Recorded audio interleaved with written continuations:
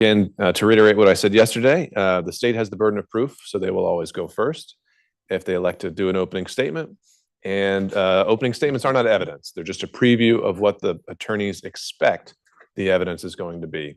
So with that, I'll check in with the state and ask if they would like to make an opening statement. Yes, Your Honor. All right, the floor is yours, Mr. Trepanier.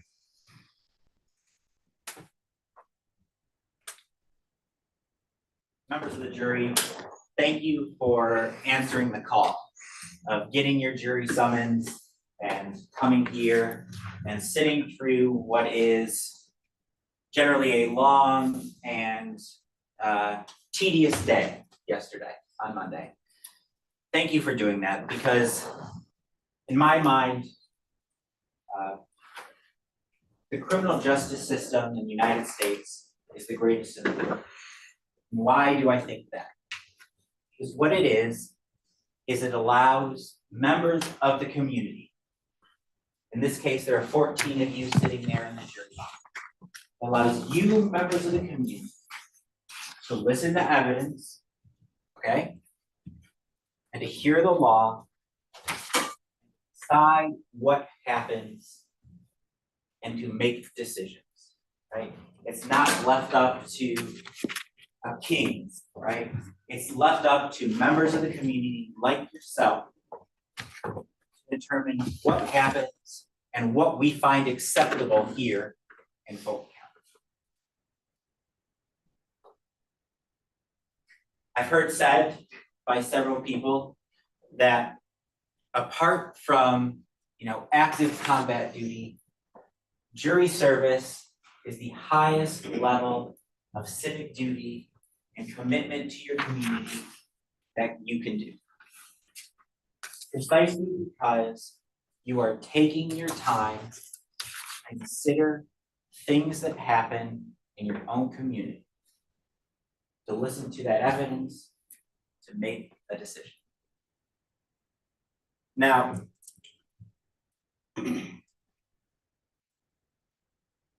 what I try to do is I try to keep things simple. When I used to go to church as a child, there might be a homily or a sermon. And oftentimes after, we'd be in the car and my mom would ask my dad, what did you think of that? What did you think of that sermon? And some days, he'd say, okay, it was good. Then other days he would say, oh, I zoned out, or I didn't really like it. And my mom would say, well, that was really good. And what he used to say sometimes would be, the mind can absorb only what the bottom can endure. And I do sometimes take that to heart, because I don't, and I'll try to hold myself to this, I can't promise it, but in the presentation of evidence, my goal is to keep it streamlined, okay? Because I understand that the mind can absorb, you can only take in how comfortable you are sitting there for how long. So what is this case? What is this case about? This case is about high tensions, it's about disrespect, and it's about death. There are three things essentially leading together into the death of Mr. Kenneth Smith Jr. in this case. So it's April 16th of 2016. The Sierra Townhomes Apartments here in Fulton County. And the Sierra Townhome Apartments is where the victim in our case, Mr. Kenneth Smith Jr. lives. And what you may hear is that Kenneth Smith Jr. At this point wasn't necessarily working. He was a veteran. And he lived in apartment N7 at those Sierra Townhomes. Now, Mr. Smith had a child, right? He had a son, Kenneth Xavier Smith, who I anticipate that you will hear from in this trial. And his son was, it was a situation of shared custody. That the victim, our deceased victim in this case, Mr. Kenneth Smith, shared custody on weekends and sometimes during the week after school got out with his wife. So on this date, on April 16, 2016, I anticipate that you will hear about what Kenneth Smith saw that ultimately led up to the death of his father right in front of his eyes.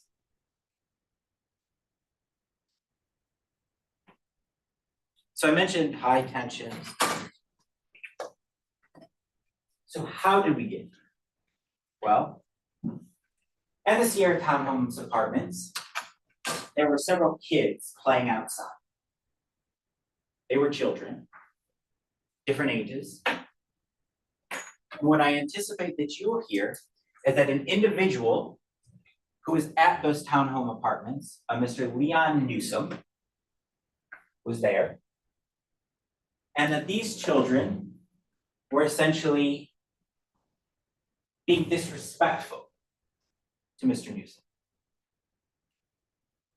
I anticipate Mr. Newsome will tell you that, on this day before the death of Mr. Kenneth Edward Smith Jr., Mr. Newsome got sprayed with some water by these children.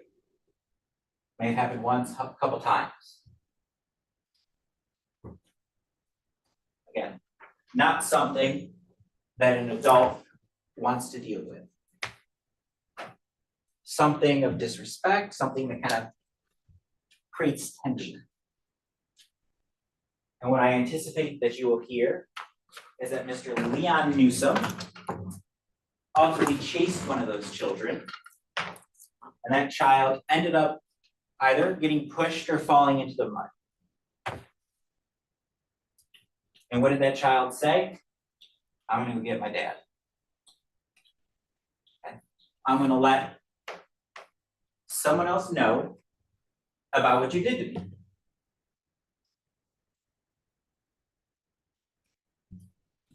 And that's what happens.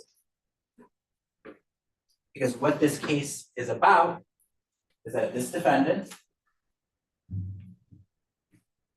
may be well-meaning when he first comes over, maybe not, comes over to apartment N7 where Leon Newsome is and where our deceased victim is.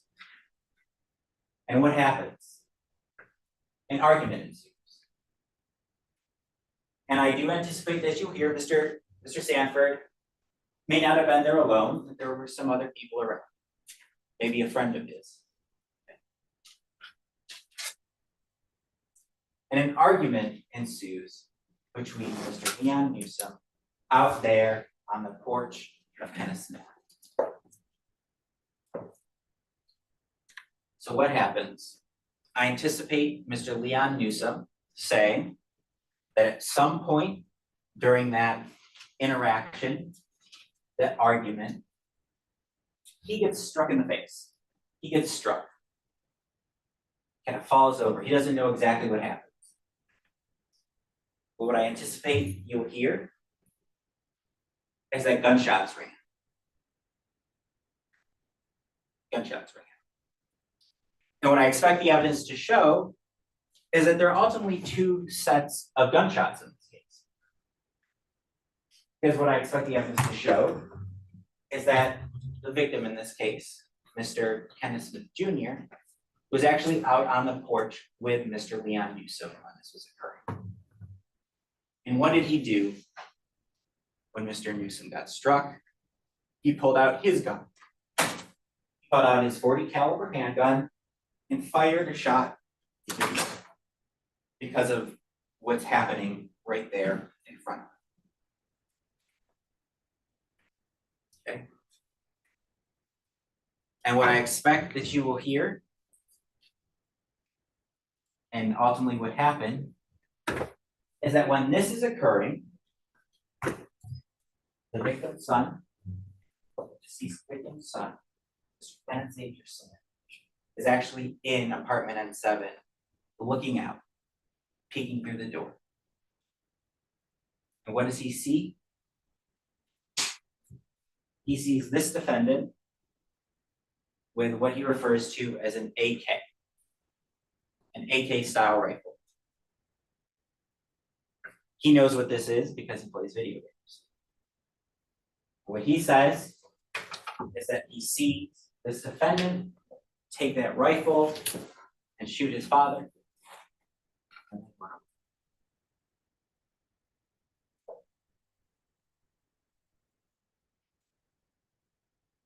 What's important to note in this case is that at the time of this incident, the victim's son, let's call him Little Kenny. Maybe that'll make this easy. Let's say Little Kenny. Actually knew of this defendant. He didn't know him by name, but he knew him because, like many children who interact with other children, he knew a kid he played with his parent. I expect that you will hear, possibly doing what's called a forensic interview, that during that forensic interview, Little Kenny says, I know who did it because I actually know where he lives. He lives in apartment 07. And I expect the evidence will show that Mr. Sanford himself stayed in 07. He stayed in 07 with Florence Cassis, one of his girlfriends at the time. And I expect you will hear that during that forensic interview, Little Kenny says, and I knew he stayed there, and I know who it is, because he has a son named Stephen, and I play with Steve. And I expect that you will hear from Miss Florence Cassis, who will come here and testify, that she has a son named Stephen, who is 12 years old at the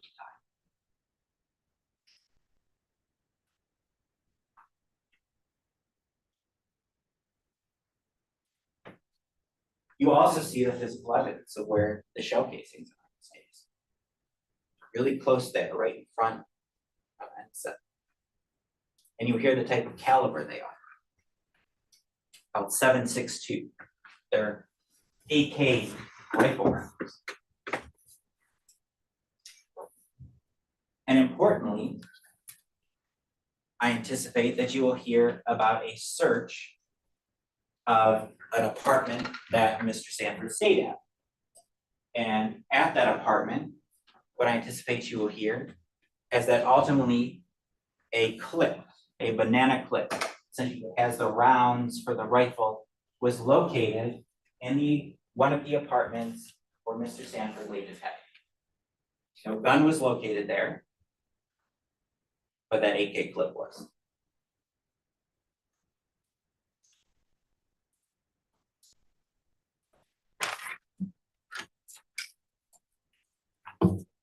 And I anticipate that you will hear that that was located in LaToya Wilson's apartment. Okay. Now, importantly, Little Kenny is what I would say is essentially the identification of Mr. Sanford. Okay. What's interesting and what's corroborated are all the other evidence and factors that go into this case. So for example, I anticipate that you will hear from a John Tavius Pinkard. And what I anticipate you will hear from John Tavius Pinkard is something similar to that of Kenneth Xavier Smith. That he was there at that apartment, at that N7. That it may have actually been his birthday that day, so he kind of remembers the incident. And that he remembers an argument outside. And he remembers fussing, something going on, and seeing our deceased victim fire that gun into the air. And that the persons that were arguing, one of them pulled out the gun and shot Big Kenny. Now, I think it'll be important to note that Mr. Pinkard may have some developmental delays. He may not communicate as well as he he was 8 at the time, and now 7 years later, approximately 15 years old.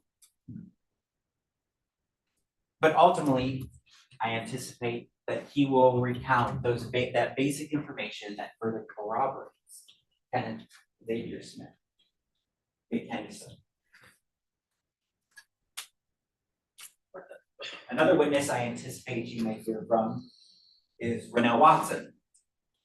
Now, Rennell Watson was a security guard for the Sierra Town. And what I anticipate Mr. Watson saying is that he was familiar with this defendant. He knew him, he knew a lot of people in the apartment complex. And that on the day the shooting occurred, he sees Mr. Sanford running, and Mr. Sanford ultimately approaches him. And he says something along the lines of, Mr. Watson asks him, what happened? Is there a body? Is someone hurt? And Mr. Sanford tells Mr. Watson, someone threw water on my child. What was I supposed to do?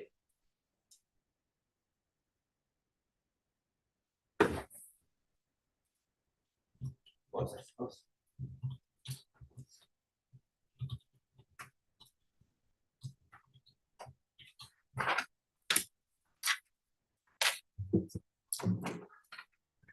Now, ultimately,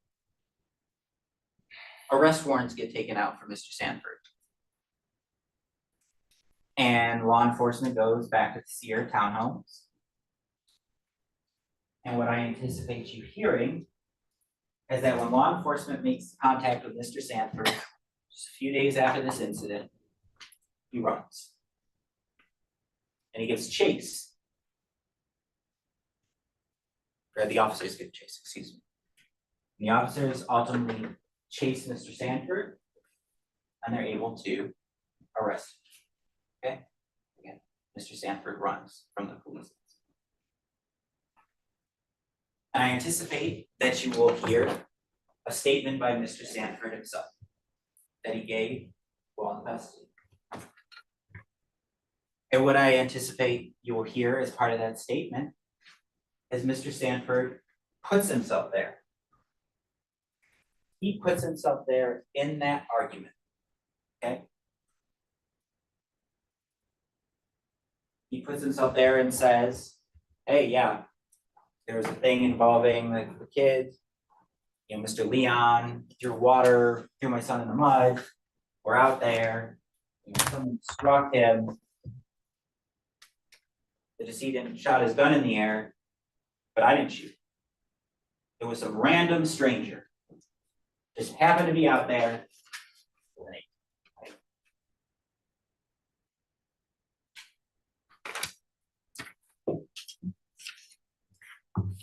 Also, what I anticipate you hearing is that detectives, again, obtained that AK shell or AK magazine. And what they wanted to do was to see whether or not Mr. Sanford's DNA. Because law enforcement was trying to take the steps necessary to further corroborate all, the witnesses. But what I anticipate you will hear is the state intends to call the biologist, the person who does that testing, and it will essentially say that because of the DNA, the number of DNA profiles that were found on that magazine, they could not make any sort of conclusive determination. Okay? But it did try to be done. And I do anticipate that that individual will say that at least one set of that DNA, at least one person of the DNA that's on there is a male DNA provider. And that's all they can say. I also anticipate that there will be a firearms expert who comes in and testifies that yes, there was a .40 caliber shell casing out there that was matches the gun that we'll say Big Kenny had. And then the other shell casings out there were .762, and then those casings are fired from AK styles.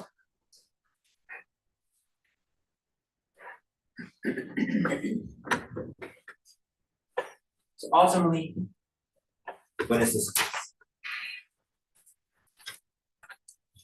This case is that disrespect, there's high tensions, and ultimately a tragic situation where Mr. Sanford, with that AK for whatever reason, decided to shoot Big Kenny. Big Kenny, who was just pulling out his firearm to stop an argument on his front porch. Okay? And that's what this was. But in that moment, Mr. Sanford intended to kill Big Kenny. He shot him, committed an aggravated assault against him. You'll hear that one of those rounds traveled in the next door apartment, didn't hurt anybody, but traveled into another apartment. And then this was done in front of 2 juvenile children, kind of there, looking out, right around where Big Kenny was. Okay. That's what this case is. And so after you hear the evidence in this case, I'm going to come back in front of you and ask you to return a verdict of guilty on all counts. And ultimately, and I should make this clear, the defense doesn't have to put on any evidence. They don't have to cross-examine anyone. They don't have to do anything. What I anticipate, though, is that it may happen, and that the crux of this case is going to be to discredit a 10-year-old child at the time who witnessed his father get killed by Mr. Sanford. A witness who has no reason to lie. A witness who had to watch a tragic event occur in front of him, and ultimately had to witness. So again, members of the jury, thank you for doing your civic duty. I know that, again, this is not what everybody wants to do with their weeks. But the system only works if you are willing to pay attention, to make a decision, and decide what happened on that April 16th. Thank you. Mr. Regis.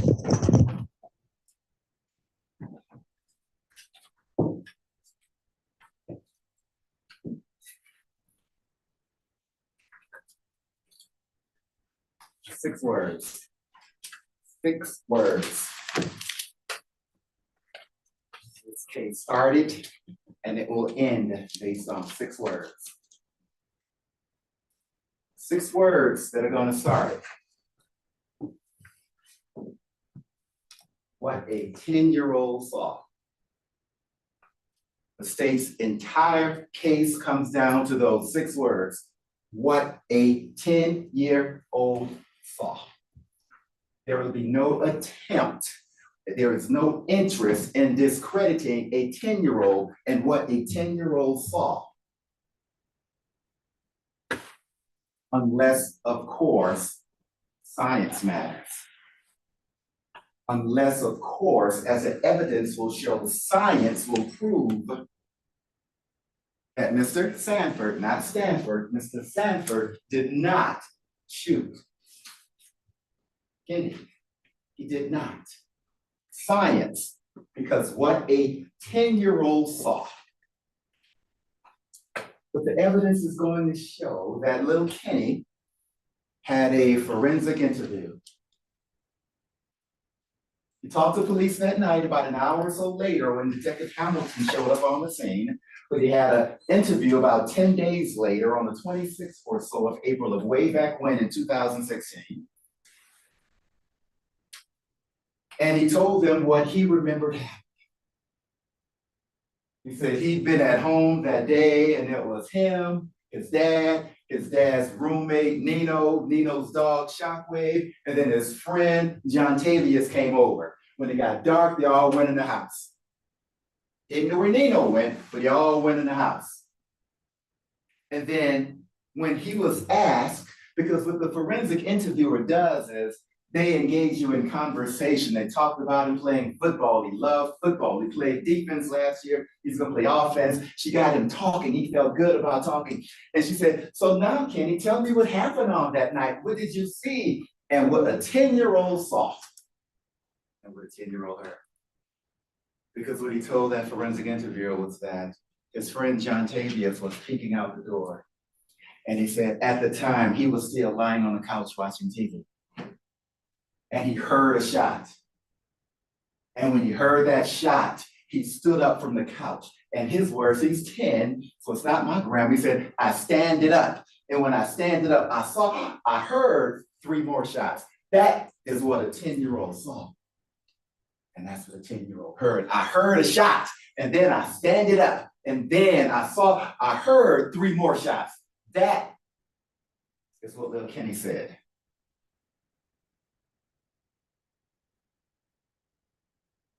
And then she started talking, and then eventually said, well, no, I saw everything. I saw the muzzle flash from my dad's gun. And he never saw any muzzle flash from any other gun, but he saw the muzzle flash from his dad's gun. He says that what a 10-year-old saw. He said he saw a muzzle flash, but only from that one gun. He did not see it from that gun because there was no gun there. There was no other gun on that patio because Mr. Sanford, not Stanford, did not have a gun. What a 10-year-old saw. And then this expert, professional, masterful forensic interviewer said, well, Kenny, I'm having a hard time understanding where everybody was and what happened that night. Can you draw me a picture? Can you draw me a picture? Show me what happened. Show me where everybody was. Show me where your dad was. Show me where the other person with the gun was. Show me. Don't just tell me, show me. And then little Kenny said, well, I can't really draw that well. And she said, oh, you don't have to be great at it. Just put X's. She was masterful. Just put an X where he was and show me where the door was. Just do the best you can. He said, okay. And what a 10-year-old saw. He got out a piece of paper, or she gave him the paper. She said, would you like a pen or a marker? A pen, please. He got the pen. He got the paper, and evidence will show it. He sat there and he drew where everybody was. He said, there was a chair here. And then there was a chair here where my dad was. And then the door was here. And the knob is here. And then there's another chair here. And she said, well, who else was sitting in those chairs? She said, oh no. He said, only my dad, because my dad would turn the other chairs upside down because when it rains, that's when the chairs would get wet. And then she said, so Kenny, where was the other person? The person that shot. And she said, and Kenny, he wrote, well, there's a brick wall here, and a brick wall here, and another brick wall, and the other person was over here. What the 10-year-old saw, what the evidence will show, and what you will be shown, and what you will see is Kenny said that the chair was here, his dad was here, the door here, another chair here, and the shooter was over here, aiming at his dad over there.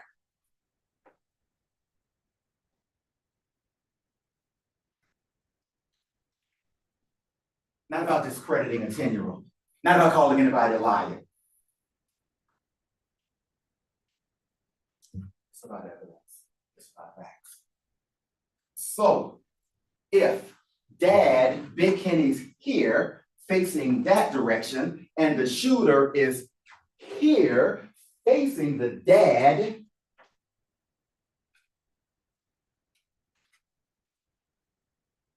the evidence will show Kenny was shot.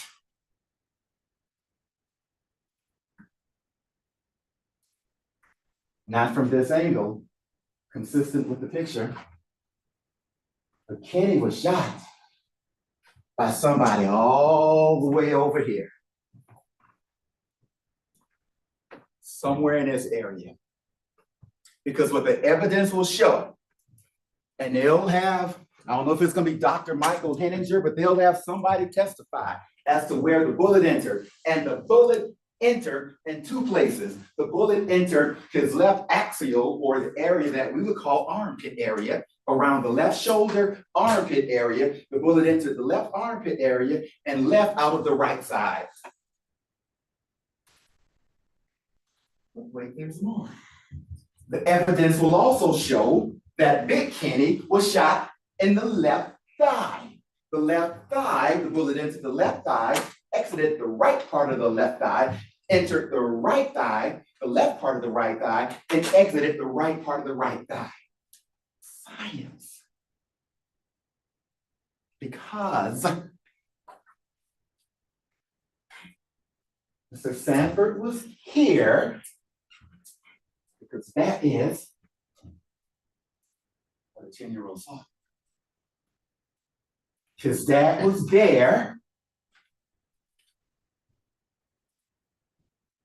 Science proves that he didn't do it. He didn't have a gun. Well, let's back up. On April 16, 2016, about 10:30 at night, Mr. Sanford, red because of his hair and his heritage. His dad's Jamaican and his hair is, well, you see. Dred was at his apartment, 07, playing video games with his boy Chucky. He calls Chucky the fat kid. Chucky, Keandre White. They're there betting on video games, $30 a game, having fun. Saturday night, April 16th, 2016. They're there in that bedroom, in that apartment, playing video games, $30 a game. And that is when he gets a knock on his door. His son, CJ.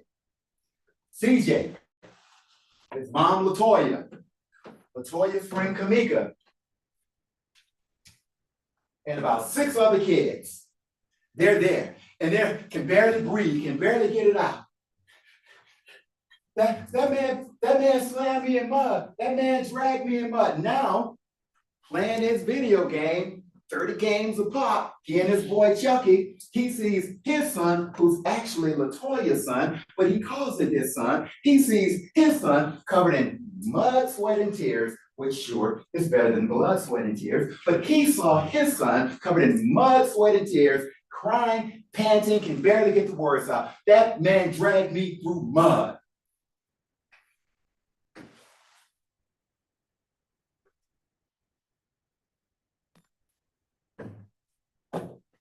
He put his video game down. And it ain't easy getting a Game Boy out of the hands of a black dude. He put that video game controller down. He and Chucky and Latoya and Kamika and all those kids, they went to see who did what to my boy.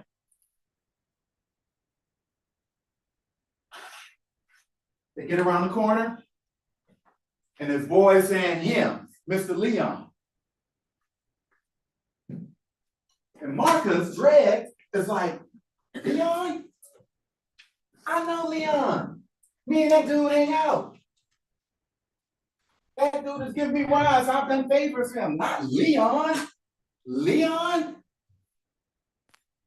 So now you have Marcus and Latoya and Kamika and CJ and about 4 or 5 other kids. They see Mr. Leon, they go meet Mr. Leon. Mr. Leon is like, yeah, badass kid should have been throwing that water.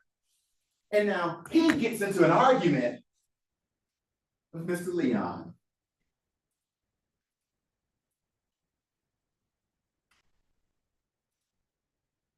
He's trying to find out, dude, I know you. I know you. You know me. Why didn't you come talk to me? Why you throw my boy in that mud? Why you drag him in that mud? You see him covered in mud, sweat, and tears.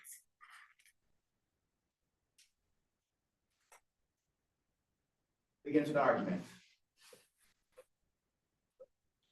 Marcus grabs him, pushes him, throws him down.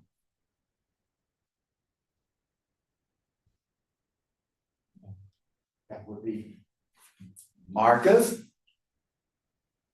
Mr. Leon,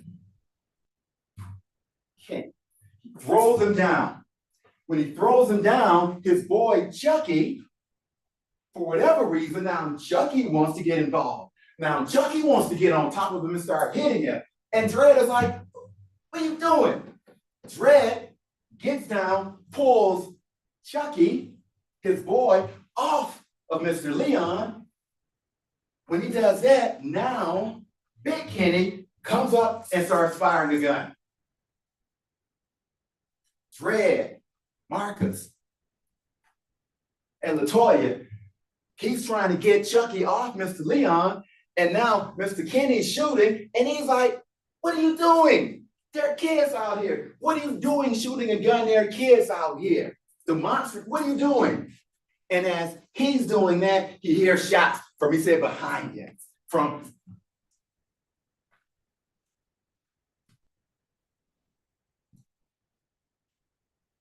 He hears shots from here.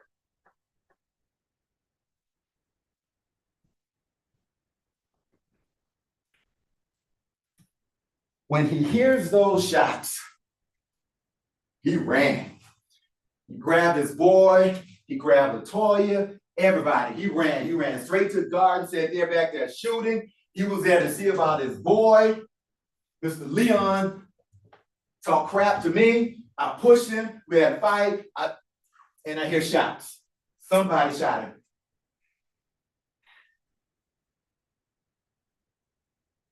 The state talked about the evidence showing that there's some random person with an AK-47, and this random person with an AK-47. Well, what the evidence will show, AK-47s aren't random in Sierra Vista townhomes. What the evidence will show is that the security guards in that complex carried AK-47s. The security guards carried AK-47s, and that is what the evidence will show.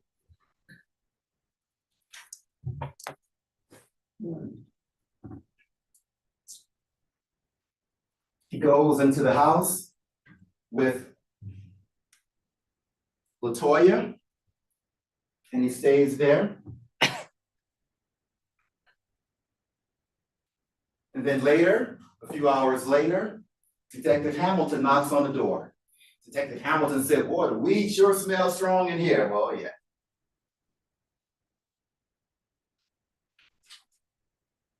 And he's there. Marcus is there. He hears this conversation about being wanted for murder, wanted for murder. And he thought, murder? I didn't shoot anybody? Some would have said, officer, I didn't shoot anybody. I turned myself into you for you to discover that on your own. He chose option B. He ran. He ran out of fear. A few days later, the police came. A couple of guys. He ran into the woods away from them until he saw a female officer. And when he saw her, he felt safer, got on the ground, turned himself in, went to the police department and told them everything that happened. And he used 6 words of his own. He used 6 words of his own, not those 6, but a different 6. The truth will set me free. Those are the 6 words he used.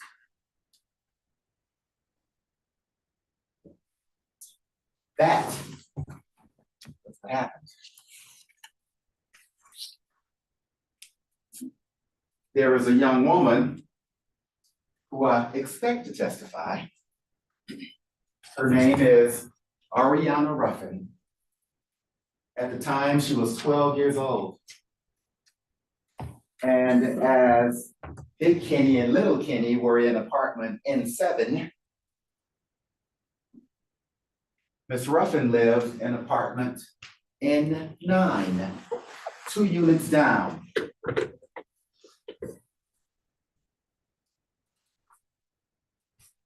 N7, N9, 2 units down. And what Miss Ariana Ruffin, I expect her to say, is that she was outside. She saw them throwing water and playing with the water. She saw the whole thing. She saw when water got on Mr. Leon. She saw in Mr. Leon, he was chasing after him, and she didn't know if he fell or if he shoved him down, but she saw all of that. And then, as she was on her patio in front of her home at N9, 2 doors down from N7, she saw a guy walking up carrying a long rifle, AK-47, as the evidence will show. She saw him carrying that, and when she saw that, she did what she should have done. She went into her home and closed and locked her door. And then she peeked out the window. Maybe not advised. She saw somebody, because everybody had a different vantage point. It's like a Quentin Tarantino movie. Everybody saw the same thing, but they all saw it differently because they all had different vantage points. But from her vantage point, she could see that somebody hit Mr. Leon, and then another person started beating Mr. Leon. And then when she saw all that happening and the guy with the gun, then she ran upstairs and looked out of her bedroom window where her sister was. When she looked out the bedroom window, she heard a shot, and then she saw the person who was in front of her patio, in front of the sidewalk, in front of her home, raise a gun and start shooting. That is what Miss Ruffin is going to tell you. She was 12 then. And that person would have been consistent with the shooter.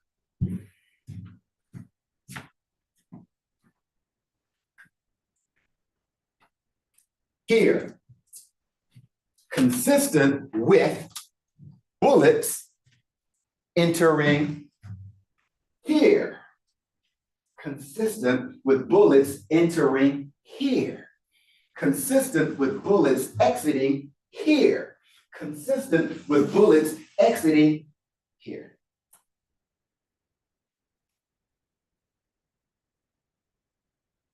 Detective Hamilton arrived on the scene around midnight, hour and a half or so after everything happened. And by around 4 in the morning, he'd already applied to get an arrest warrant for Marcus Sanford. 4 hours later, 4 hours later, all because what a 10-year-old saw. He didn't really see it. He didn't know at the time that if Marcus is here and the bullets enter here, well, that couldn't have happened. Perhaps when Mr. or Little Kenny originally said, I was on the couch when I heard a gun, and then I standed up, and then I heard 3 more shots. Perhaps. But 4 hours after he got there about 4 hours, he decided to take out a warrant. 4 hours.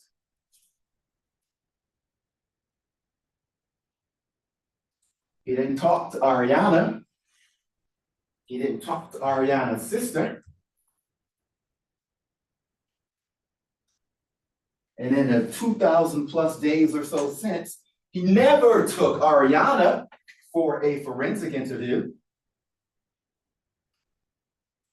In the 2,000 or so days later, he never took CJ for a forensic interview.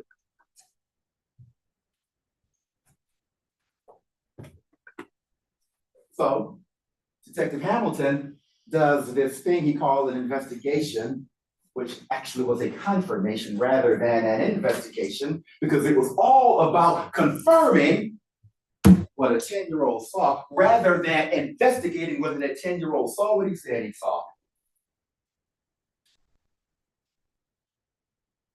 He got a search warrant. He searched Marcus's apartment, found nothing indicative of any crime. He searched an apartment where supposed Mr. Watson said he saw it run into, nothing there indicative of a crime. He searched Miss Wilson's apartment, and inside Miss Wilson's apartment, he finds what he calls a banana clip for an AK-47.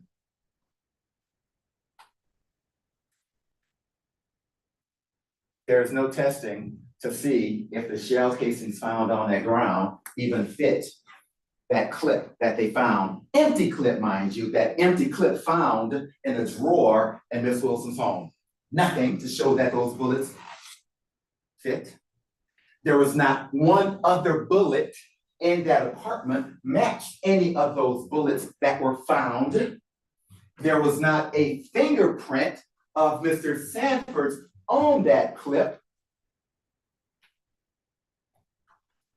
And Detective Hamilton was, he'll tell you, he was telling Mr. Sanford, so what's gonna happen when your DNA comes back on that clip? His words, touch DNA solved many cases, it's gonna solve this. Touch DNA is a beautiful thing. I bet your prints are on it. I bet your DNA is on it. He bet wrong.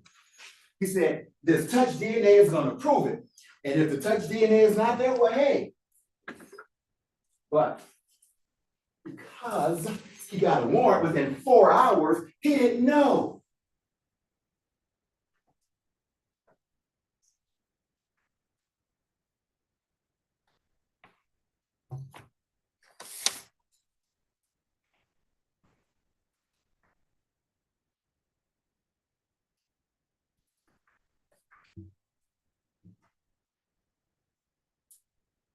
Now, one thing I will say, as the evidence will show, John Tavius, irrespective of perhaps, as the state indicated, a diminished mental state or intellectual state, as the state indicated,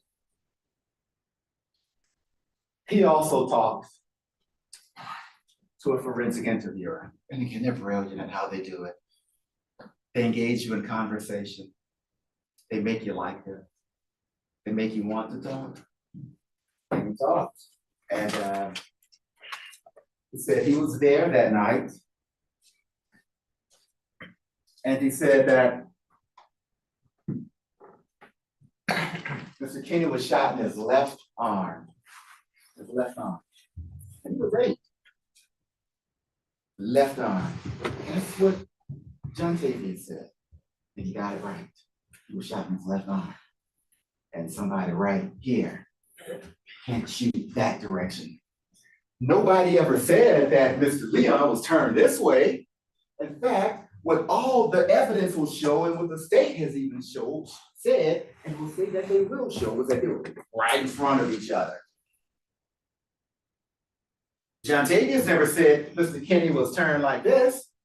Lil Kenney never said his dad was turned like that. They're straight ahead. And the state has indicated that they'll call Mr. Leon. Mr. Leon was the person closest to Marcus. He did an interview and he told him he never saw Dred with a gun. Asked him 10 times. I never saw Dred with a gun. That's what Mr. Leon said. You're not pushing somebody down. I think the state said the evidence will show that Marcus pulled the gun. You don't pull an AK-47. An AK-47 pulls itself. It is there. You don't pull it. It doesn't magically appear. And that's what they said the evidence will show. Mr. Leon said that if he had a rifle, if he had an AK-47, I would have seen it. Oh, I never saw it. Well, what about the other guy? The fat kid. What about him? I never saw him with a gun. Never.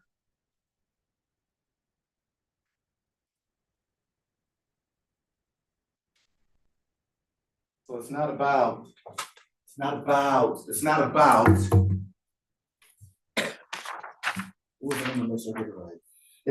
discrediting a 10-year-old. But I will discredit the officers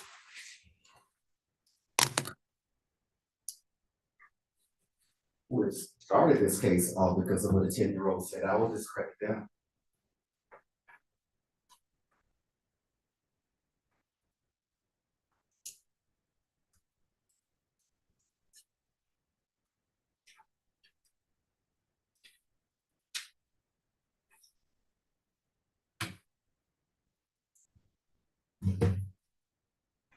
evidence will show that in part, Bill Kenny got it right, in part. Because his dad was in that chair here. And Mr. Marcus was here. And at 10:30 at night, dark apartment complex, peeking through a screen door where the other door is slightly ajar, seeing Dredd do, what in the hell are you doing shooting a gun at kids out here? And while doing that, hearing shots that took the life of your dad. It's not about calling him a liar, but he's wrong. And you don't have to listen to me tell you it's wrong. The facts, the evidence, the science, the angle will tell you it's wrong. So as we proceed through this trial and when we get to the conclusion and when it is your turn,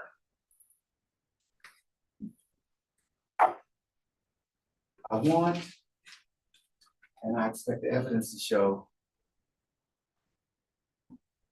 Kenny didn't deserve to die. It wasn't the best idea to come out firing a gun, but Kenny didn't deserve to die. Kenny was just a guy who liked sitting on his front porch, listening to old school R&B, drinking beer. That's all. There ain't nothing wrong with it. That's all he wanted to do, sit on his porch and drink beer and listen to old school R&B. But more than one thing can be true at the same time. Just as it was wrong for Kenny to lose his life while he was sitting in that chair, while he rose from that chair. It is wrong for Mr. Marcus to right now be in that chair. More than one thing can be true at the same time. And it's all said and it's all done. I ask that you apply those other 6 words. Truth is 7 truth. Thank you. State may call its first witness. Your Honor, the state will call Marcus Trailer, but prior to him testifying, maybe we just approach briefly about a logistical issue.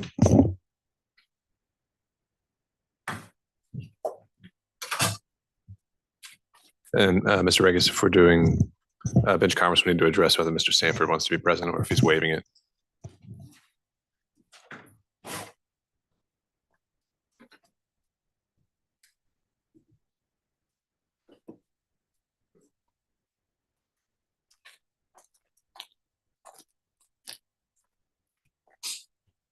Staff waives his presence to allow me to approach it. For this particular bench conference, or all going forward? We're going to do it.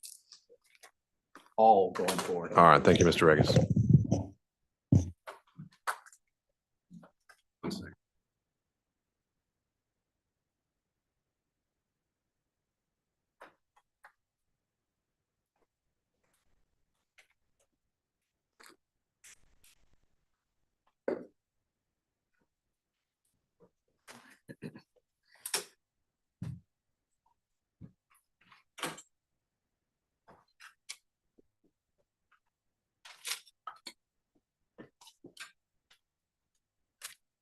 All right.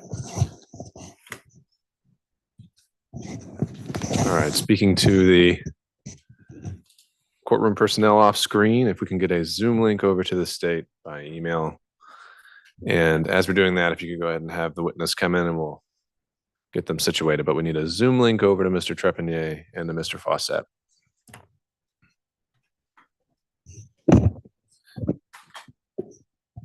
And is Mr. Trepanier's profile going to be the host to share his screen?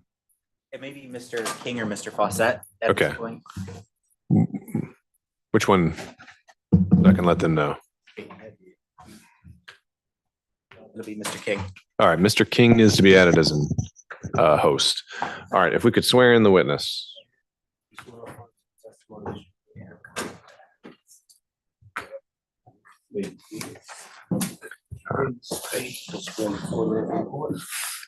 Marcus Traylor, Marcustraylor. All right, good morning, Mr. Trailer. How are you currently employed? With Fulton County Emergency Services 911. Okay. And so what do you do with Fulton County Emergency Services 911? I'm the 911 supervisor, custodian of records. Okay. And what does the 911 call center do? We process and dispatch 911 calls for emergencies, police, fire, EMS. And what is a custodian of records? I produce the 911 tapes.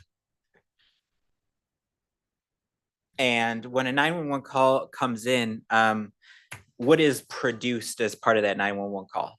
A computer-aided dispatch report. It's a transcript of the 911 calls. Okay. And what about the 911 calls themselves? Are those recorded? Yes. Okay. How are those 911 calls stored or kept? Electronically on a computer server. Does this happen automatically? Yes. And so when a person calls 911, is it automatically recorded at that same time? Yes. All right. And are those 911 calls kept in the regular course of business at the 911 call center? Yes. All right. And are they records, those 911 calls, are they records kept as a regularly conducted business activity of the 911 call center? Yes. All right. And I'm going to draw your attention to what I marked as States Exhibit 1A, 1B, 1C, and 1D.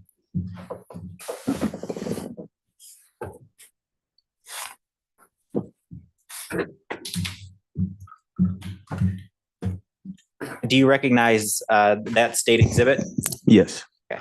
And what is that state exhibit? It's a CD of 911 calls. Okay. And are those 911 calls something that you reviewed prior to today? Yes. Okay. And are those the 911 calls that are associated with 2727 Godby Road on April 16th of 2016? Yes. Okay. And were those calls provided by the Fulton County 911 call center to the Fulton County District Attorney's Office? Yes, they were. All right. Your Honor, this time the state would tender into evidence States Exhibits 1A, 1B, 1C, and 1D. No objection, Your Honor. Admitted without objection. Your Honor, at this time, permission to publish States Exhibit 1A. You may, as soon as we get you online.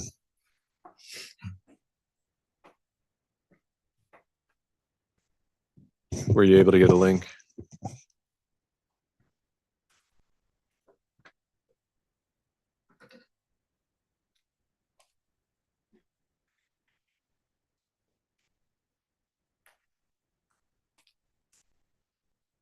And while we're doing that, Mr. Trailer, as a custodian of records, I take it, did you answer these 911 calls in this case? No, sir. Okay. So these are just, you're again, the custodian of records, Yes. right? Okay. And were these calls generated during the time of the incident that we're talking about? Yes. Okay.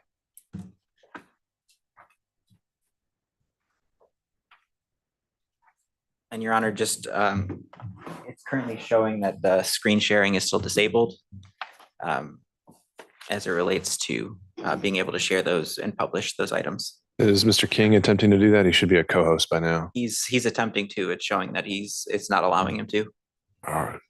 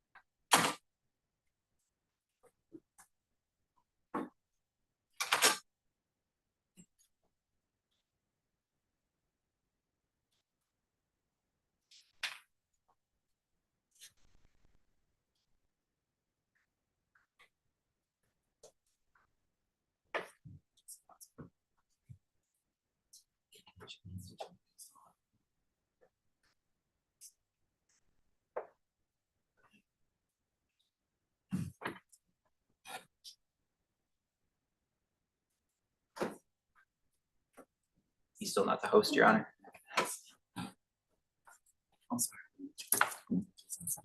He's still not a host? No, he's saying that the host is disabled sharing. Okay.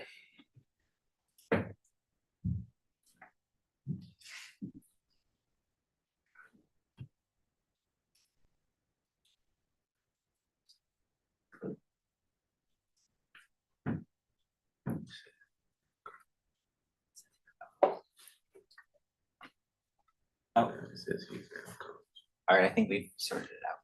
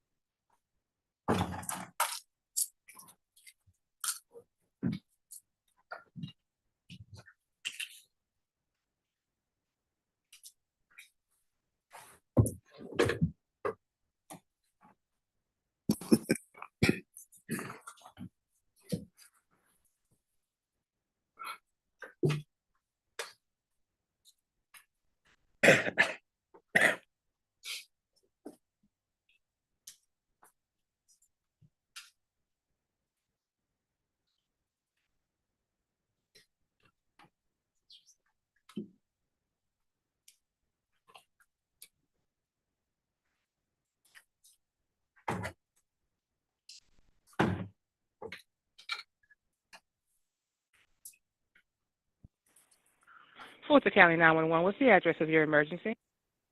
Your Honor, publishing States Exhibit 1A. Fulton County 911, what's the address of your emergency? 2727 Goddard Road. Apartment number? I'm standing in front of L1, but they're shooting in the apartments again, and a bunch of children were just outside. So somebody may or may not have just gotten shot. Okay, did you see anyone or see anything? Yeah, I just saw like 2 or 3 black males running through the apartments. One of them dropped a gun, picked it up, and kept running. Which direction were they running, like toward what building? They were running east towards Building H. Hold on 1 second. And you said how many black males did you see? There were 3 of them. Did you see what they were wearing? One of them was wearing a white T-shirt and shorts.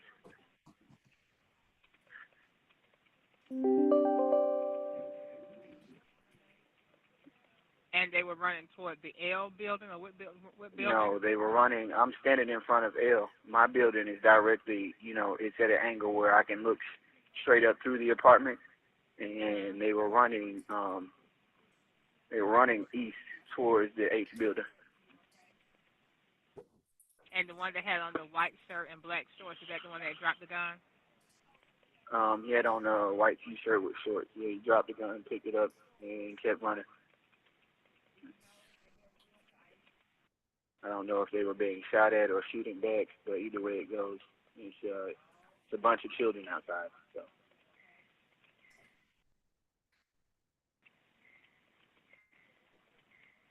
Okay, did you want to speak with the officers face to face? No need. All right, we'll go ahead and get them out, okay? Okay. All right, bye-bye.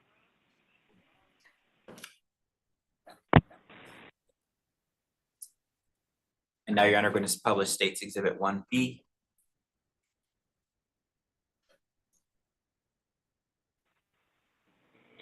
Fulton County 911, what's the address of the emergency? 673 Osprey Point. I just heard 3 gunshots in my backyard. My bedroom is in the backyard, in the back, and it came from the back. It was really close. Okay, repeat your address for me. 673 Osprey Point. Spell that street name. Osprey. Point off of Fulton Highway.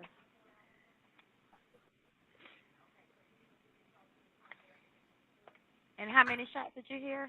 3. 3. And you said it sounded like it's coming from behind your area? Yeah.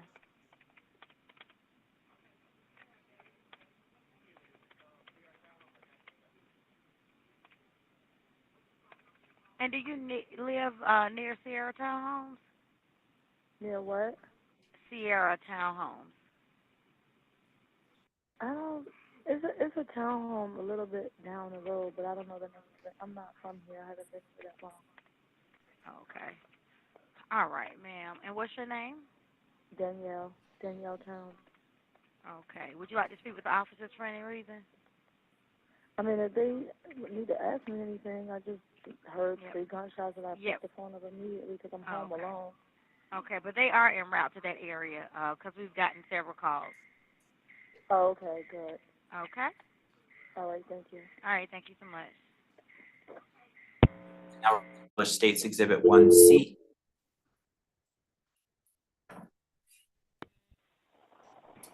Fulton County 911, what's the address of the emergency?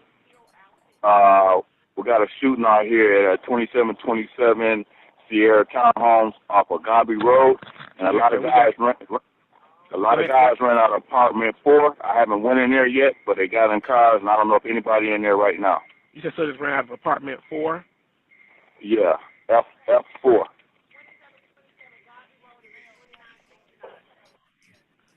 Ran out of apartment F4? Yeah, yes, sir. Did you want to meet with police? Yes, sir. You do? I'm the officer, head officer, security out here. And your name? Renell Watson, Renell. And where are you going to be at? I'm going to be at the front gate. They'll see me. Okay, what's your contact number? 770-624-0646. And you're at the front entrance? Yes, sir. All right, so we'll get somebody out. Okay, thanks a lot. Now, Your Honor, we're going to publish States Exhibit 1D. Fulton County 911, what's the address of your emergency? I need a Sierra townhouses. I need a down here. A guy just got shot. He shot. He laying down on his part. And we the Sierra townhouses.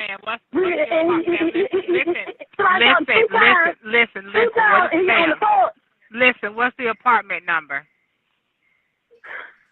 Lord have mercy. Slow down. Yeah. Take a deep breath. What's the apartment number? Hello? Hello? Hello? Hello? Hello? Hello? Hello? Hello? Yes, what's the apartment number? It's 7. Apartment 7. Apartment 7. Is there a letter? Hello? Is there a letter with that apartment number? I need I need 125. Listen, give me the apartment number. The apartment 7. It's apartment 7. Is there a building number or letter? No.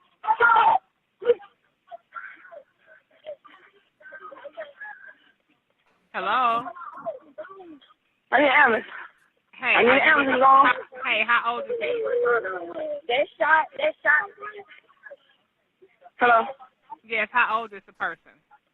I don't know. I didn't know we just playing with him. We neighbors. I don't know how old he is. I don't know how old he is. Is he awake? No, they shot him. How is he? He's not. Oh man, he's not awake. He is shot. They shot him 2 times. He's not. They holding him on the pause. Ma'am, he's not alert or nothing. I'm calling. I'm calling the ambulance now. Now I'm gonna now. Yeah. Okay, ma'am. Can you see him? Yeah. I need somebody here quick. Ma'am, listen. You told me apartment 7. Is there a apartment 7? It's 7. Listen, is there a building number or letter? Well, I just walked up to the side. We just seen that. Hello?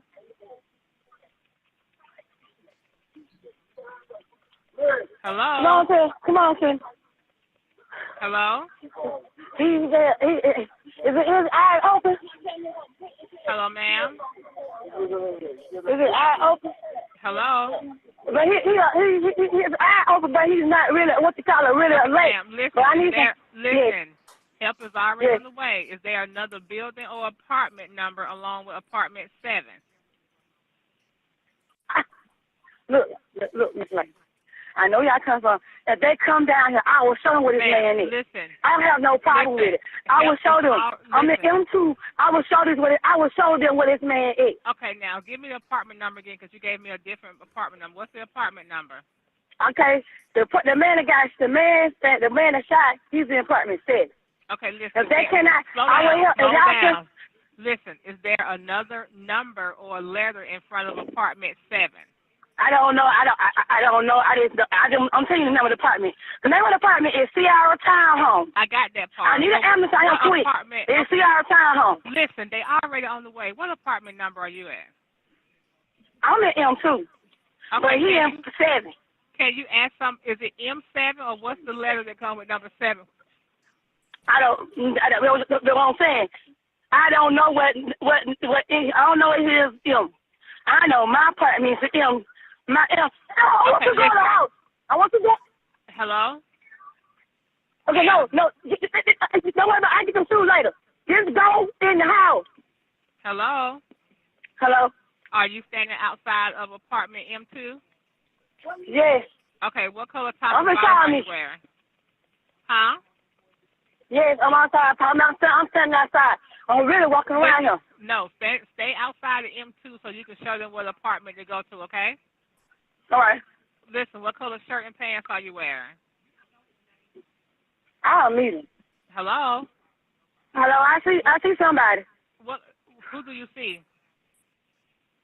I'm trying to see is this a security guard or something? I'm stopping. Okay. Well, I don't know. This is a taxi cab. I don't know. I'm not in the middle of the street. Okay, I'm gonna stay on the phone with you till they can find you and you can show them where the apartment where the guy is on the porch. Okay. Yes. Let me know Put a if you see fucking the security police. guard when you need them. Let me know if you see the police or the fire department. Okay. Okay. Where the police? We got security out here. Where the fuck they at this time of day on night? Where the fuck they at? We got security out here. I don't know where the hell they at. They don't make no goddamn sense. Listen, it should be an officer pulling up, so let me know when you see him, okay? Okay. And then they did it for my little boy. That's the kicker. They shot this man in front of my son. So, that's the kicker. Listen, did you see the his guy? son, and my son was around the corner. And they shot him in front of these 2 kids. But did you see the guys that did the shooting? I don't know. When my son come down or when his son come down, I ask. Okay. I asked them. But they was around there when it happened. Hold on. Lord have mercy.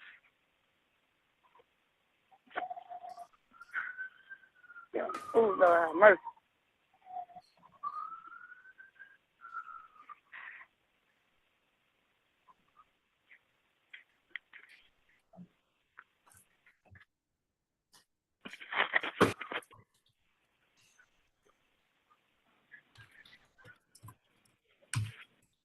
Call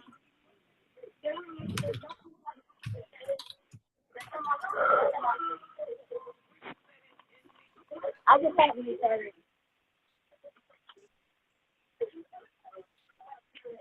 You know what I'm saying? Wow, he didn't have any shit on him. No, he didn't have his gun on him. Did you see the guy straight on that? Did you see the guy? Hey, do you see the police guy now? Hello? Oh, do you see the police now? I'm looking for him. I don't see him now. But okay, because they out there. Let me see if they will. Lord have mercy. Hold on. Oh, Lord have mercy.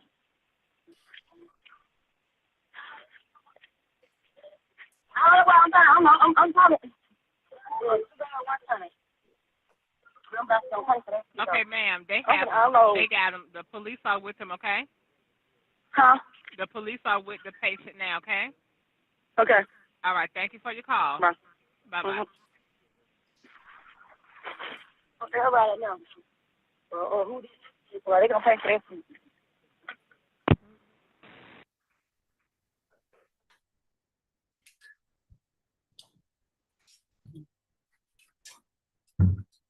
Mr. Trelli, those are the 911 calls that are associated with 2727 Godby Road on April 16th of 2016.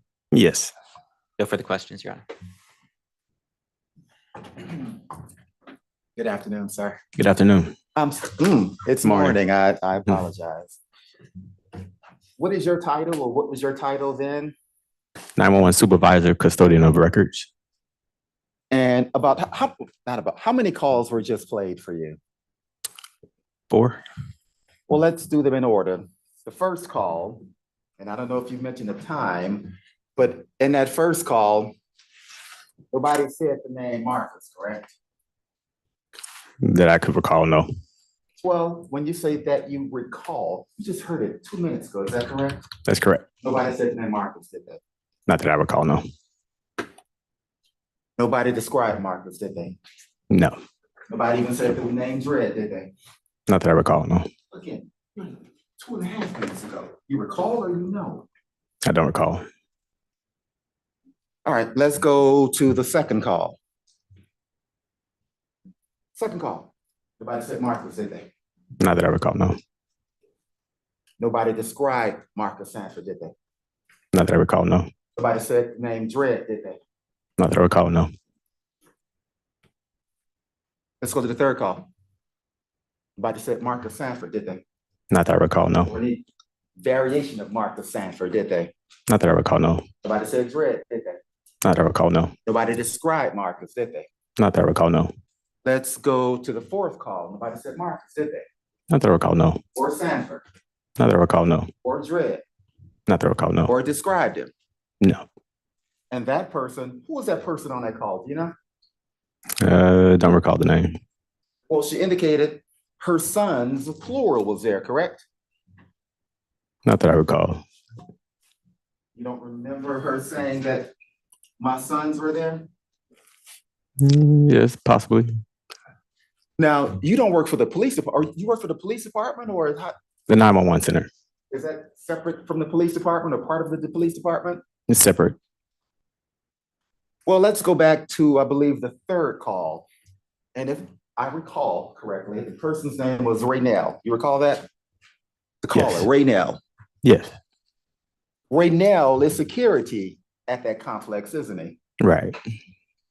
And Raynell indicated he knows the people in that complex, correct? Right. Never did he say he saw Marcus, did he? Not that I recall, no. Never did Raynell, the person who's security and knows people, indicate he saw Mr. Sanford, correct? Correct. Never did Raynell, the security person who knows the residents, say Dredd, did he? Not that I recall, no. Are there any other calls in the universe of calls in your 911 center as supervisor that you are aware of that were about this incident? No. So as you sit here today, there's not one bit of information from any 911 call that ties Mr. Sanford to that crime. Is that correct? That's correct. May redirect. No redirect, Your Honor. This witness be excused. Yes, Your Honor. Thank you, No sir. objection? All right, any of the jurors need a break? I'm trying to push till about that 12 o'clock range. All right, great. Statement unless counsel do or anyone else. Otherwise, statement calls next witness. State calls Leon Newsome.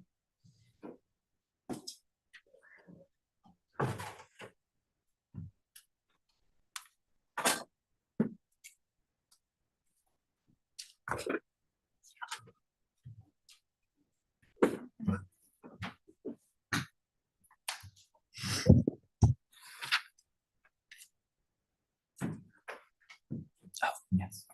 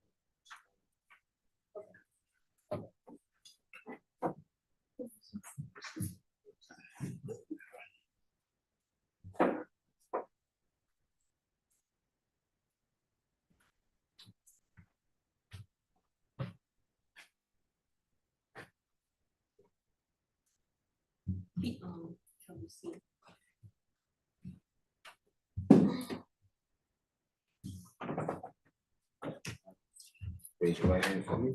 And you swear according to the testimony you should give to the court. If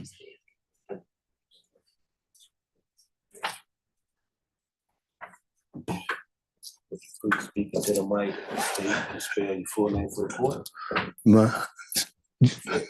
State your name and spell it. My name is Leon Newsome, and it's Leonnewsome. Good morning, Mr. Newsome. Can you hear me? Yes. Okay. And if you have any trouble hearing me or anything like that, just let me know, all right? All right. So, Mr. Newsome, I noticed when you walked in here, you seem to have a little bit of difficulty. Do you have any medical conditions? Yes. Okay. So, I guess what medical conditions do you have? I have diabetes real bad. Okay. Do you have trouble seeing at all? I have my vision over here is lost from a stroke. Okay. When did you have your stroke, Mr. Newsome? I was working at Kroger. I don't know what year it was. It was close to the end of where I was going to retire. And you mentioned that stroke caused some vision issues. Yeah, caused other issues for you? It busted a vein, blood vessel up there, and the blood dripped down into my eye. So, Mr. Newsome, what state do you currently live in? I live in Texas. And did you fly in to be here today with us? Yes, I did. Okay. Now, prior to living in Texas, where else did you live? Georgia. Okay. And where in Georgia have you lived? In Union City. Okay. In Riverdale. Union City and Riverdale. Back in April of 2016, where were you living? April 2016. Mm-hmm.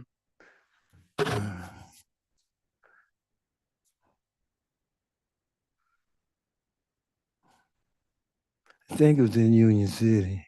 Okay. Now, are you familiar with the Sierra townhomes? Huh? Are you familiar with the Sierra townhomes? Yeah, off of Garby Road. Yeah. Yes. Okay, so how are you familiar with that area? I used to go visit my friend Kenneth.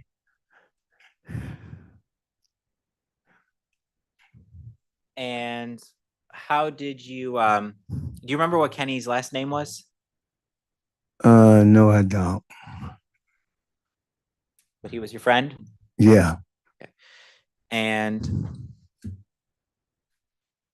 how long had you known Kenny? I had known Kenneth for quite some time.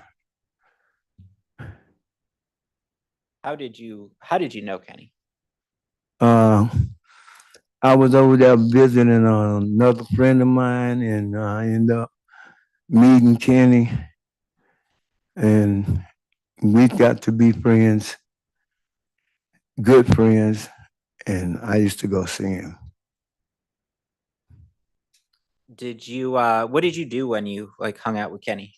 I go over there and we play music and old music, and we might have a beer here and there. And do you happen to remember what Kenny's like unit number was or anything like that? No, I don't.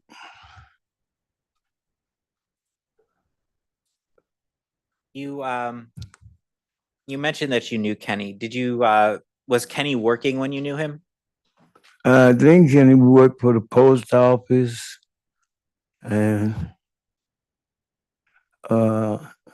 he was in the service.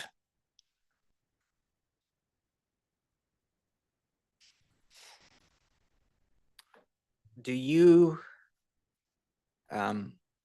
sort of remember the day that Kenny was shot? Yeah, I had nightmares about it. So I want to take you back to that day, okay? Okay. Do you remember maybe on that day were you over at the Sierra Townhomes? Yes. Okay. And do you remember why you were over there that day? I was over there to see Kenny, and we was going to listen to some music and sit back there on the patio and reminisce some of the old days in school and things he went through the military and my job and stuff like that. On that day, did you have any issues with anybody? No, I had that little kid that was skeeting a water gun on us. Okay. So you mentioned there was something about water. So do you remember kind of what time of day that happened? Yeah, it was late at night. It was about, I don't know if it was about 11 or 12 or somewhere late. And what happened? Me and Kenny was sitting there listening to the music on the back patio porch, and we're drinking a beer. Okay. And the little kids came up, some like, I guess 8, 9. I don't know. They were young kids. And they were just, it came up, we didn't see them, and they started skeeting a water gun on us. And you're saying, and I just want to make sure, you're saying skeeting out water? Yeah, like a water gun. Uh-huh. And they was skeeting it on us. Okay. So they were spraying water. Yeah, they were spraying water. Did you get sprayed with water? Yes. Several times. Did Kenny get sprayed with water? Yes.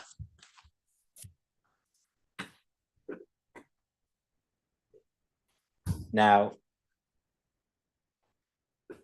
did you tell those kids to do anything? I told them to stop. Okay. And then they ran off laughing, but then they came back again. I want to break it down just a little bit. You said you told them to stop and they ran off. Yeah. And you said they came back. Yes. Were the same kids who, I guess, put water on you the first time the same kids that came back? I think it was. Did you recognize the kids at all? I think a couple of them I did. You remember how you recognized them? By them playing and going to certain houses where they live. Okay, so you may have recognized them from around the Sierra Townhomes. Yeah. You said they came back. What did they do when they came back? Okay, they sprayed the water on us and they ran off again. And they came, and I said, I'm going to tell the parents. And the next time they came back, they threw like a bowl, bucket, or whatever, a whole bunch of water on my back. Okay. So you got squirted again. They left and they came back with a bucket or something of water. And you said you mentioned that they put it on you. Yeah. And then when the cold water hit me, I jumped up and I was acting like I was gonna run at them. So I ran a little bit and then they ran down into where the apartment, one front apartment is up, is down, and the back apartment is up a little bit, and it's like a hole. Tell me if sorry, I'm starting to lose my voice a little bit. Tell me if I'm understanding you right. So there's like two apartments kind of facing each other. But one is lower than the other. And is there a little like dip? Yeah, yeah. Okay. And so you said they ran towards that dip? Well, one of them did. Okay. And he slid in the mud and he got out crying. And he gonna say, I'm gonna tell my father, you pushed me in the mud.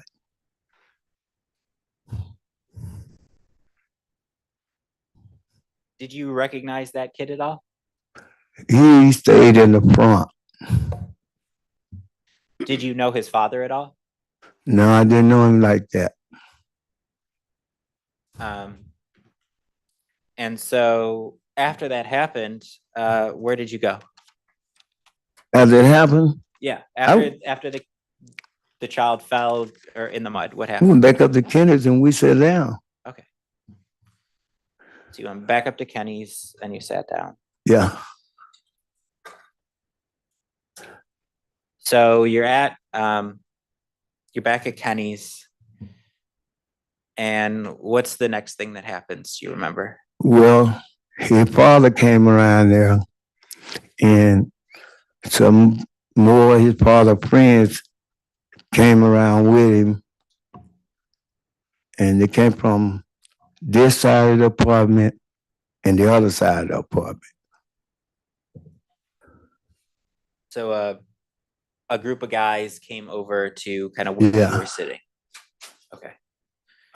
At that point, were you like sitting there? Were you standing up? Do you remember? We stood up. Okay.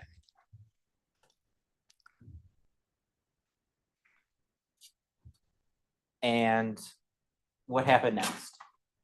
Okay, when the father came up and the other guys were down there and they all had guns.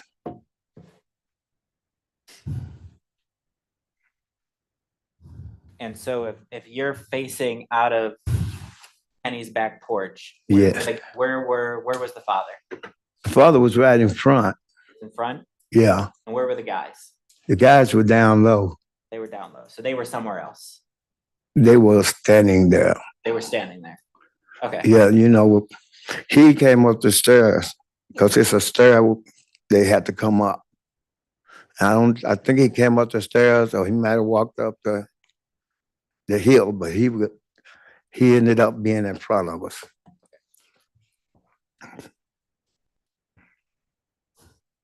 And now he comes up to you, and do you remember what he said to you?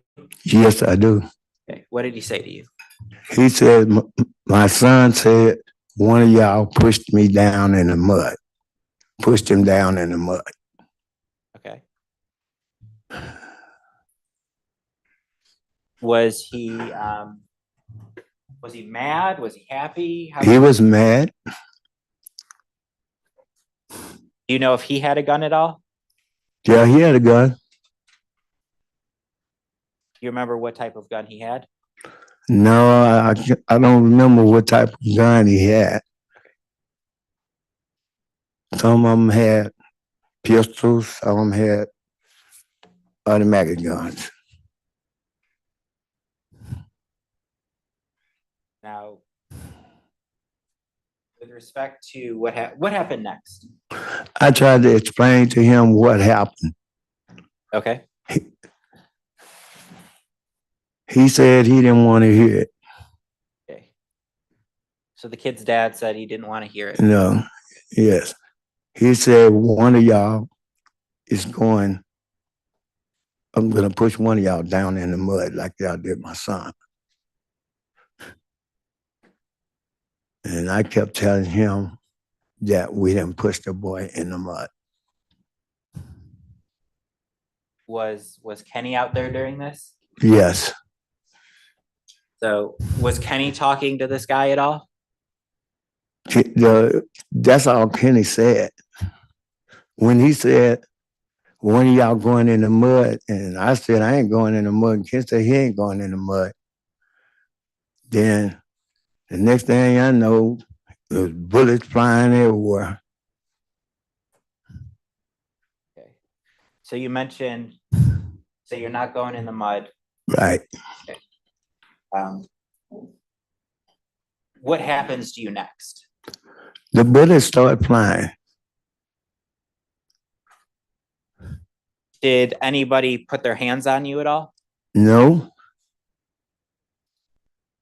Do you remember maybe mentioning that you had gotten punched in the past? Objection leading. Got punched in the past. Pause, sir. Oh, no. All right. Stripping you. I'm just asking him what he remembers. All right. Let's. No, I understand, Mr. Trepanier. Let's. If you're attempting to impeach or refresh, let me do a few more lead-up questions. When it comes to what happened, you said you mentioned bullets started flying. Yeah. Okay. So did you see who shot it all? When those bullets started flying and I seen Kenny going down, I tried to catch him as he was going down, and the front of him just started turning red.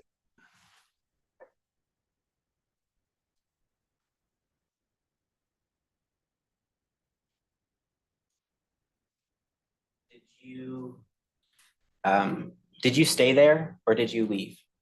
I stayed there. Did you run away at all? Well, I don't know. When Kenny was going down, I went down with him, and I didn't know what to really do with all this gunplay, and I was feeling myself to make sure I ain't got hit. And I can't remember the rest of it. I know the ambulance came to get Kenny and all this here, and it was just a big mess. And after that, I can't hardly remember what I did because I was fearing for my life.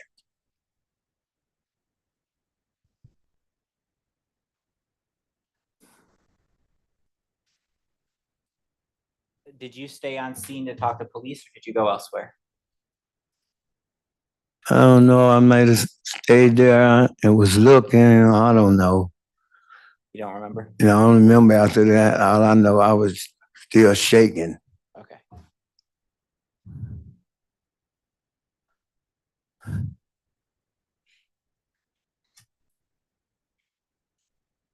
When this happened, how far was the kid's dad who was confronting you? It was, I think it was a little closer than you. So if I just keep walking, can you see me? Yeah, I see you. All right, so tell me how far. All right, stop. All right. Back there. All right, about here? About this A distance? little more. About that distance. Okay.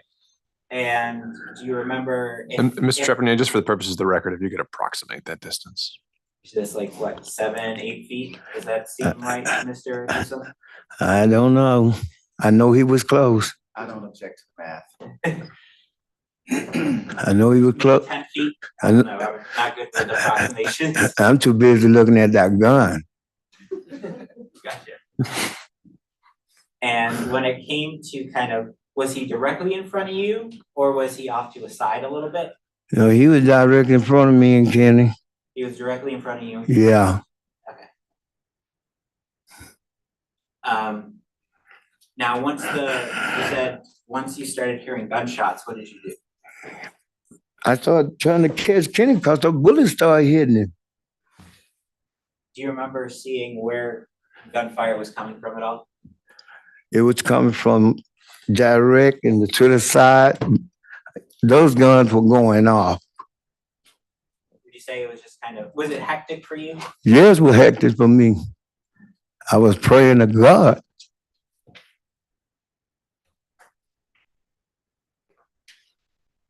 I forgot to ask Mr. Newsome, how old are you now?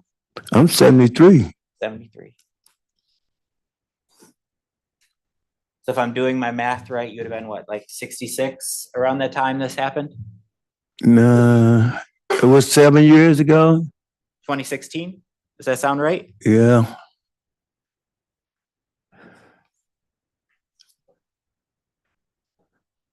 Is your memory perfect, Mr. Newsome? Yeah, yeah. It's perfect. I done had nightmares over and over about this. And God just say, tell the truth. And that's all anybody can ask, either myself or Mr. Regis, okay?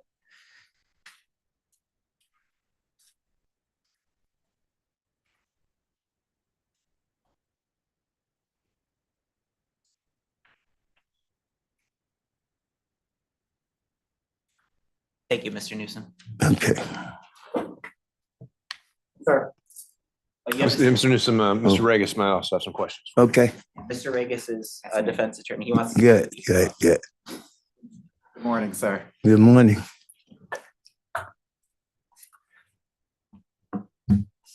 Do you remember after this whole thing happened, you sat down and you talked to Detective Hamilton or somebody from the police department? I talked to somebody. You recall what you told him? I told him the same thing I'm telling now. You recall him asking you several times. Okay. If you ever saw Dredd with a gun, and every time you told him you never saw Dredd with a gun. Remember that? I never saw Dredd with a gun. No, I don't remember that. You don't remember telling the officer that you never saw Dredd with a gun? Because this was guns when they came, and everybody that came from that way had a gun. So and who came from that way? Was it? It was Dredd. It was Dredd. And 2 women, correct? No. No It was women? Dredd and some guys. No women? I don't remember seeing no girls. No children? It was a bunch of people around. And after it happened, you never stuck around and talked to police, did you? I didn't know what to do. I was fearing for my life. When the police came, you never talked to them, did you? I did talk to them later. And by later, you mean almost a year later, right? No, I don't know about no year later. A week or two? Because they were calling me at my home. A week or two, about how long later was it when you finally talked to police? That I don't remember how long it was in between there, but I know it wasn't all that long. Because they wanted information about who shot Kenny and how did this happen in the first place. So about how many people did you see with guns that night? I seen a few of them. Did you see any AK-47s? I seen that too. You never saw Dredd with an AK-47? You know, I seen him with a pistol. You saw Dredd with a pistol? Either a pistol, he had it taken. I wasn't really trying to determine what type of gun it was. I only knew that the type of gun that they had was on fire. And that type of gun they had that was going to fire. It was a 5 bullets. The one that you now say you saw with Dredd was a handgun. Is that correct? Oh, see, I see what you're saying. No, it's not correct. Okay. Was it an AK-47 you saw Dredd with? I seen all kind of guns coming from them. Them were gang guns. Objection, Your Honor. Non-responsive, move to strike. How you want me to answer this? Just a moment. There is a motion in limine about this. No, I'm certainly aware of that, Mr. Regis, and I think that I'll direct Mr. Newsome to listen very carefully to the questions that are asked, Okay. and just respond to those questions. Okay. All right, Mr. Regis. You never one time told the officers that you saw Dredd with an AK-47, did you? They didn't ask me, did I see Dredd with a AK-47. They asked me, did I see Dredd and his friends with a gun? And none of those conversations did they ask about a long gun or a rifle or It anything. was long guns. I think I said I seen long guns too.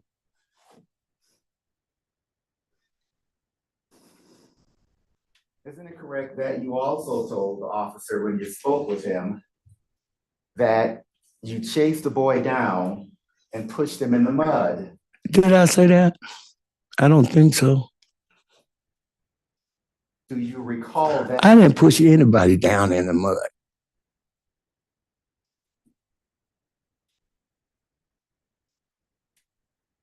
Well, let's go back to that night. You remember being April of 2016, is that correct? Mm-hmm.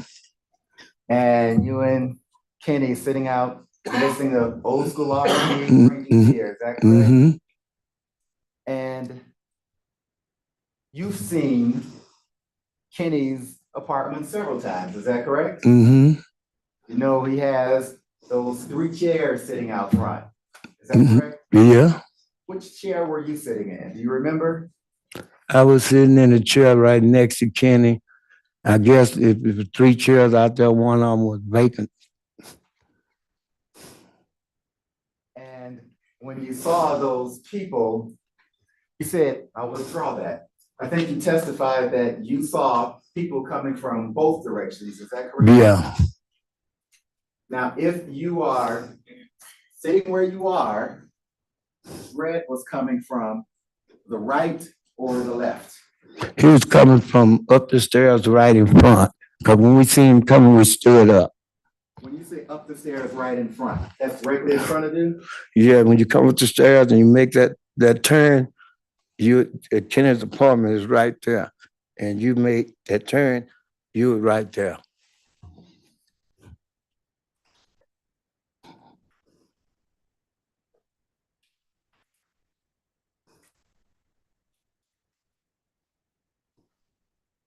Do you remember, and you don't have to, do you remember how many police officers you spoke to that night? Or you spoke to any, or did you say you didn't speak to any that night? I don't remember it because it was a lot. A lot there? A lot of policemen, a lot of people around. And you saw those policemen there, didn't you? I seen them there. What kind, what's wrong? Is it correct that around that time you had I believe, a silverish 3000? Sorry, sir. Yeah, that's what you say. I'm asking, what kind of car did you have? Was it a silver, some kind of Pontiac or 3000, something like that? Yeah, I had a 3000 gray. And I had a LTD that was gray. But that night you were in your Pontiac 3000, weren't you? I think so. Who's Nino? Do you know Nino? Who? Nino? Do you know Nino? I heard that name. Nino wasn't your roommate at one point? Nino. Do you know the name Leland Johnson? I don't know that either. You never had a roommate? I stayed with my wife. In 2016, you staying with your wife then? Yeah. And in 2000, what's wrong? I'm sorry, what's wrong? Did you know that Mr. Kenny had a roommate? I think Kenny had one at one time. And do you remember his name to be Nino or Leland? I guess it was something like that. And I don't want you to speculate. Well, I didn't actually know the roommate like that. Isn't it correct that Kenny had just recently put that roommate out of his home? Oh yeah, I remember that. And whether his name was Leland or Nino or whatever, put that person out of his home, isn't that correct? Right. And that wasn't a friendly situation, was it? Not that friendly. In fact, Nino didn't like being put out, did he? No. He didn't like it. Did you see Nino out there that night? I don't know. It's dark. A lot of guys out there. How about what you said it was about 11 or 12 Yeah, that's late and it's dark. and it's dark outside? Yeah, I got a little light. You recall seeing any muzzle flashes from any guns? I seen some flashes, but I don't know. I seen flashes because when the guns go off, you see flashes. But you didn't see any flashes coming from in front where you were standing, did you? It was gun being fired. And you indicated that there was Dred who was standing in front of you, correct? Yeah, that's the boy's father. And then there were other people that were off to your left, correct? Right, correct. And those people who were off to the left, you saw them with guns, isn't that correct? Correct. And those people who were off to the left, you saw at least one of them with an AK-47, didn't you? Yes.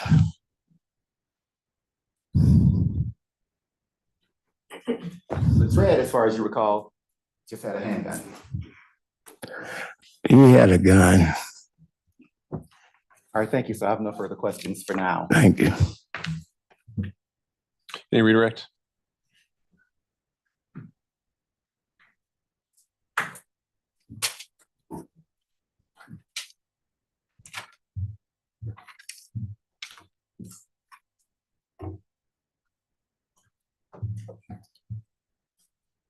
Do you remember anybody else being in or with Kenny that night?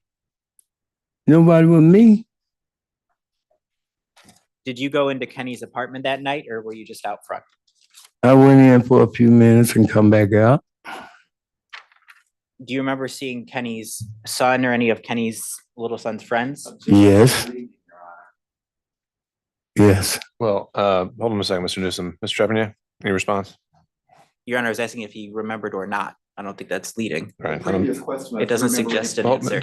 Don't talk over each other. Anybody else being there was a question, if I recall. And when that question, and then he did a follow-up question and named Sure. particular people. All right. So at this point, if he's asked a more general question and which has been denied, and he has a reason to impeach or refresh, then I think he can get more leading in nature. So overrule that objection.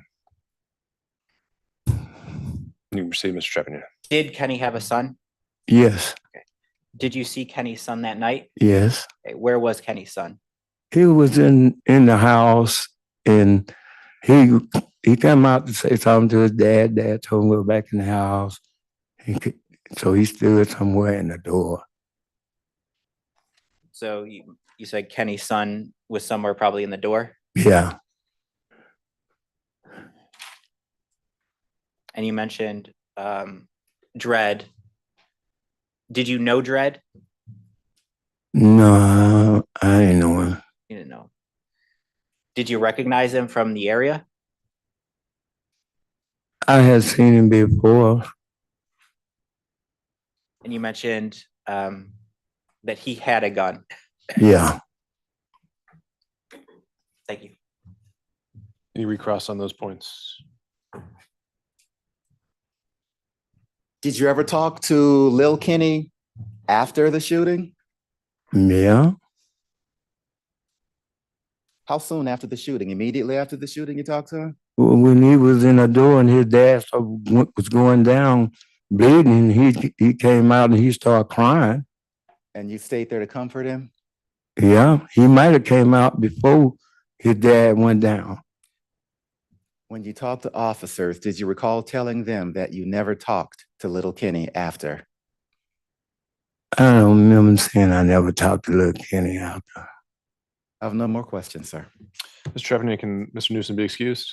Yes, Your Honor. Well, I'd ask that he remain on premises, and I'll approach at some point at an appropriate time.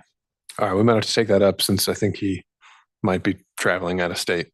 But Mr. Newsome, you can step down at this time. Okay. And I'd ask that you still not speak to any other potential witnesses in this case. Thank you. Yes, sir, Your Honor.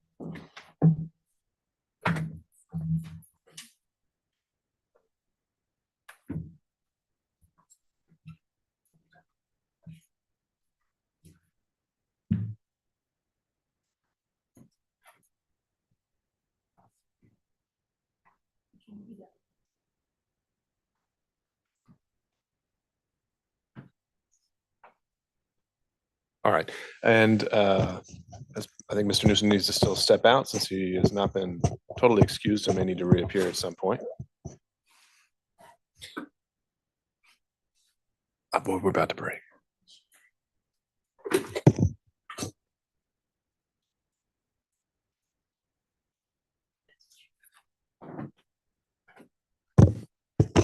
All right, and members of the jury, just one instruction I want to have for you. During the testimony you just heard, any characterization from Mr. Newsome on the type of firearms he may or may not have viewed in this case, his opinion on the characterization of those firearms really has no relevance or bearing for what you're to consider, so I'd ask you to disregard that. All right, at this point, I think we've reached a good stopping point, so we'll do our hour lunch break, and let's be back in the jury room at about 12:55. There's gonna be two instructions I leave you with every single time we break. You'll probably get tired of me saying them, but here they are. One is that you please do not do any kind of research about this case, and everything you learn should come from within this courtroom. And two, that you not discuss this case or anything involved with it, even amongst yourselves, and especially not with anyone else. We'll see you back at 12:55. All right, New Jersey.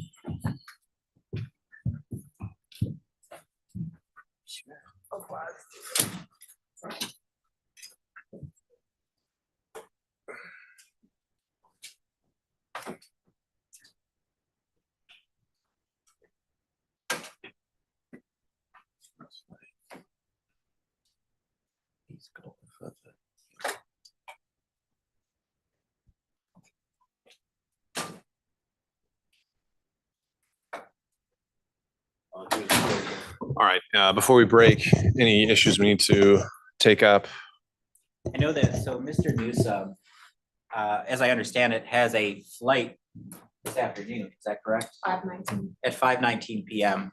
And so he came in from Texas under an interstate compact subpoena, and booking his flight. He came in last night because of I think his wife's job.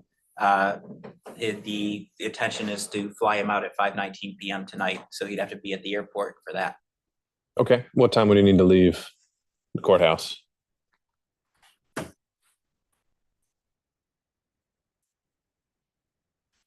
Got to be there 2 hours before at least.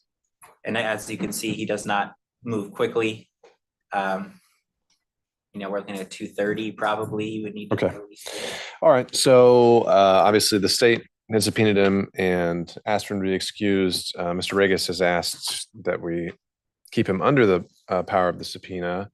I haven't actually had this situation come up before, so we need to look at it to see whether just the full extent someone can object to an excusal. But Mr. Regis, is there anything else you want to articulate? Grant, I don't really understand the court's warning about the gun situation where the characterization of the type of gun not being relevant.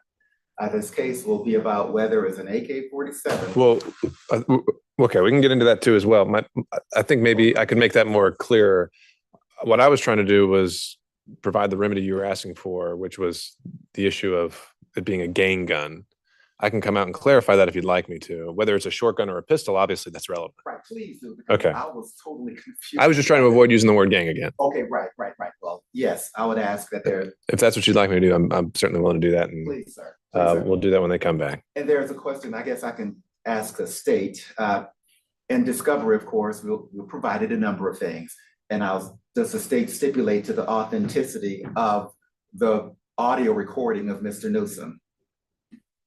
No, I mean, can't just play audio recorded statements of folks. Also, I'm asking if you Yeah. stipulate to the authenticity of it. I mean, I don't. Yeah, I don't understand what purpose you're asking for. I think he's trying to reserve it to perfect the impeachment. And so is this a statement that was collected by Detective Hamilton? No, Your Honor. It's a different officer. Yes, Judge. Okay, and is that an officer the state was planning to call at some point during trial? No, Judge. All right, so I thought it was Officer Hamilton. I guess it was, in our recording, it doesn't give a name. I thought it was Officer Hamilton. I believe it does, but so Mr. Regis, it sounds like if the sole purpose you were trying to limit Mr. Newsome's excusal was so that you could perfect a possible impeachment, it sounds like that wouldn't be done through Mr. Newsome testifying again, but rather through the impeaching statement itself, right? Yes. So on the issue solely of Mr. Newsome's excusal and being able to catch that flight, what would be the basis of your objection, if any?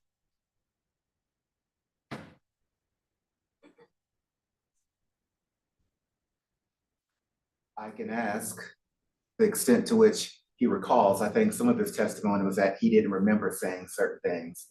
And that would require me, we can sit in a room over the lunch and I could play that tape for him to refresh his recollection. And at that point, if his recollection was adequately refreshed, I could call him for the purpose of him having had his recollection refreshed.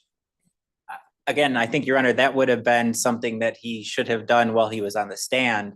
Mr. Newsome has, as I stated, we had direct, cross, redirect, recross on these issues.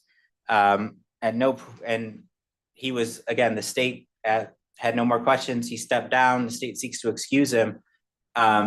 Essentially, this is like trying to take multiple bites at an apple with the same witness who has already testified. And who has not been excused. And what were the exact points that you would be contending are at issue in his recorded statement? In his recorded statement, he said he chased and pushed the boy down. In his recorded statement, he repeatedly said he never saw Mr. Sanford with a gun. Again, more than once, he said he never saw Mr. Sanford with a gun. In his recorded statement, he said that he never talked to Kenny after the fact.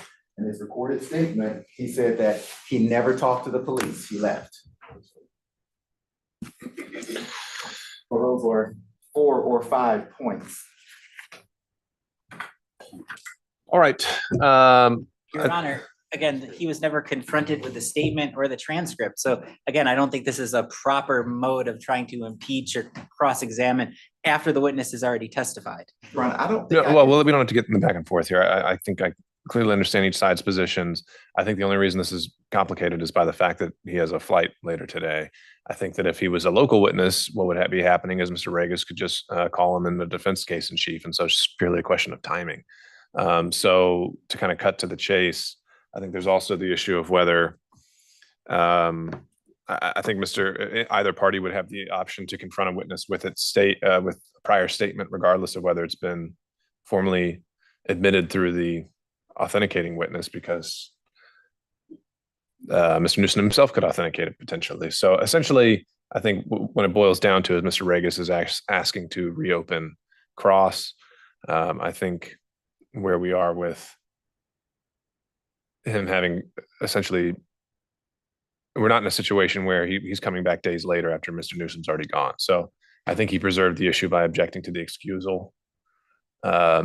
So at 12:55, if we want to recall Mr. Newsome, I think that's what we ought to do. And the court is authorizing me to publish that audio because— Well, not yet. I think we still would have some evidentiary objections to work through before we allow that. And I think there's still foundation issues that we'd have to work through as well. So I'll let you all work on that over lunch, and I'll be looking at it as well. We'll see you back at 12:55.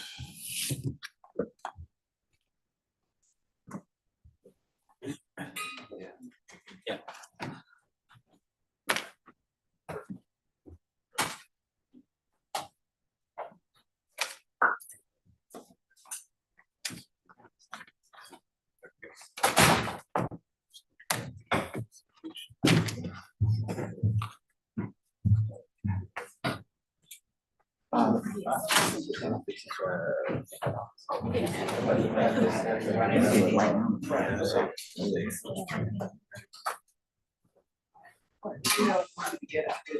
Listen, I need to, let's see, where's my eye? Oh, I'm supposed to get a key for you. Did I find what? Yeah, I have a spot. Oh, unless. Did you get a key? But I have a spot right now. We're good. My man. Melody's absence.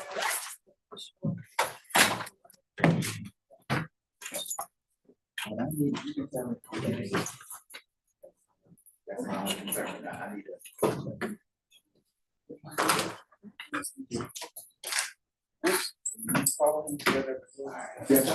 Yeah.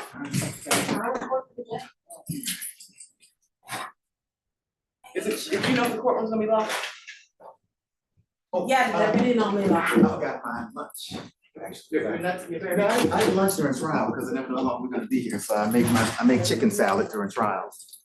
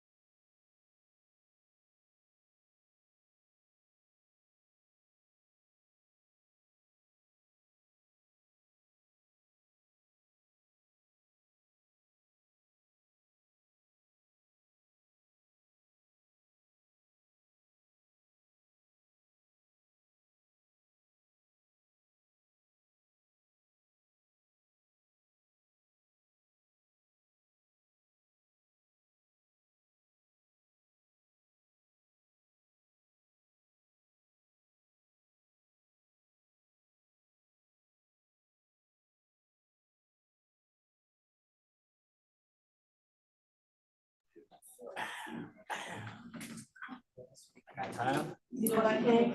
Well, no, I don't have time. I got it. Will come to order, may you see it? I do.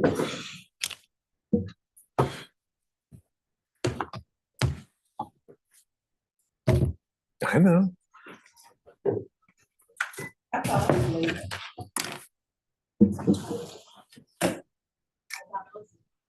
He's just early, extra early. Vegas.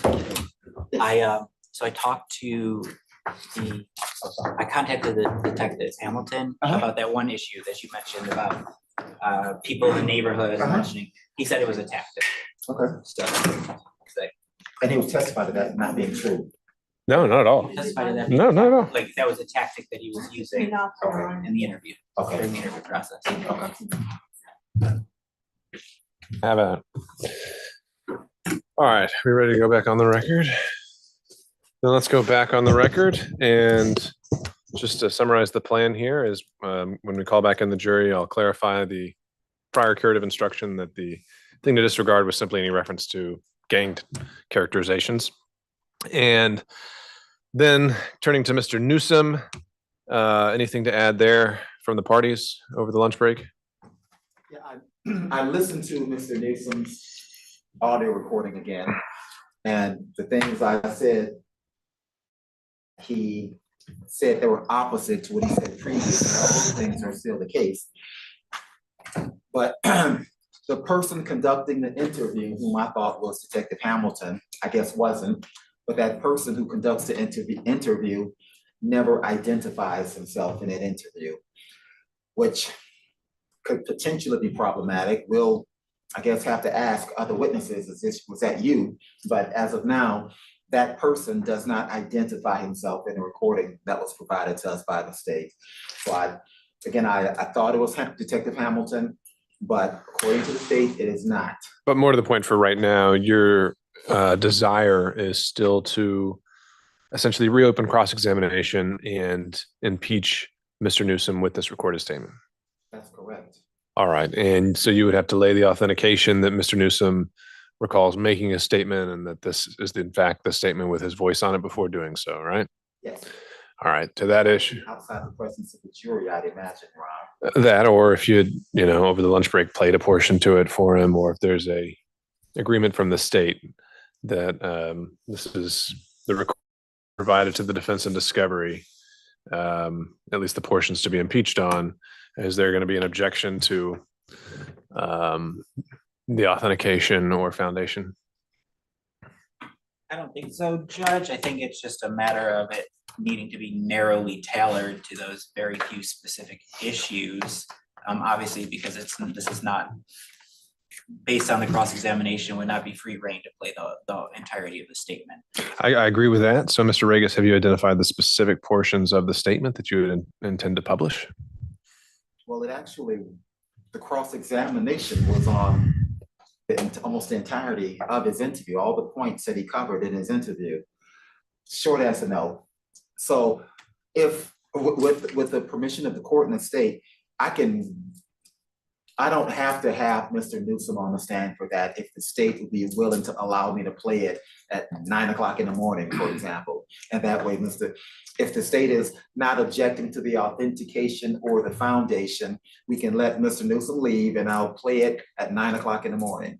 But my issue there would then be, there would be no opportunity for redirect as it relates to that. Well, how long is the statement? I don't remember off the top of my head. It's about, I don't think it's quite an hour. It's in a neighborhood of an hour, if I recall correctly. I'm just double checking right now.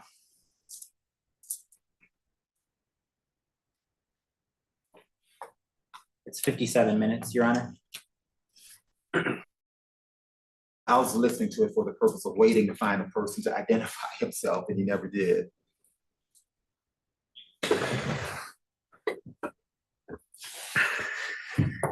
All right, so the points you think were directly contradicted, you said was whether he chased the children at issue. Can you summarize again? Yes. And was asked repeatedly if Mr. Sanford had a gun, and he always said he never saw Mr. Sanford with a gun repeatedly. He was asked about the presence of women and children. He talked about there being women and children. And today he said it was just a bunch of men. Those were among the points that he said that were contradictory to his testimony, Your Honor. All right, and right now you can't tell me where in this 57-minute statement that he is addressing those specific points or making those exact statements? It's not time stamped. It is, in fact, I've also emailed my intern at the office for her to listen to the tape and timestamp it. My email, I hope I didn't say it, my text.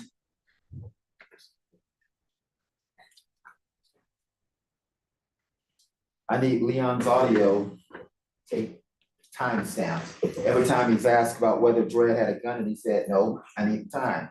Every time he was asked about who came and he said women and children, I need a timestamp. When he was asked about whether he talked to little Kenny afterwards and he said, no, I need a timestamp. When, yes, that's the typo. When he was asked about whether he talked to police, I need a timestamp. So, I mean, that was my text. Please get Kenny to do the above. That was the text about getting timestamps. And that wasn't able to happen. That wasn't able to be done over the lunch break, Your Honor. Mr. Trevinier. And so I went back and I'm just kind of reviewing the transcript again.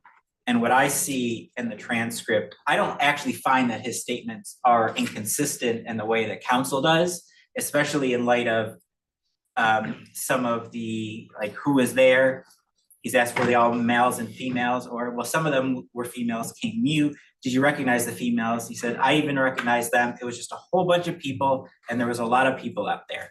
So while there are things, I don't necessarily see that these as being these giant inconsistencies in the sense of he is just sitting there denying that there were females there in the general area at all. It's the same thing with the gun. He mentions multiple people having guns in the transcript. So obviously to the extent that he says no one has guns, I just control F gun and can find that. Well, one, I don't have that transcript, but he specifically was asked about seeing whether Marcus Sanford had a gun, and he specifically, repeatedly said, no, I never saw him with a gun. There is no dispute about that. And that's based on the transcript, but he repeatedly said that Marcus Sanford did not. He never saw him with a gun. And he even went, in fact, he even said that at one point, he indicated some confusion. He said that if he had a long gun, I would have seen that.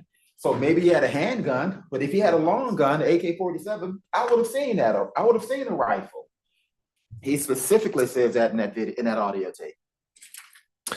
Is that correct, Mr. Trepanier? And I'm sorry, I was talking with my legal assistant about another issue, so I didn't catch that last portion of it. I'm sorry, at one point, Mr. Newsome was asked about Mr. Sanford having a long gun. And Mr. Newsome says, if he had a long gun or a rifle, I would have seen that. Maybe he had a handgun. I didn't see a handgun, but maybe he had a handgun. But if he had a rifle, I would have seen it. He says that in that statement. Okay, so if you have an exact quote that you've written down in your notes or that you've highlighted that you think contradicts his testimony today, and you want to present him with that and confront him with that, that's what I'll provide you the opportunity to do. But just to play the statement from start to finish, thinking it's in there somewhere, we can't do that. We're not going to prep the case during the trial. Okay. Can I ask the state for a copy of the transcript? I don't have this transcript. You can ask. I don't think they're required to provide it, but we're also not going to be able to sit here and allow you to read a 57-minute transcript when the jury's here ready to go. And with the witness, we've got a very limited window before I'm willing to say he's excused. I was never provided the transcript, Your Honor. Any other thoughts from the state here? No, Judge, I think this is the same issue. I mean, if this was from the state's perspective, if we had a witness on the stand that we needed to impeach, we would have to have specific timestamps or things in a transcript that we would then need to confront them with. And so we can't just, you know, if again, typically in our situation, we're required to just keep moving forward on that issue. So, yeah, I mean, I can't to treatment of the parties. I think appropriately this should have been dealt with beforehand. Well, the issue is that I didn't have an opportunity. They said they didn't get him here until last night. I had no opportunity to meet with Mr. Newsome. He wasn't willing to talk to me. I won't suggest I tried to talk to him. I suspect he would not have been willing to sit down in an office with me over lunch break. I've not had the opportunity. I did not have contact information for him. I've had no means to sort of, is this your voice? Do you recall this conversation? Something I could have done prior. I haven't had that opportunity. Well, look, that to me is just a kind of a formality that we could cover in front of the jury. We've done it before, and might only take a few minutes, but it's more so we can authenticate it with, you know, a 30-second clip and move on from the authentication issue. But it's more so I'm not getting the impression that you have identified the exact moments within this hour-long interview that you are trying to confront him with, or you're trying to introduce extrinsic evidence of. And I think at this point, we can't sit here and play it from start to finish. So, you know, the audio, I understand it's more efficient to read a transcript and be able to highlight it, but the audio statement itself, as I understand it, was provided in discovery, and to be able to mark a timestamp or the facts at issue, that's always been a possibility. To keep things, I mean, I think to keep things on track at this point, like I said, I'm willing to put Mr. Newsome back on the stand, allow you to reopen cross-examination. And if you want to hone in on certain points that you think he contradicted himself on, you can do that. But in terms of what portion of that statement to republish to the jury, it's got to be particularized.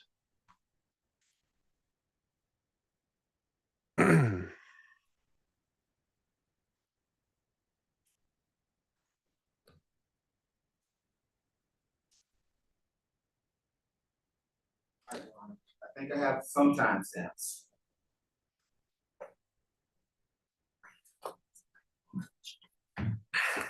And you also need to have this exhibit marked and loaded and ready to go.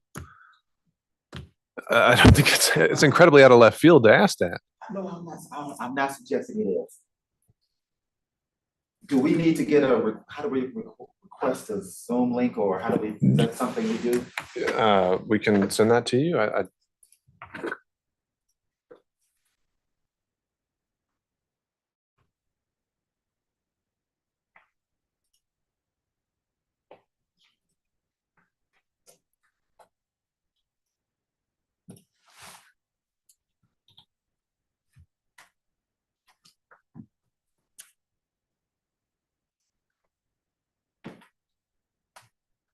I'm going to ask that the Zoom link be sent to your email address.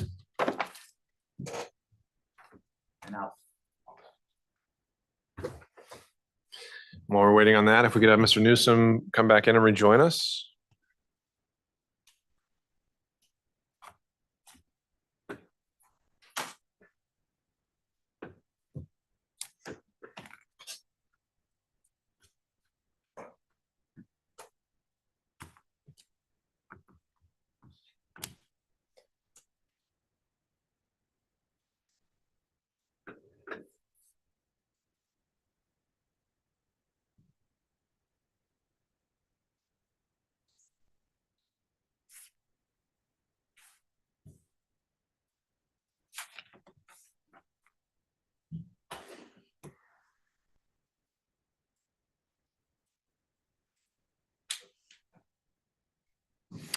All right, Deputy Scott, why don't you bring in the jury?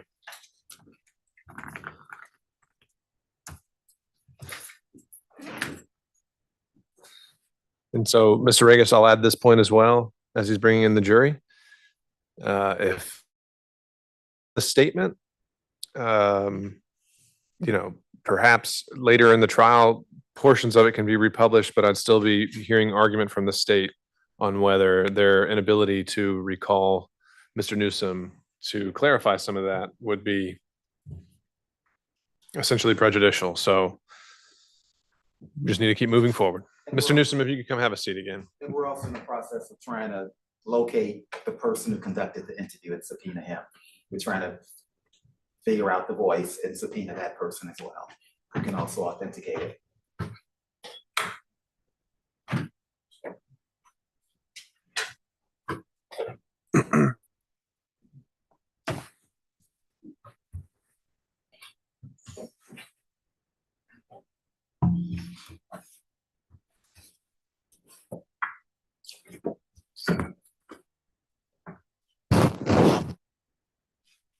You can have a seat, sir. Okay.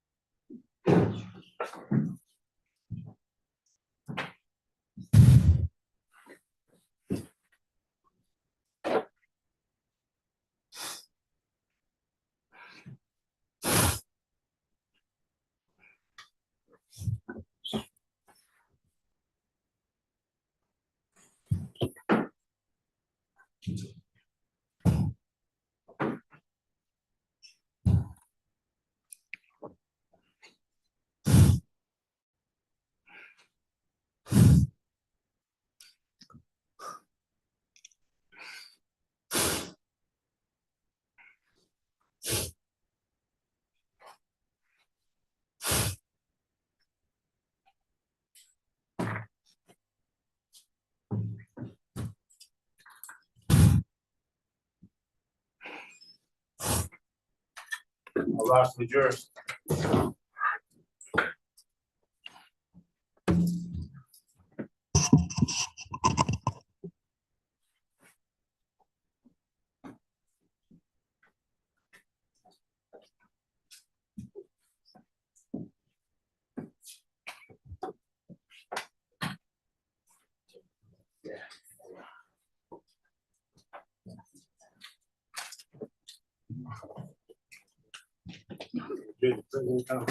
Thank you, Deputy Scott. Members of the jury, before we get, please have a seat, everyone. Before we get started again, I wanted to clarify one of my earlier instructions that I gave to y'all. And that is when I was talking about the type or the characterization of any potential guns, in this case, is testified to as Mr. Newton. I was solely referring to them being referred to as possibly being used by a gang. Anything else in terms of their caliber or their type, whether they're a long or a short gun, that is very much at issue in this case. All right, so with that clarification, Mr. Regis is also asked to recall Mr. Newsome for cross-examination, which I've allowed, and Mr. Regis, you may proceed. Thank you, Your Honor. Good afternoon again, sir. Yes, sir. Just want to ask you a few very specific questions just for clarification. Okay. At some point after the incident, whenever it may have been, do you recall sitting with either police or members of the district attorney office, Fulton County District Attorney's Office? Well, somebody called me on the phone. I didn't get to sit with nobody. All was called on the phone. And do you know who that person was? Somebody in law enforcement. Do you recall when that person asked you about, again, I just want to be clear, about whether you ever saw Dredd with a gun? Do you recall telling him, no, you never saw Dredd with a gun? No, I don't remember that. Do you recall asking about whether or not you pushed the children down, the boy down, and you said you pushed the boy down? No, I never said that. Do you recall being asked about whether you talked to Kenny afterwards? And he said you haven't spoken to Kenny at all since this happened, little Kenny, since this happened. He was out there. I seen him and his people. Before you saw him out there, you hadn't talked to him at all, had you, since this incident? No.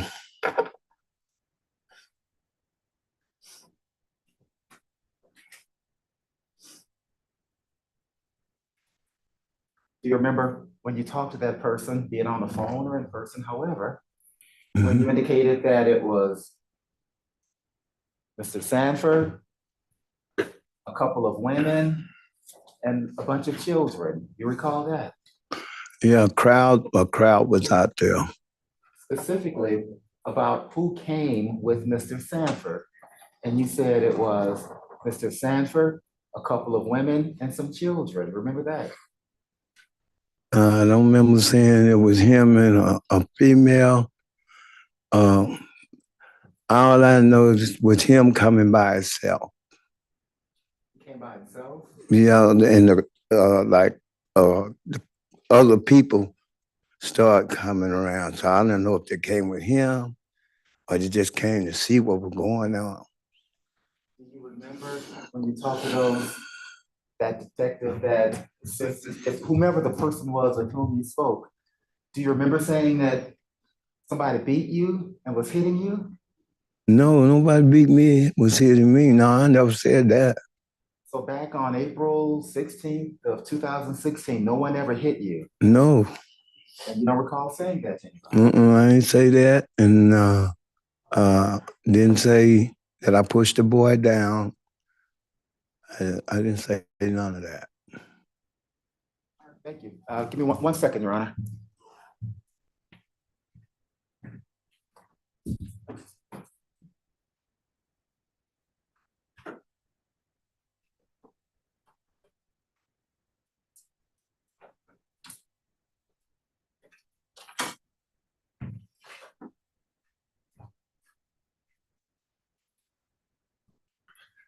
Do you recall the name Michael Sprinkle? Mm-mm. Do you recall the name Detective Hamilton? I don't know exactly who called, but I know they was just something had to do with law enforcement. Do you recall the name Salida Griffin? I guess the people that helped me to get here. I don't, I don't BS on a lot of names because I can't keep up with a lot of names. Are you having, I'm sorry, are you having trouble with your memory today as you sit here? My diabetes is getting up, and I started having a little trouble with it. And I'm sorry, sir. When you say you're having trouble with your diabetes, my meter is saying it's too high, it's danger. Right now? Yes. Does it affect your memory, sir? It messes with everything. Including your memory? My eyesight. It makes my body hot and shaky. Well, one more question, sir, that's it. Is it fair to say that your memory of April 16th of 2016 would have been better in 2016 or 2017 than it is today? It would have been better. Would have been better. And if there are any differences between what you said in 2016 versus today, we should believe what you said then rather than now. What I said and what the incident, I remember the incident, and I remember what I said and what I did. But in terms of if there are differences between what was said then Objection asked and and what is answered. said now. Excuse me just a minute, Mr. Regis. Overruled. I'll give him some leeway on this. I'm sorry, you feel? You can re-ask the question and clarify. So I want to be clear, and please, if you don't understand me, let me know. You do remember talking to someone back then in 2016 and 2017, correct? Yeah, but I never said. So if you said something in 2016 or 17 that is different than what you're saying today in 2023, isn't it fair to say that what you said then is more likely to be correct than what you're saying now? No, No? no.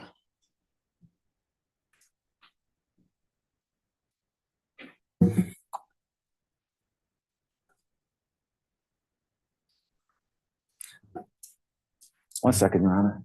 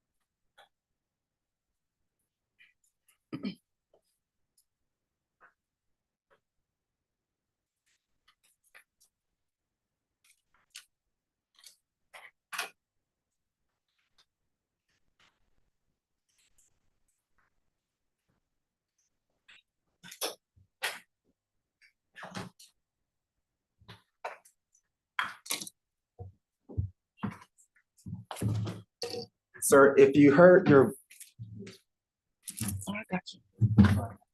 Can I approach Mr. Newsome with some water?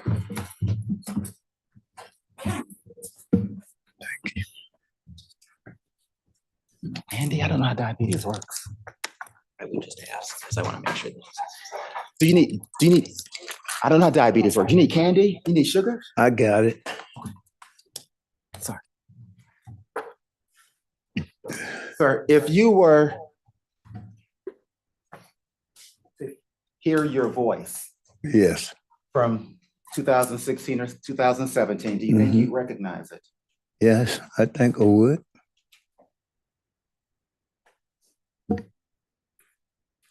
You don't need to be near.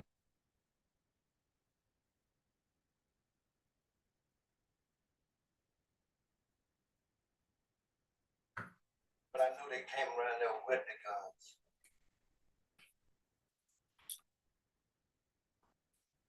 You want you to hold the microphone down to the laptop?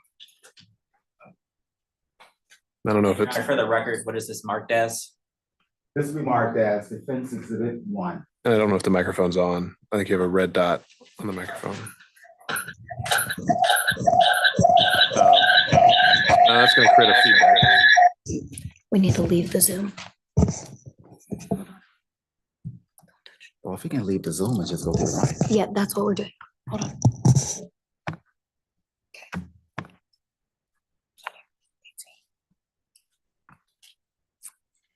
And I met someone had a handgun. So you didn't see any But I ain't see him. Did he have a rifle? No, he didn't have a rifle. Do you recall your voice? Yeah. Is the he that the person with whom you're speaking referring to as Dread? About the rifle? Yes. Back, okay, I'm gonna say it like this.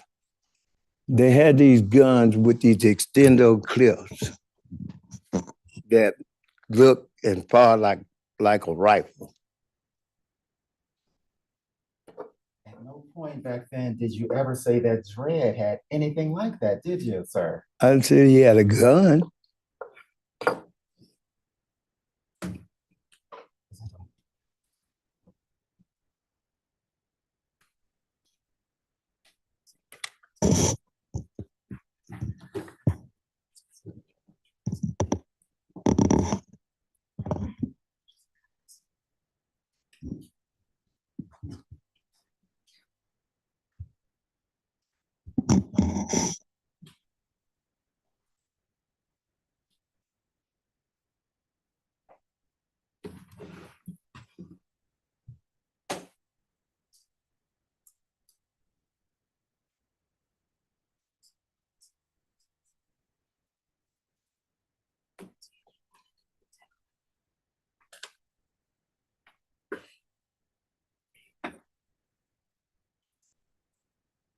I apologize. It's been a minute.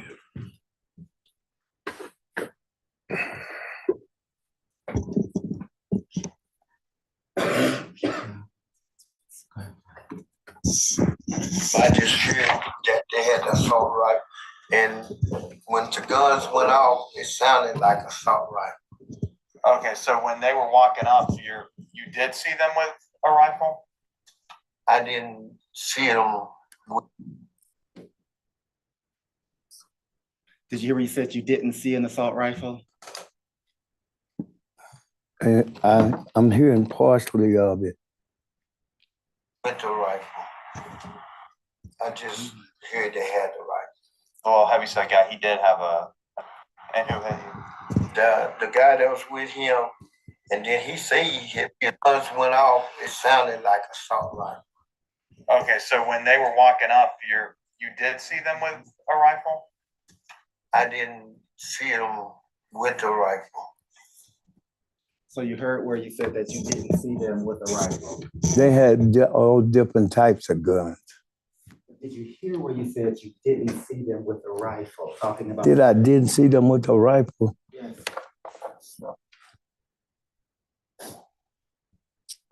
Did you hear that? Say it again. For the record, can you note the time marker of when you're playing this The exam? time is 10. the 10-minute mark. Yes. The 10-minute mark of Defense Exhibit 1. Okay, so when they were walking up, you did see them with a rifle? I didn't see them with the rifle.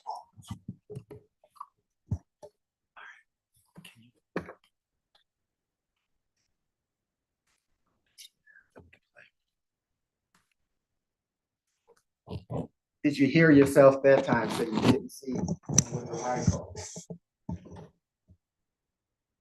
Yeah, I hear that, but that ain't, I seen them with all types of guns.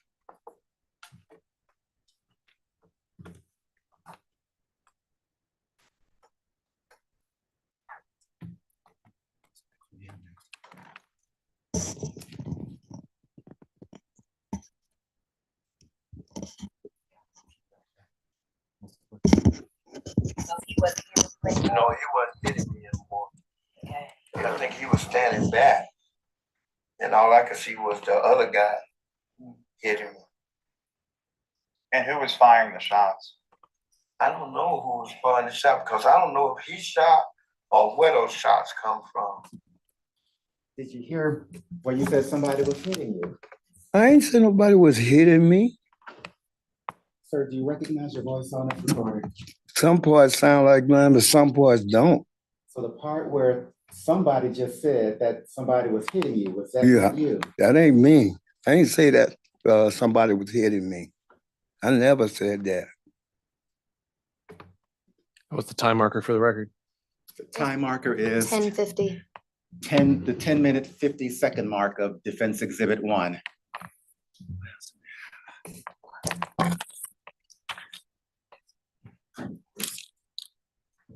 I know.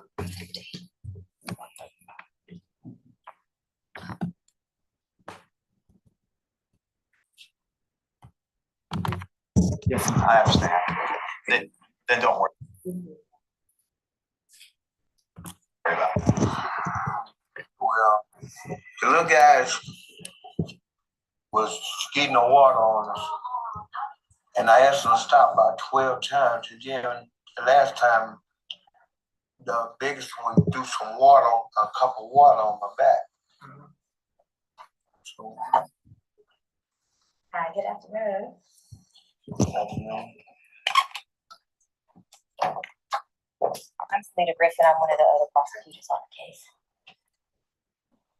Okay, so you were saying about the water guns? Yeah, they were shooting the water guns. So I asked them like 12 times to quit skeeting the water on us. And I said, I'm gonna go tell your dad and go tell your parents on you. But the last time they came back and they threw a big cup of water on me, so I ran after him and I pushed him in the mud. Oh no. Sir, did you recognize your voice? I never said I pushed nobody in no mud. Do you know who that person was on that recording? I don't remember saying I pushed nobody in no mud because I never did push nobody in no mud. No, I never did any licks were passed. None of that.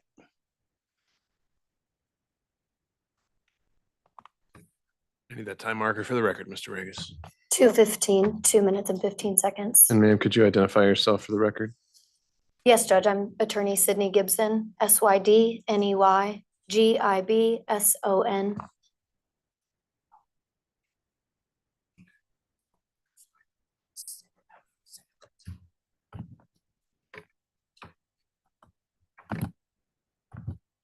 Sure, his son got him. 5 or 6 somewhere in there.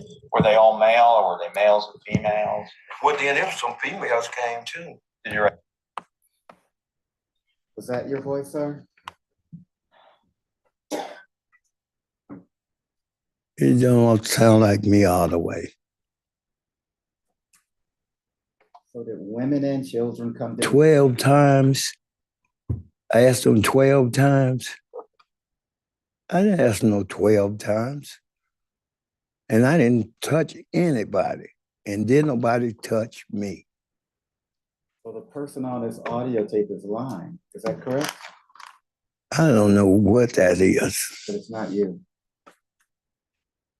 I don't remember no 12 times of anybody being touched. All I remember is the guns being fired, Kenny getting shot, and the people with the guns shot Kenny. Not today, not then. Did you ever say Dread shot anybody? Isn't that correct? Dread is right there. He shot Kenny too. You shot him too? I don't know what other way he got shot from wherever, but I know it. I seen fire and guns and Kenny going down. Did Kenny shoot a gun? I don't even remember Kenny shooting, but they say he shot up in there. So they need the speculation part of it. Did you see Kenny shoot? I didn't see Kenny shoot. Thank you.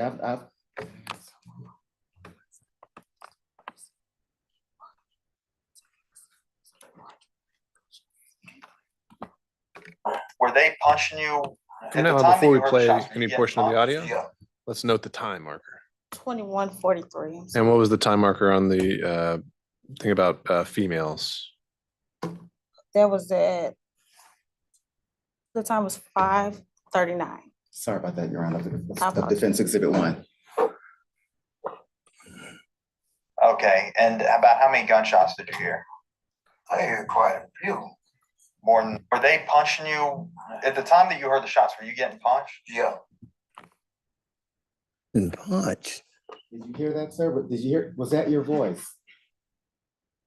I sure don't remember seeing nobody punch nobody.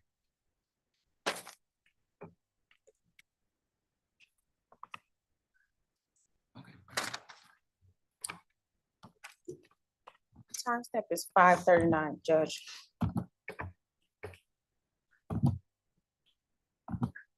And how long have you known Brett?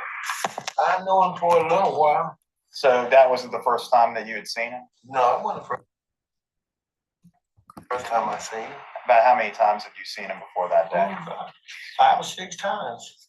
And where did you see him? Around the apartment They complex? stayed in the front apartment. Yeah. And so if you saw him again, you'd recognize him? Yeah. All right, so you were you friends with Dredd, or were you I friendly with thought him? we were friends. You know, I gave him a ride a couple of times when he didn't have no car. You recall testifying that you didn't know Dread? Yeah, I didn't because I couldn't see him good. But when he was going down there, I seen him. So now I seen him. now you know him. I seen him. Yeah, now I know him. So when you testified earlier about not knowing him, you were wrong. But I didn't know he was, I couldn't see over there and I couldn't tell who he really was till I got up close. All right, thank you, sir. I have no more questions for you. All right, and are you tendering Exhibit 1, Mr. Regis, on those specific portions played? Yeah, defense moves for the admission into evidence of Defense Exhibit 1. in terms of the select portions played thereof. All right, Mr. Trepanier. Objection. All right, admitted without objection. Mr. Trepanier, any redirect on the points raised? No, Your Honor. Okay, Mr. Newsome, you're excused, sir. And thank you for being here today. Is the state ready to call its next witness?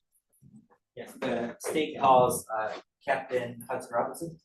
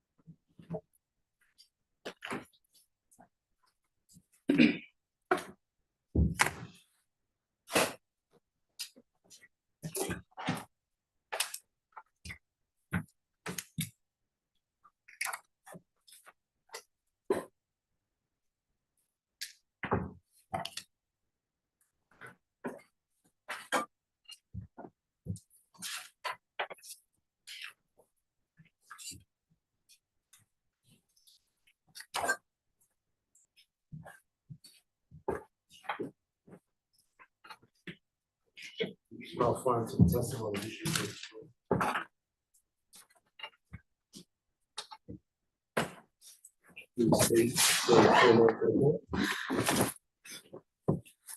My name is Tamaya Robinson, TIMYA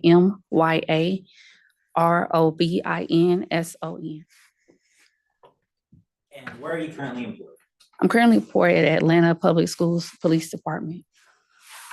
And what is your, I guess, title or rank there? I'm at the rank of captain. And as a captain at Atlanta Public Schools Police, what are your roles and responsibilities? So I oversee day-to-day operations. That includes the field operations, also any administrative needs for the department. Prior to being with the Atlanta Public Schools Police Department, where else have you been employed? Fulton County Police Department. And how long were you employed with the Fulton County Police Department? I was employed with Fulton County from 2011 until 2017. And on April 16th of 2016, where were you employed? I was employed at Fulton County Police Department. Back on that date, what role did you have with the Fulton County Police Department? I was a patrol officer. And what does it mean to just be a patrol officer? I do daily patrol in a section that may be assigned to me for the day. That will include me. There's a hand. If you could identify yourself by your juror name, sir, or it's not names, your number. Juror number 5. Can we ever speak more into the microphone? Oh, Sure. I'm Thank sorry. you, sir. Can you hear me? As a patrol officer, I may be assigned to a section of area, and I will answer calls at their location. When you say you answer calls, is that like 911 calls or dispatch, or how does that work? Yes, respond to dispatch calls, emergency calls. On April 16th, 2016, did you respond to a shooting call at all? Yes. And do you remember what address that was? 2727 Gobby Road. And is that location within Fulton County? Yes. Do you remember what type of buildings are at that location? That is an apartment complex. And why did you respond to that address? The initial call was a shots fired call. And as I was en route to the call, it upgraded to a person shot call. And when you got to the scene, did you identify a victim being there? Yes, I did. Was that victim, did you get a name for that victim at all? I did. I don't want to mispronounce the last name. I think the first name was Kenneth. I believe the last name was Smith. I'm not sure. And when you, did you actually see that victim at the location? Yes, I did. I guess, how was Mr. Smith positioned? Do you remember?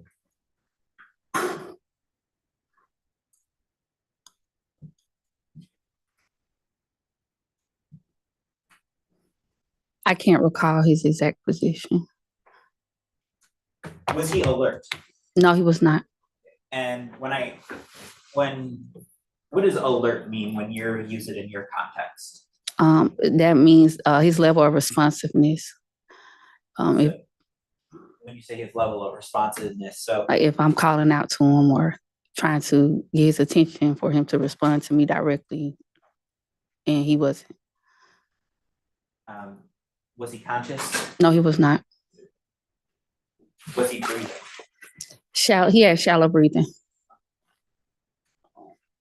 Now, do you remember if you could see any wounds or injuries to his person? I believe he had an injury to his chest and to his leg.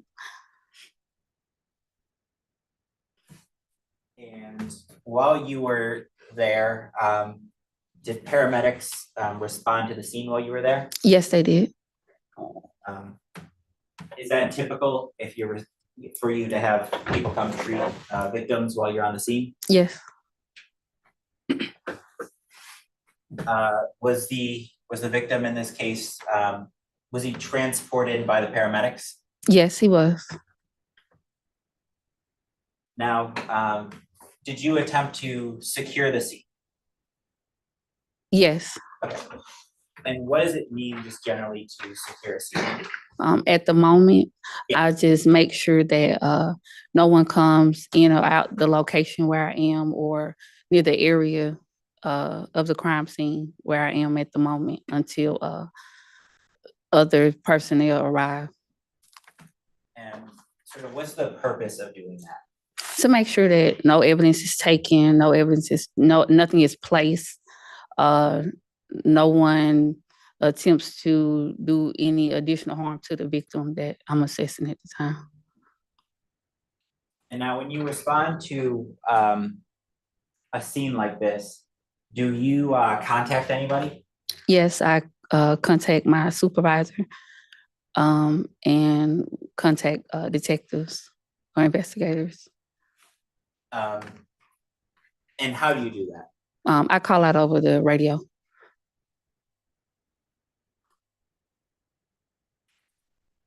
Do you remember speaking with a Charlotte Smith at all? Yes. Do you remember if she said whether or not she saw the shooting? She said she didn't see the shooting. She heard gunshots, and then she went over to the location of the victim and saw that he was in possession of a handgun, and she took the handgun from his possession. So, so she took the handgun that was in the victim's possession? Yes. Did you ultimately obtain that handgun? Yes, I did. She said she took it for safekeeping, so I did take it in my possession. Now, when someone gives you a weapon, what do you do with it? I secure it. How do you secure a weapon? I could place it into my vehicle under lock and key, like my trunk, the trunk area. And did you do that in this case? Yes. Did you also try to get basic information about what happened? Yes. And did you do that in this case? Yes, I did. Did you locate any potential eyewitnesses? Yes, I did. Were those individuals adults or juveniles? They were juveniles. You remember how many there were? 2. And did those two juveniles provide you with any statement as to what they saw? Yes, they did. And what did they tell you happened? Objection leading. Well, so, I mean, not in hearsay. okay. Mr. Chevalier, on hearsay. As it relates to the child hearsay notice was filed in this case, Your Honor. I think we need to establish who the juveniles are and how old they are and whether that notice is applicable. This wasn't the witness for whom the child hearsay was expected to be introduced, is my recollection of the notice. Well, I think we're about to establish who we're actually talking about, and then we can renew your objection. So in this case, did you, with respect to the juveniles, do you remember what their ages were? No, I do not. Did they appear to be under the age of 16? Yes. Okay. And you said that there were two of them? Yes. Okay. And where were they when this shooting happened, and where were you when you spoke with them? I don't know. Okay, you don't. Is that you just don't remember? I don't recall. Okay.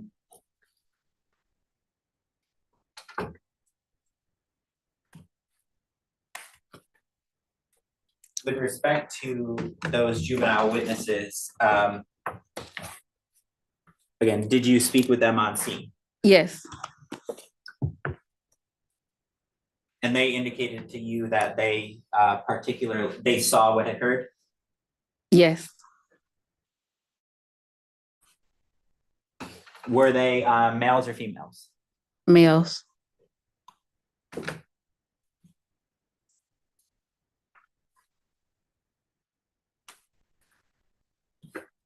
And with respect to those males, what did they indicate happened? Ron, I'm going to object again to hearsay. Unless the witnesses spoke in unison, I don't even know what they said means. Unless you can identify who said what, it has no indicia of reliability.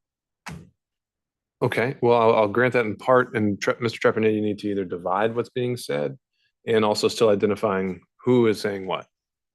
Thank you, Your Honor. To make sure it's covered by your child hearsay notice.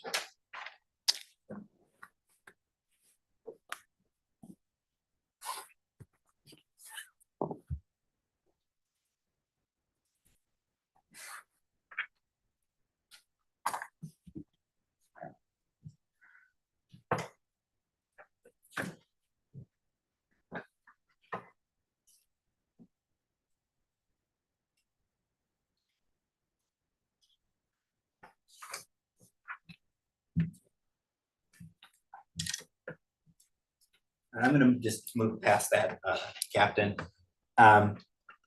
When you were out there, were you able to, I guess, determine what other damage there may have been? Yes. Okay. And was there damage to the property that was out there? Yes, to a neighboring unit. And you remember which neighboring unit that was? That was unit N6. Okay. And was that in relation to where you found the victim? Was that next door? Is that what you said? Yes. Okay. And what sort of damage did you see on your observations? It was a hole in the glass patio door. And did you obtain a name from the individual who reported that damage? I believe her name was Trina Luna. So Miss Luna reported that damage to you? Yes. Okay. Was anybody injured inside that neighboring apartment? Nothing was reported to me. Okay. And after your initial involvement there, did you conduct additional or further investigation as a patrol officer? No, I passed the information along to the crime scene unit. And I mean, is that typical that the first responding officer turns that investigation or information over and doesn't necessarily do much else on the case? Yes, in a case like this, yes. Thank you. You're welcome. Mr. Riggs.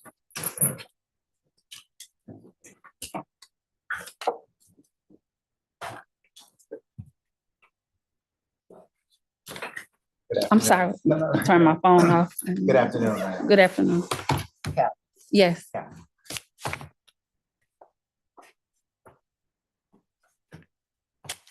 Let's talk about shell cases. I think you said you found, was it a 40 caliber shell casing, or did you find shell casings? I did see shell casings. I need to refer back to my report of what exactly I found with those shell casings. Do you have a? Oh, you had a copy. May I approach the witness, Your Honor?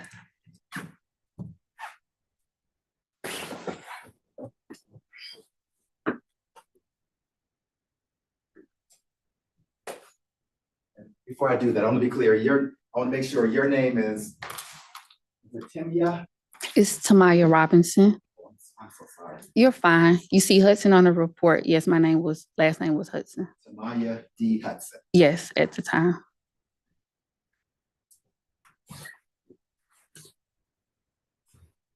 You can take as much time as you need to go through your report. Okay.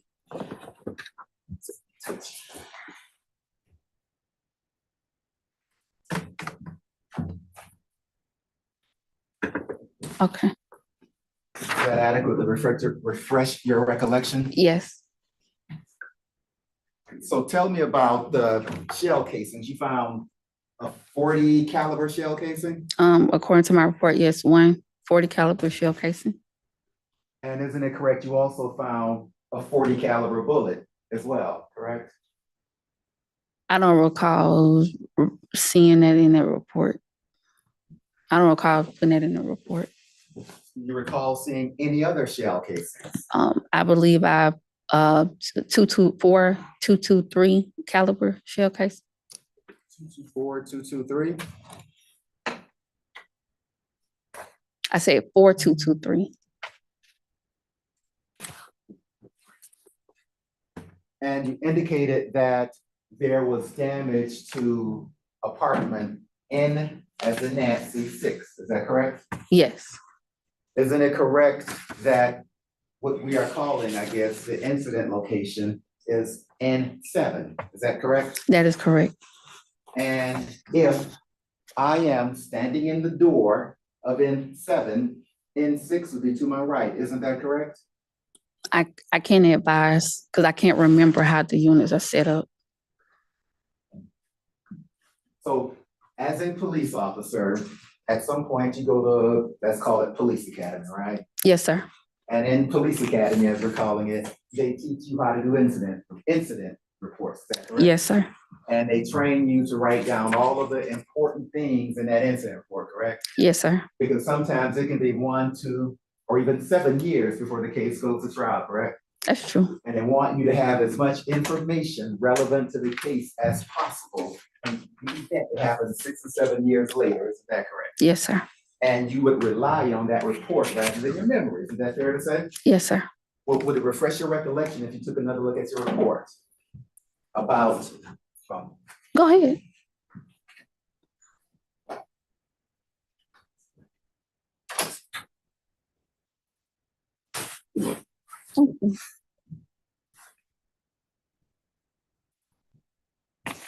And the question is, N7 withdrawn, N6 will be directly to the right of N7, isn't that correct?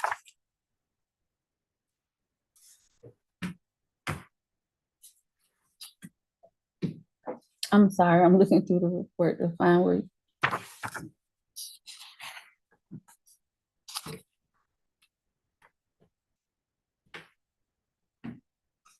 I wouldn't know if it was to the left or the right of the unit, sir. You didn't put that in your report? No, sir, I did not.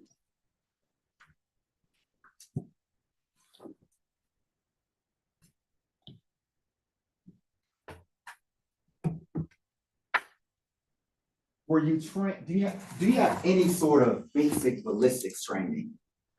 No, sir. Any sort of trajectory or angle training? No, sir.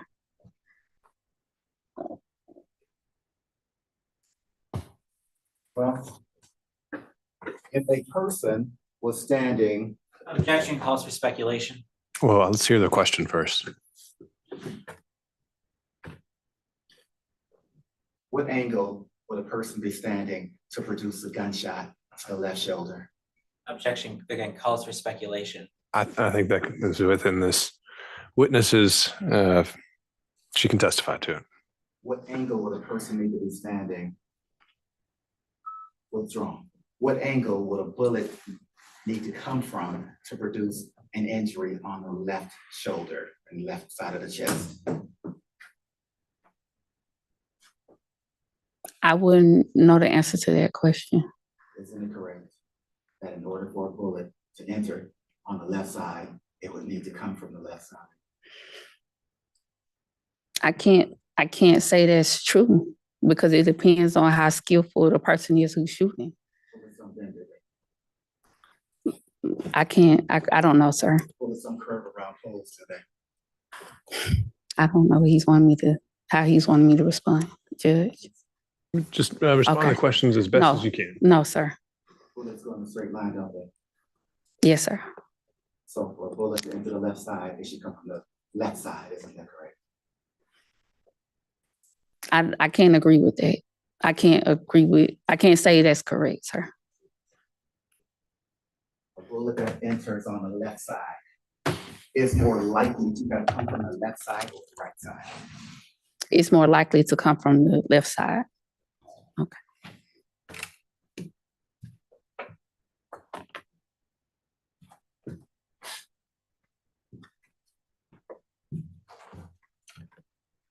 Captain Hudson, are you a medical examiner? No, sir. And are you a ballistics expert when it comes to shell casings and rounds, things like that? No, sir. That's all I have. Thank you. All right. Can this witness be excused? Mr. Trepanier. All right. Objection. Thank you, Captain. Take care. All right. Anyone need a break? If not, or am I seeing a hand raised? Okay, then let's, what do we need? 10 minutes? Okay, we'll be back in 10. Deputy Scott, we're letting the jury step out for 10. Oh, I wasn't looking down here. You got to raise it higher.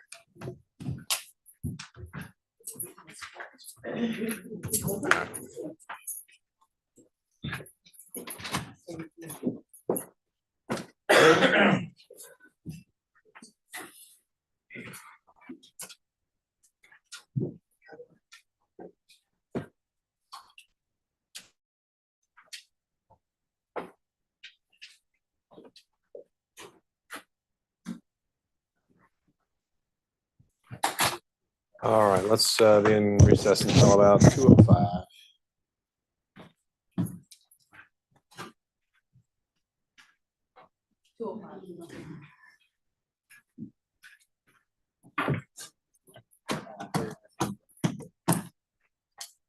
Appreciate you.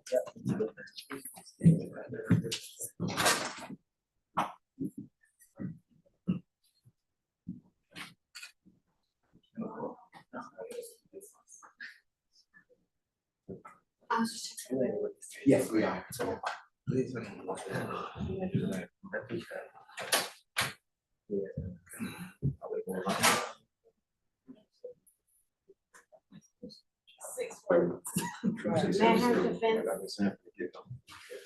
Oh, it's digital. You gotta put it on a disc. All right, we'll put it on a disc. And put stickers. Yes. If you need stickers, I have some. Okay, we'll put it on. If that is, Yeah. oh, please. Now I know who the boss is. Absolutely you do. Absolutely. Can I get a sticker, please? And this You is- need it again? No, so it's We can just label it right now. You can keep it.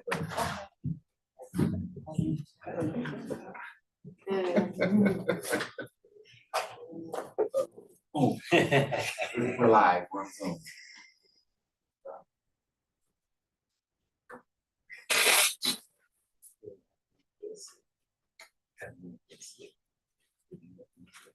Okay. Let's do it, because all of the interviews are on this one, so we need to get you on with just that one then, so. Okay. This is every interview, and you don't want that. Okay. You just want the one, so we'll get you another one. Okay.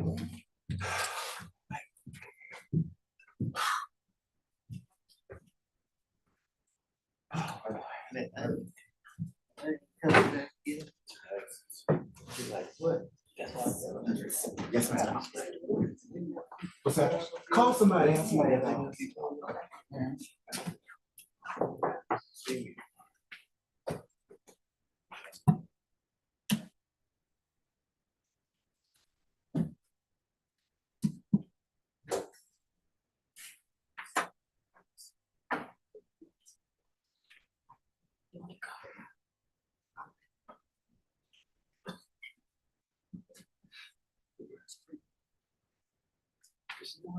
don't know.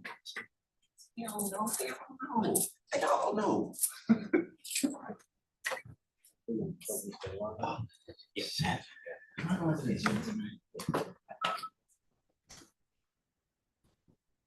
This will work out this morning. Arnold. Yes, sir. Got transcripts. This is for the forensic interview of Kenneth. All right, Lil Kenny. Is we getting to that today? Probably. Okay, cool. I think so. I just wanted to. Oh, I can have it? Because I got a bunch. All right, thank you.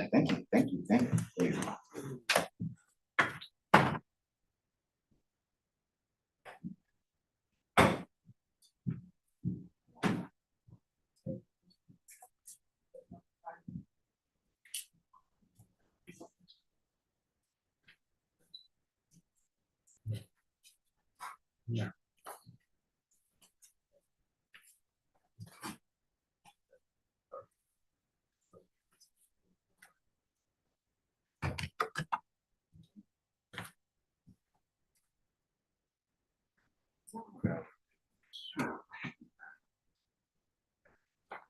GPDC, show them out.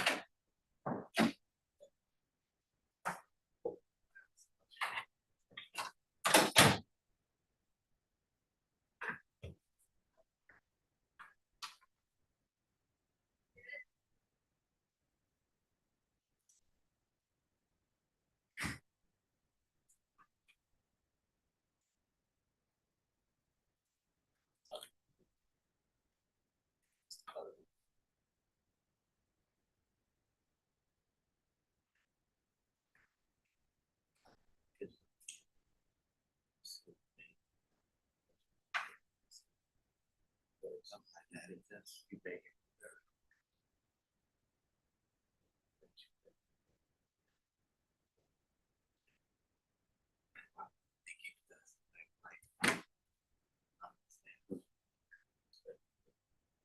That'll be their last day too.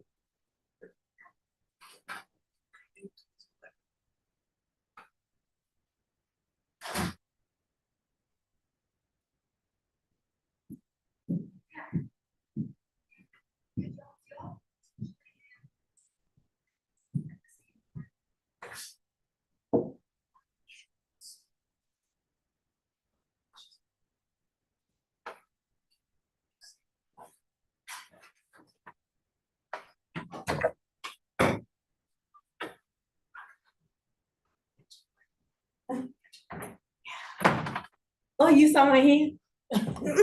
I raised my hand. I did see you raise your hand. Yeah, I needed a break.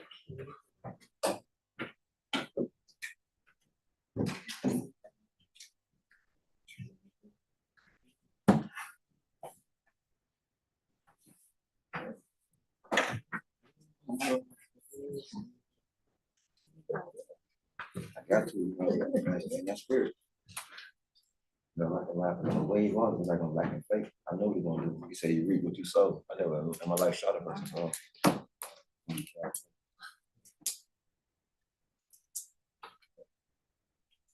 I want my body to tell me.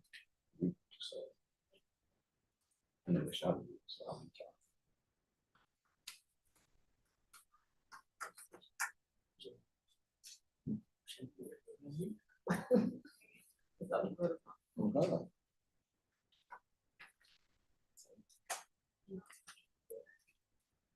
we've been shot around. It's like, they had a video in an apartment, you were pulling up, you gonna see 5 dudes over there, 5 dudes over there. That's how I think it is. That was not good. He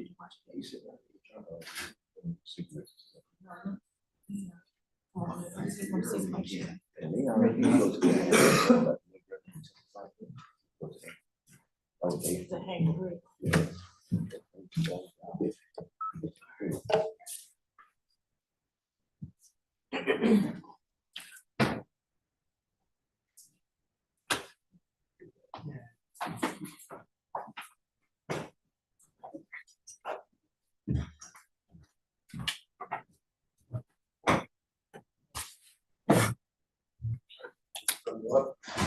All right, can we go ahead and bring in the state's next witness? And while we're doing that, I'll have you call it for the record when the jury comes back.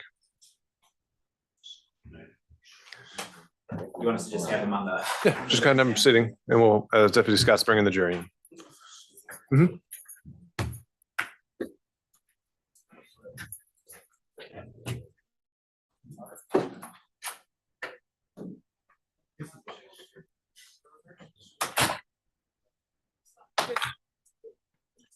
Now it makes my lips tingly. I'm not crazy about it.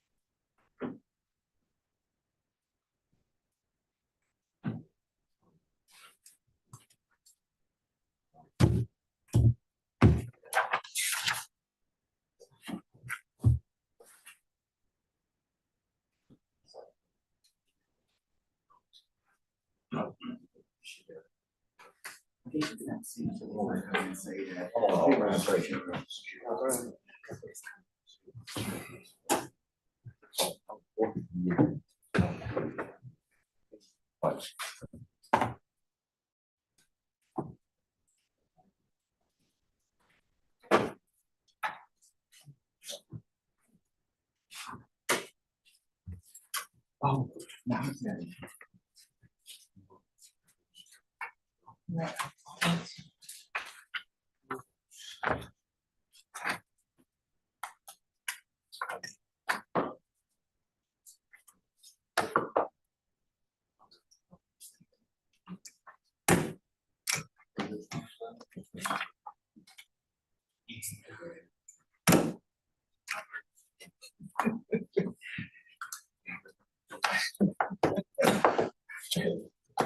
awesome. Prosecutors.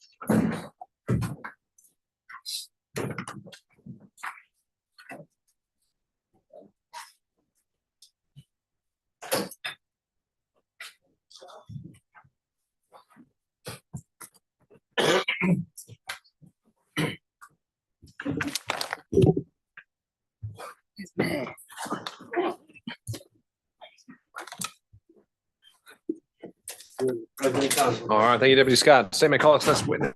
Oh, it's Rennell Watson. Please right hand foot. Testimony. I do. All right, you may be seated. Swear before ready for the court. Rennell Watson, RENELLWATSON. Good afternoon, Mr. Watson. Good afternoon. So, how are you currently employed? Through Ergonomic Security. And what's kind of like your job with that company? We work various sites. Majority, we had a lot of projects, a lot of crime. So we report what we see, keep up the reports. And as I understand it, so then you're kind of like working security and making reports? Yeah, Now, how long have you been working security? 10 years. And back in April 16th of 2016, did you work a specific property? Yes, And what property was that? Sierra Townhome. And do you remember where the Sierra townhomes were?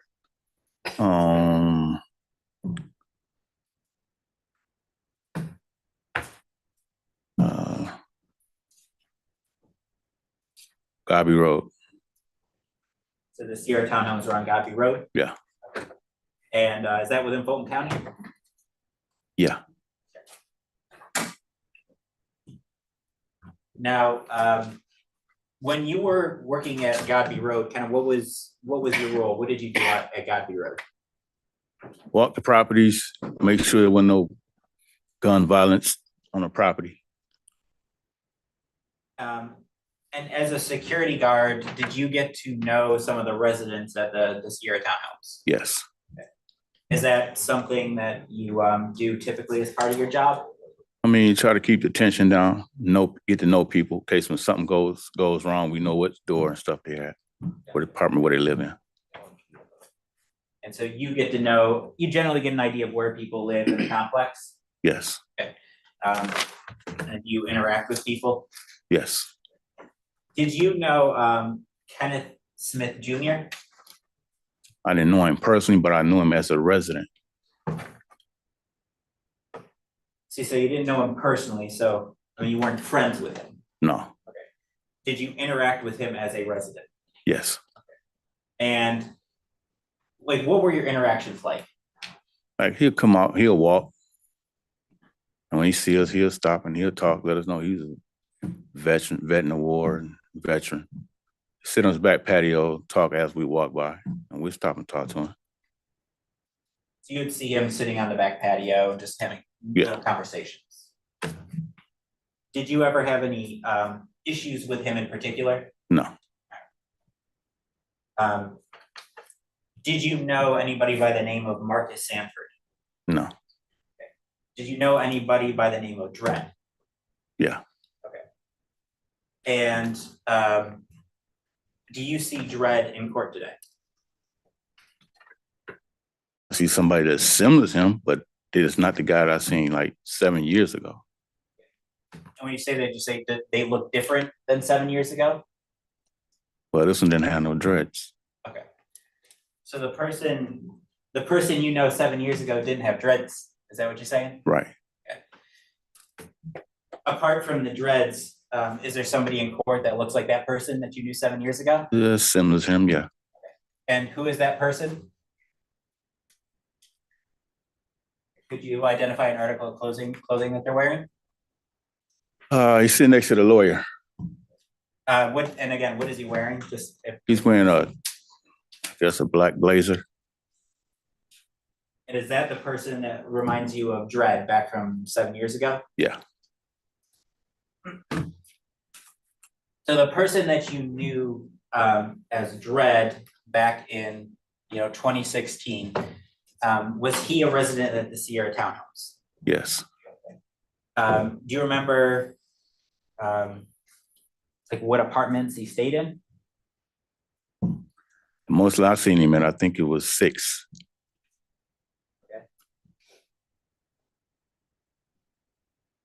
Okay. Did you know of any, I guess, difficulties between maybe some females that he knew that you became aware of him about? Objection, relevance, and proper character evidence. Driving you. Just something we need to approach to lay the. We can, Your Honor. Yeah, let's do that.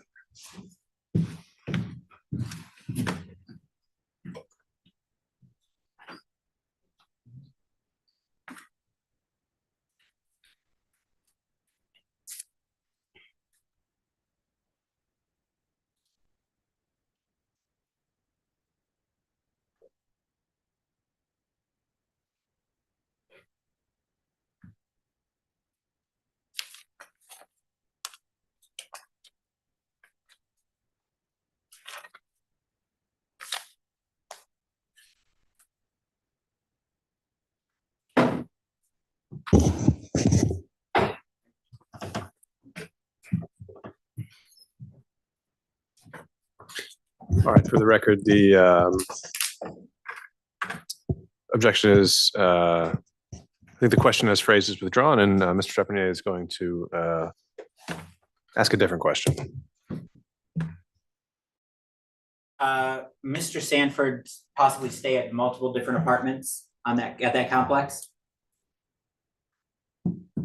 Well, I know he would go to building 7. Is it building 7? Yeah, I think it was, I don't know if it might have been 7F. And you mentioned that you obviously knew an individual by the nickname of Dread. Yeah. Did you ever see him with dreads? See who was Dread? So the person that you knew as Dread, Yeah. did they have dreads? No. Did you know why they called why that individual was named Dread? No. Did you you personally have any issues with Dread? None.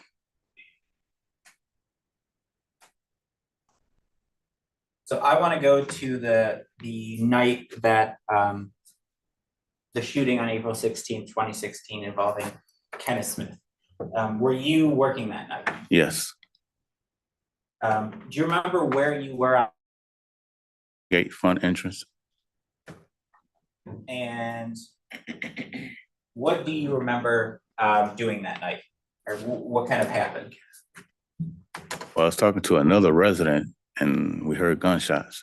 My partner, he had left to go to a quick trip to get some coffee. Then when the gunshots went off, I stood at the front entrance and waited to see where the movement was gonna go. And the movement went, most of the people went towards 5 and 6 building. So you saw people kind of moving? Yeah. All right. Did you see Dread that night? Yeah. Okay. What did you see Dread doing after the gunshots? He was running everybody else. So he was running with everybody else? Yeah.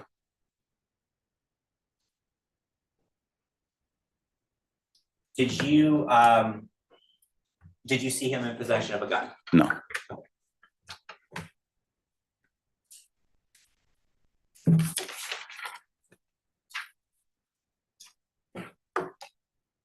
After the individual that was named Dread ran, did you come into contact with him later that night?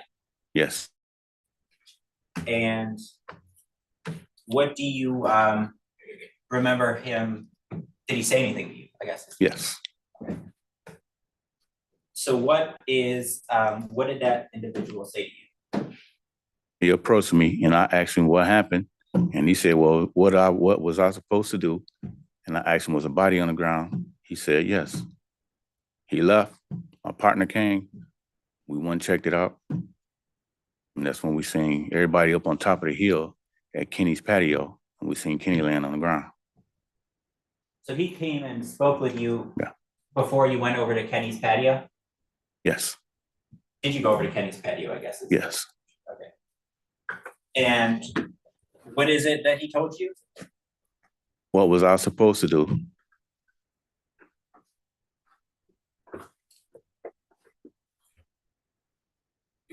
After he said that, where did he go? He went to his apartment. Do you know what he meant by what was I supposed to do? No.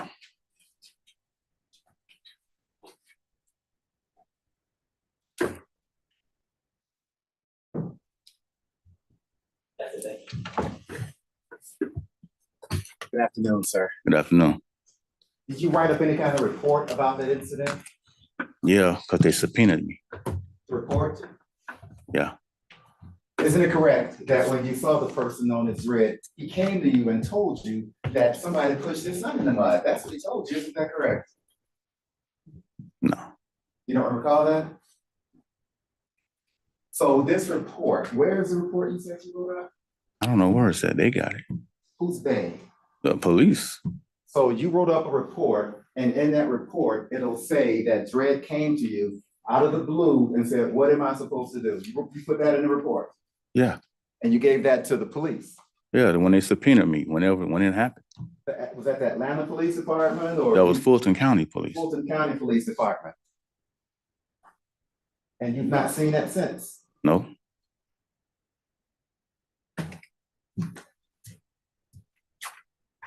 Do you recall who you gave that report to? No. Do you recall calling 911 that night? No.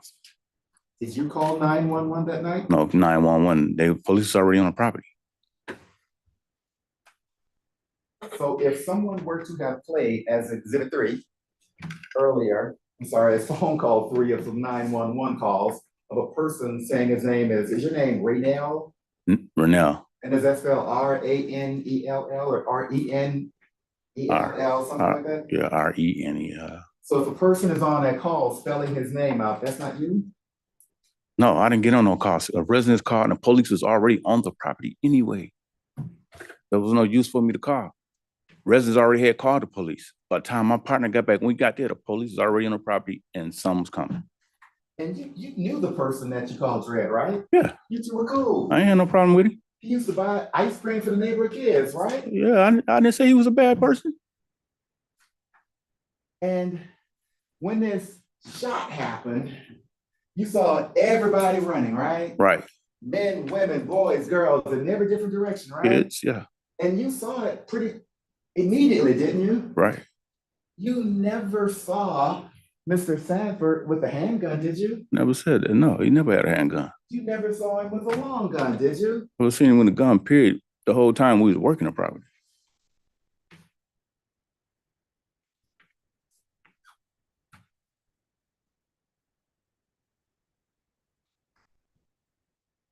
And as you were working the front of the gate, he didn't have to come talk to you. He came to approach you, didn't he? Yeah, he approached me. To tell you that there's a shooting down there, didn't he? Yeah, but further questions. You redirect.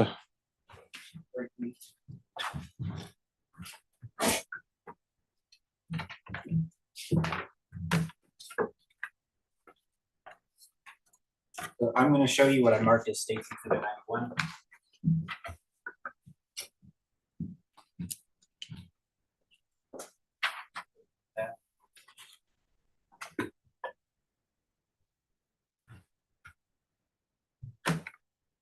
yeah, You recognize States Exhibit 91? yeah. Okay. How do you recognize it? This is my signature. And did you ultimately look at a series of photos when you spoke with some individuals in this case? Yeah. And did you make an identification? Yes. And you're at this time, and is that what you're looking at, that identification that you made? Yes. Your Honor, this time the state would tender States Exhibit 91. No objection, Your Honor. Admitted without objection. Permission to publish? May. So looking at that front page, and it's also on the screen there, you need it. So is that your handwriting and signature? Yes. All right. And so you identified the person number 5 as the person known to you as Dredd. He spoke to you right after the shooting. Is that right? Yes. Go to photo number 5.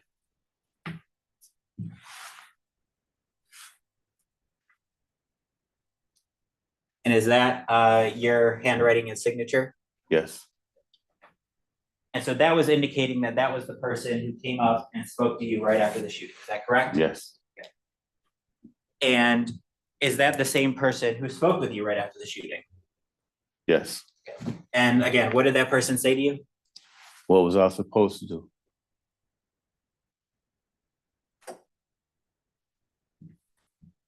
And that was after you mentioned, hey, there's like, did someone get shot over there? Objection. asked him. Leading. Mr. Trepanier, why don't you rephrase, broaden the question? Did you ask them what was going on, that person? No. Did, when you spoke with them, Exactly what did they tell you, just so I understand? Well, when the gunshots went off and the car started running, and I was waiting on my partner, and as I was walking back there, and my partner came up, Dred was already talking to me. He already had came up to me. And I asked him, what's going on? He said, what was I supposed to do? And I asked him, was there a body on the ground? He said, yes. So just so I understand the sequence of questions, it was, you asked him sort of what's going on. Right. And he said, what was I supposed to do? Right. And you asked if there was a body on the ground, and he said yes. Yeah. No further questions, thank you. Redirect on those points, or recross, excuse me. Things were hectic that night, right? Things were hectic that night, correct?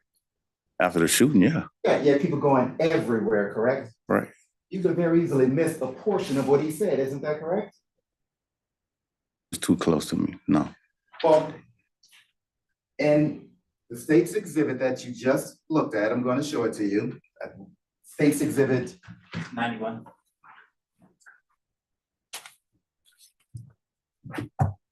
May I approach, Your Honor? Sir.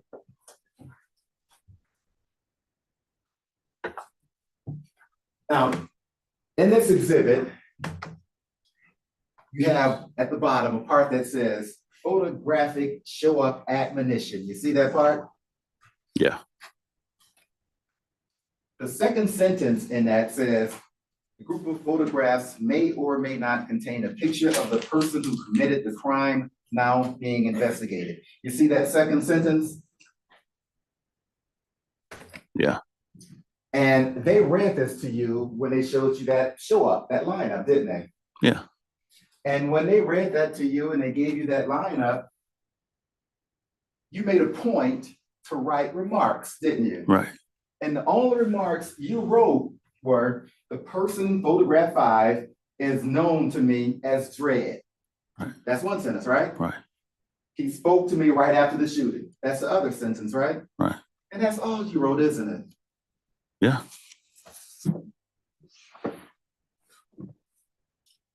Now, one word about him saying, what was I supposed to do? Isn't that correct? Right.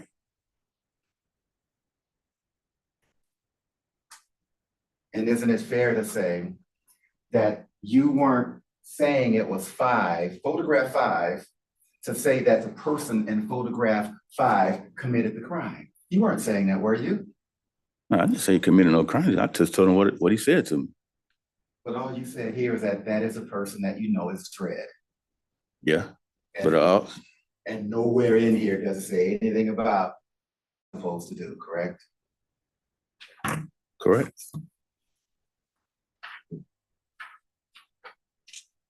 And in fact, you didn't just write those remarks on that page. You wrote other remarks on that individual picture as well. Isn't that correct? Yes. So on the page with the actual picture, one of the remarks again is, this is a person, I guess, I know is Dred, correct? Right.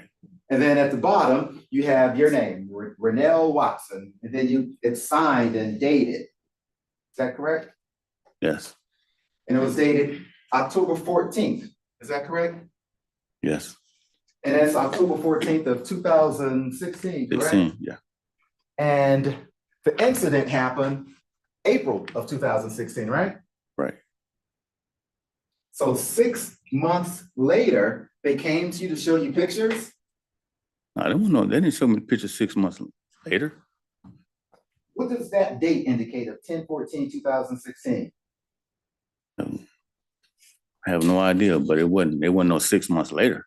Well, if you take a look at it, sir.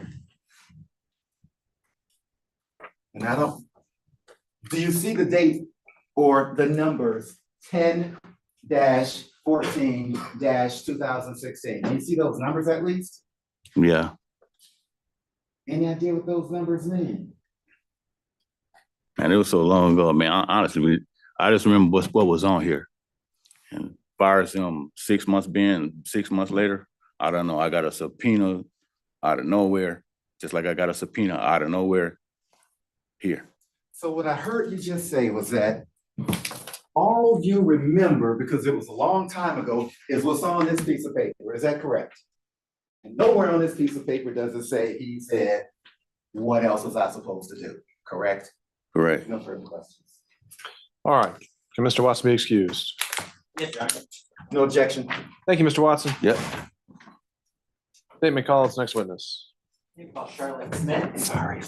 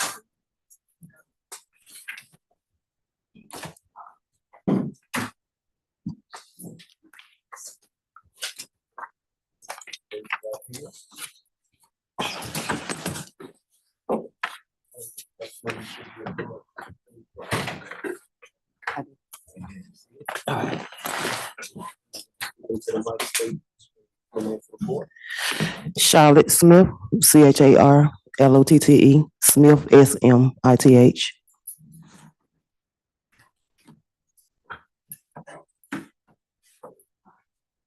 Good afternoon, Ms. Smith. Good afternoon. Are you from the Atlanta area? Yes, I am. Are you Atlanta born and raised? I am. So back in April of 2016, where did you live? 2828 Guyby Road. Okay. And was that any sort of, like, what kind of location was that? A little rough. Okay, was it, I say, you mentioned it's a little rough, but like, did you live at a house, an apartment, or something else? It was apartment complex. Okay. Did it have a name? Sierra. Do you remember what apartment that you stayed in? N8. Is it Building N number 8. building N number 8? Yes. And how do you live at N8? Almost a year. You remember when you moved in? Not quite. Were you there in April of 2016? I was. Did people in that apartment complex, did you know each other? I knew a couple of them, but not a long time. I had just met a lot of people when I moved over there. Did you know Kenneth Edward Smith Jr.? I did. He was my sister's neighbor. You mentioned your sister's neighbor. So at N8, was that your apartment or was it somebody else's? It was my sister's apartment. How did you know Kenneth Edward Smith? Well, I got to be real close knit with him.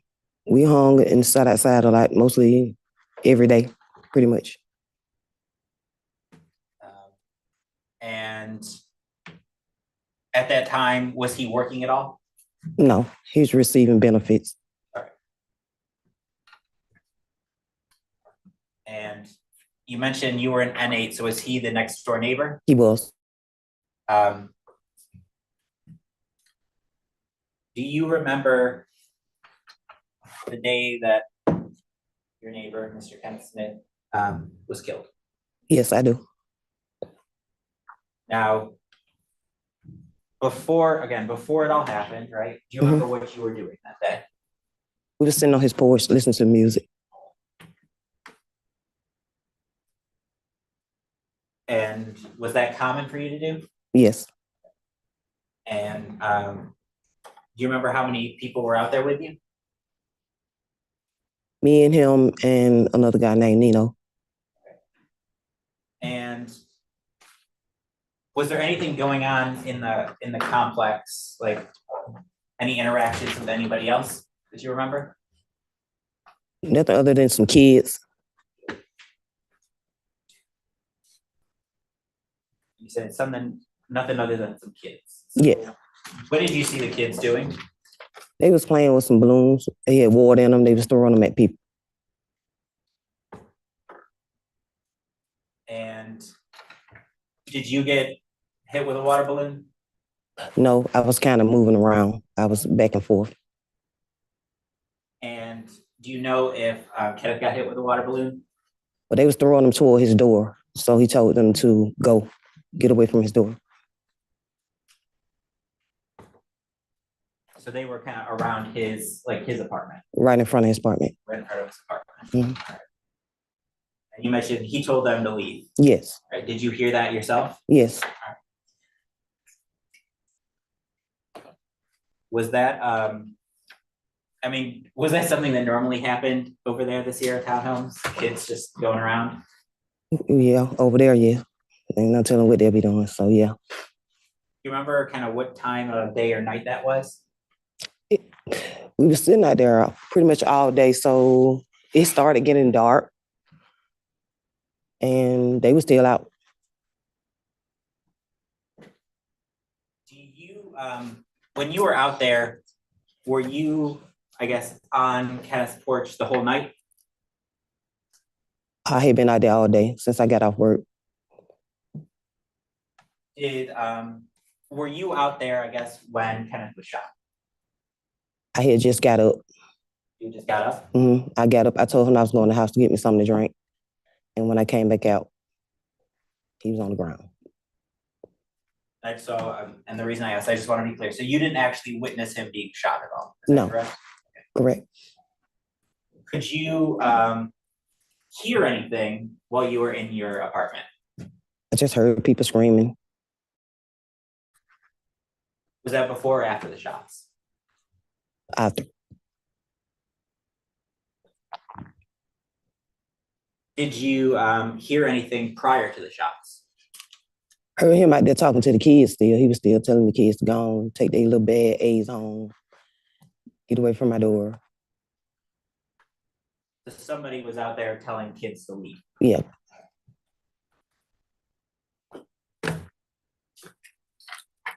Now you mentioned you heard gunshots, is that right? Did. You remember how many you heard? I don't recall how many I heard, but I heard them. Were they loud? Yes. Did they seem close or far? Close. And you didn't see who fired any weapons, right? I didn't.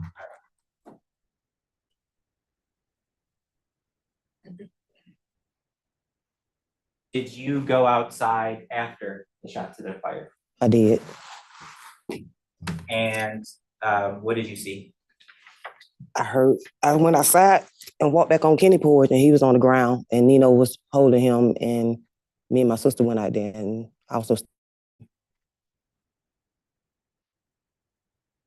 Do you remember what you did next? I don't really recall. I think we just called 911, and I can't recall the rest of what happened. Did you know anybody that went by the nickname Dredd? I do. And did you know Dredd's real name?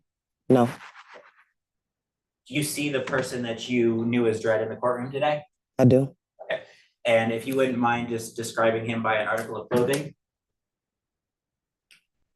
I can't recall what he had on today because I haven't been looking at him like that. Well, could you look around the courtroom and tell me if you see him and what kind of article of clothing he's wearing? He's wearing like a jacket with some jeans and some type moccasin shoes or tennis shoes or something. Beige or brown. And have you seen him both in the courtroom and outside of the courtroom? I have. And is that the same person that you see here in the courtroom today that you saw outside the courtroom? It is. Your Honor, let the record reflect that this witness has identified the defendant as the person she knew as Dredd. The record will so reflect. Did you recognize him from around the Sierra townhome apartment complex? I do. You saw him around outside the night of the shooting? I did. Did you see him with a gun that night? I've seen him with one, but I don't know if I've ever seen him with one that night. Well, objection, I knew the approach.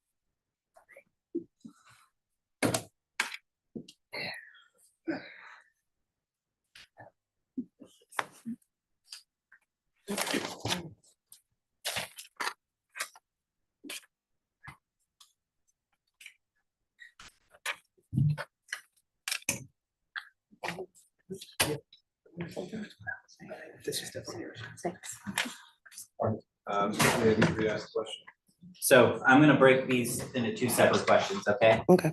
So on the night of the shooting, did you see the person you as Dredd with a gun? I can't really recall it right now. On prior to that, had you seen the person that you knew as Dredd with a gun? Objection, relevance. All right, noted for the record, overruled. Ma'am, you may answer the question. I have. And do you know what type of gun that was? I do. Okay, and what type of gun did you see him with? AK. And how are you familiar with guns and types of guns? I've been around enough people to know. Further questions? Thank you. Okay. Good afternoon, ma'am. Hi. You've known Dredd for a while, haven't you? No, I met him only when I moved over there with my sister. And you two had a decent relationship, correct? Right. He's even brought you cigarettes or things like that before, I didn't smoke cigarettes. or beer or whatever. I don't drink beer. Correct?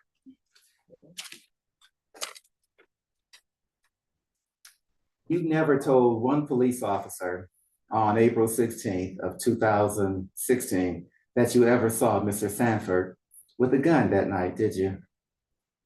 Can you repeat the question? You never told an officer on April 16th or April 17th of 2016 that you saw Mr. Sanford with a gun that night, did you? I never spoke with an officer about the full event of what took place that night. But you spoke with an officer about that event, didn't you, ma'am? When they came to The scene, Right, and they came to the scene to Mhm. talk to you about the event, isn't that correct? correct. And when they about the event, you never mentioned anything about Dredd having a gun, did you? I wasn't asked. And because you weren't asked, you didn't tell them? No. So when they came to talk to you about the event, Mm-hmm. they didn't know that did you find a gun? I can't recollect that, but I was told that I found a small weapon that Mr. Smith had on him. But I wouldn't know that because I didn't never see it. When me and him was sitting outside on his porch, as I stated, I never knew Mr. Smith had a gun on him. We're not talking about the same gun as the incident. So if someone were to testify that you removed the gun from Mr. Smith, you don't recall that? I didn't remove it. It fell off him when he hit the ground. If someone testified that you retrieved that gun from the ground, Mhm. is that accurate? This might be accurate. I can't recall it. I don't remember. It was a lot going on, but if I did that, they say I handed it to the officer. So I did that because there was a lot of kids and a lot of people around. How many times in your life have you found the gun next to that guy? Never. That was the first time. So you recall it? I didn't say I recall it. I said if that took place and if that happened. If they say that's what I did, then I took that same gun that Kenneth could probably dropped off of his pockets or head on him, and I gave it to the police. That's what's in the statement. I know what's in the statement. Isn't it fair to say, ma'am, that finding a gun next to a dead guy is the kind of thing one would remember? I wouldn't know that. I don't be around dead people all the time. It'd make it even more notable, isn't that correct? Yes, it would. But we're talking about 2016. It's 2023. I didn't even think I'd be sitting here, but I am.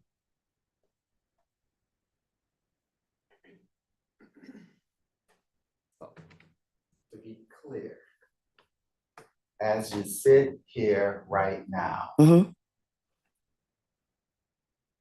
you have no recollection on 2016 or April 16 of 2016 of seeing Mrs. Sanford with a gun. I don't.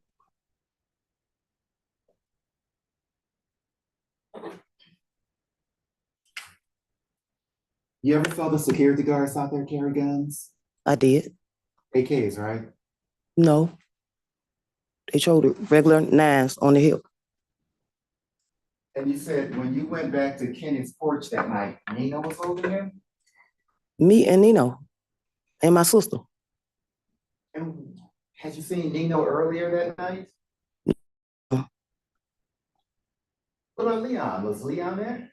I don't recall who Leon is. You don't recall seeing a 65 or so year old, fairly dark skinned black guy there that night? No. You don't recall that Kenny and a gentleman, Mr. Newsome, Leon Newsome, a 65 or so year old dark skinned black guy, Mm-hmm. sitting on the steps listening to old school R&B, drinking beer? Okay, I was sitting out there with him, and if that happened, again, I don't recall him, Leon, whoever that is, being there. I know me, him, and Nino was there. Now, as I stated too, I was going in and out the house. My sister stayed literally right next door to Kenny. I can walk off Kenny porch and walk straight to my sister's house. So I did that a couple times. But while you were there, this Leon guy was not there.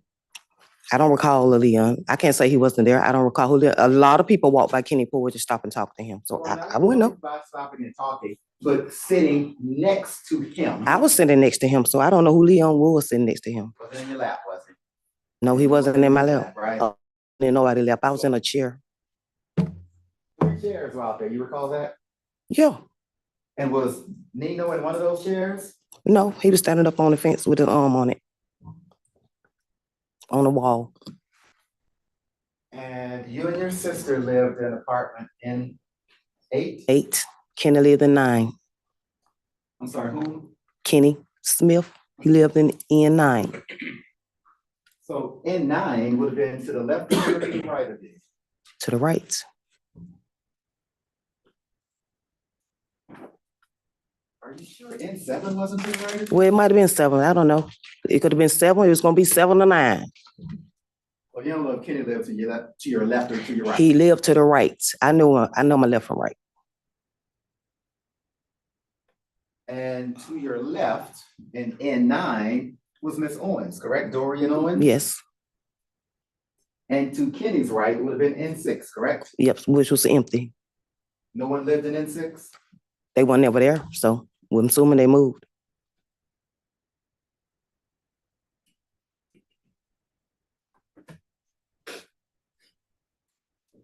Did you see Leon? Did you see anybody throw a kid in the mud that night? Nah. Didn't happen. You never saw that. Did you see anybody chase anybody, ran away? I apologize, ma'am. The court reporter would like for you to say yes or no. Okay, no, I didn't. So you don't recall seeing any kid running from any older guy after having hit him with water balloon or water of some sort? No, I don't. I must have been in the house during that time. As I stated, I was in and out, in and out. As best you can recall, about how far, and if you can't, that's fine, about how far in feet or so is it from apartment N8 to apartment N7? Next door, literally next door, right here, right there. And what about from apartment N8 or N9 to N7? About how far is that? The same. 7 on this side, 9 on this side. Same row. And after the incident, how long was it after you came out, when you came out of your apartment? I came right back out the door. I came right back out and here no happened. So it's your testimony that you were inside for about 10 minutes between hearing the gunshot and going back outside? Maybe 5 or 10. My sister kept her door open. So I didn't have to do nothing but step up and walk in. The kitchen right there as soon as you walk in. So when you walk outside about 10 minutes later, at that point, who do you see? I don't see anyone. I'm in her house. You saying when I came back out? Yes. Kenny was on the ground. Nino and my sister and me was trying to get him off the ground and holding him. So you didn't see anybody running away at that point? No. Before you run away? No. And you never saw anybody approached? No. Thank you, ma'am. I have no more questions. Okay. Redirect.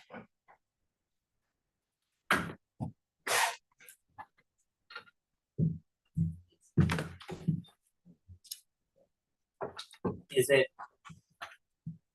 after you heard the gunshots, was it pretty hectic there at the Sierra townhomes? Yeah, people were scrambling around and running around and hollering. So there was a lot going on during that time. Did you see that were gathered right before Kenny was shot? No. And is that because you were inside of your house? Right. So you don't know for certain who was interacting basically out front of Kenny's porch at that point? I don't. Not for those few minutes, I don't.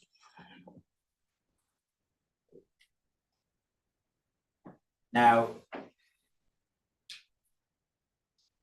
being at the Sierra townhomes, you mentioned that you didn't necessarily just word vomit at the police. Is that right? Right. At the Sierra townhomes, and in your experience, did people want to talk to the police? No. And why not? It's just something they don't do.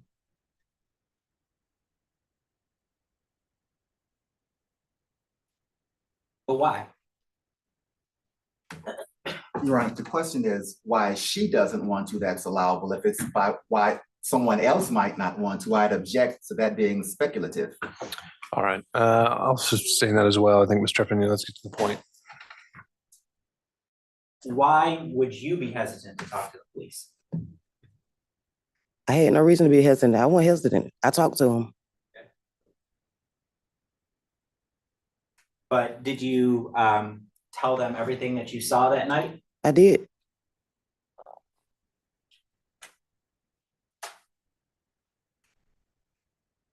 And what about?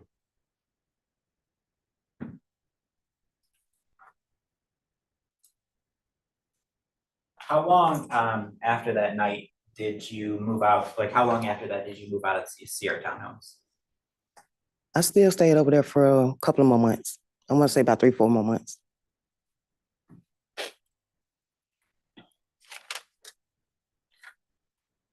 Did you interact with Dredd right after the shooting? No.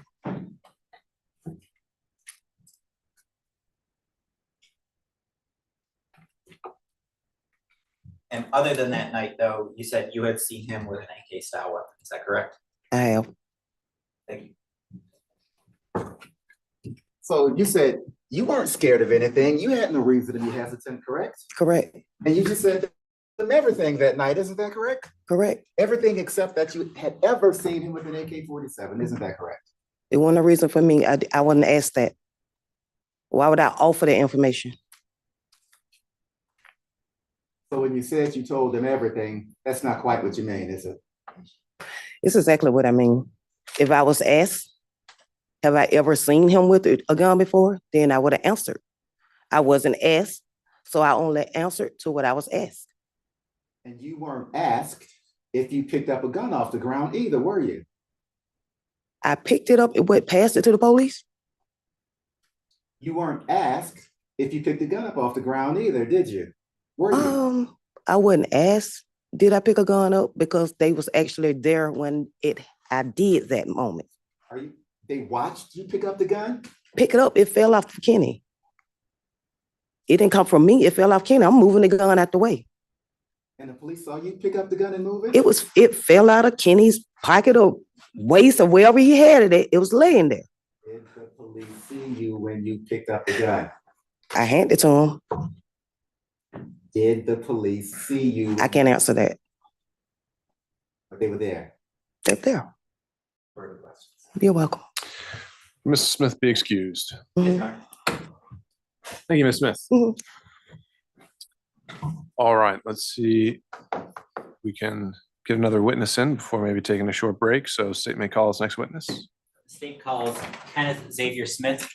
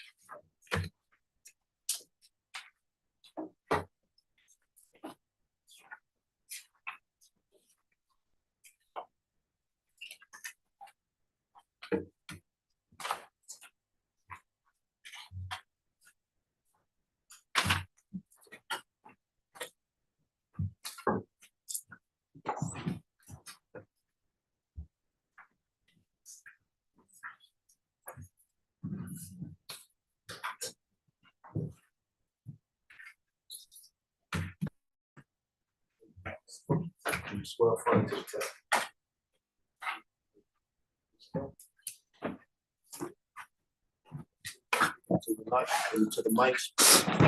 Spell your full name for the court. Kenneth Smith, Can you spell it? KENNETH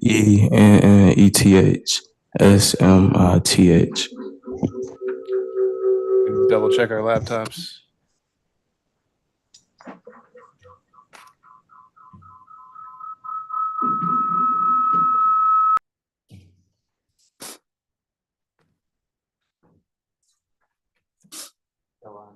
How old are you, Mr. Smith? I'm 17. And what grade are you in? Right now I'm a senior.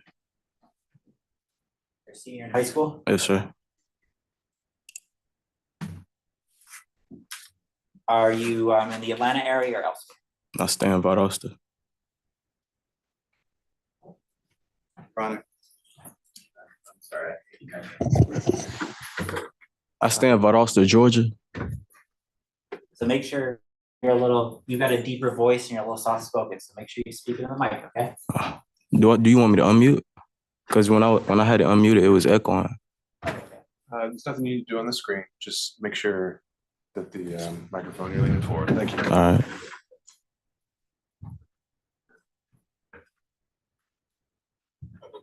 What are you planning to do after high school? I'm going to college. Where are you going to college?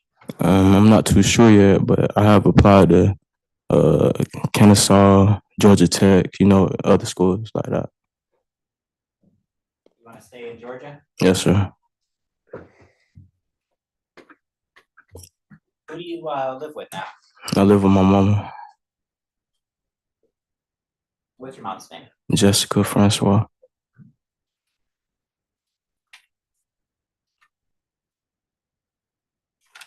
And what was your dad's name?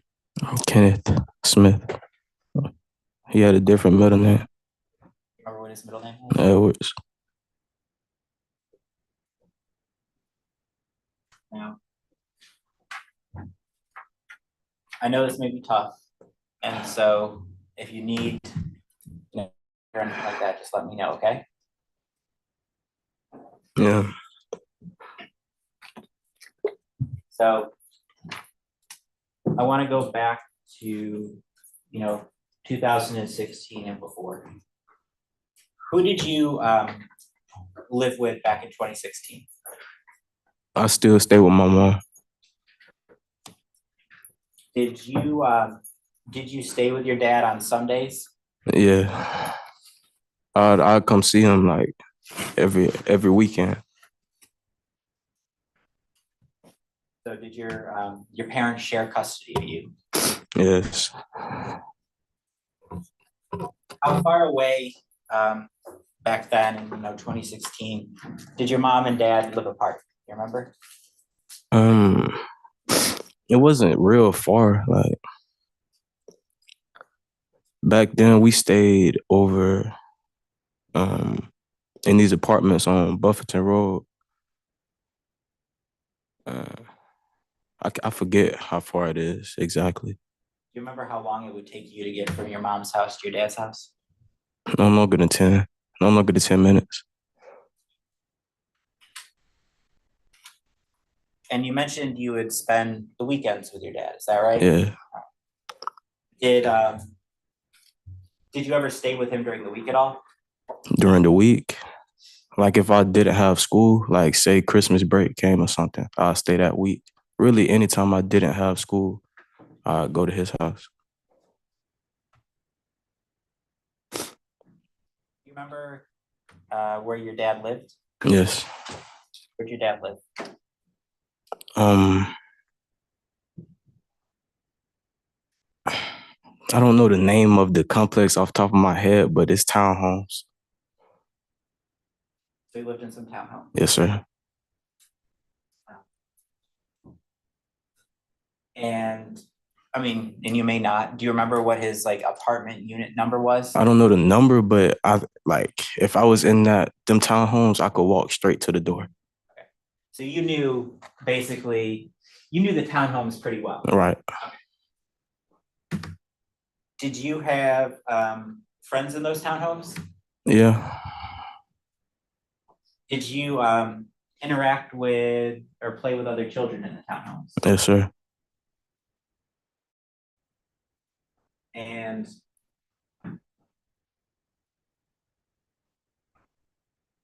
what sort of stuff do you remember doing with other children? Like at the bottom of the townhouse is like this field. We used to play catch, really play football. My dad bought me a skateboard. I used to ride the skateboard around. Just stuff like that. Mostly just play football with him and stuff. Would you say you had a good relationship with your dad? Yeah. Now, did you, in playing with people there, did you get to know your friends' parents? Like, did I get to know them on a personal level? No, would you recognize them? Yeah.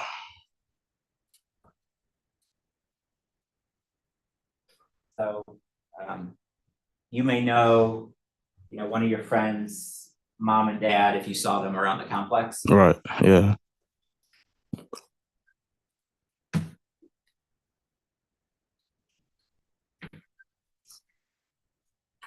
So I want to transition. Actually, let's talk just a little bit about your dad's townhome. Do you remember how it was laid out? Yes. Yes.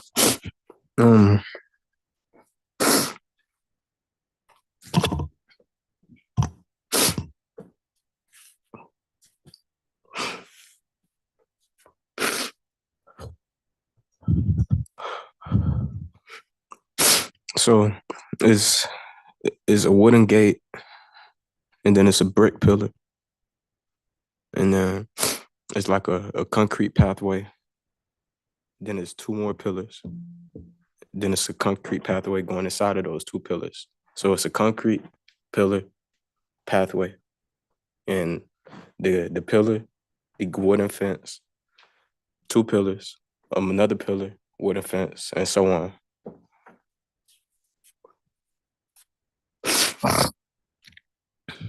And you mentioned these pillars and this pathway. Was there a patio right there? Yes. And did you or your dad spend? Yeah, it was this one time I brought this, like, it was like a branch, but it could hold my weight. I'll put it on top of the pillars, and me and him would go back and forth. We'll go back and forth doing pull-ups and see who could.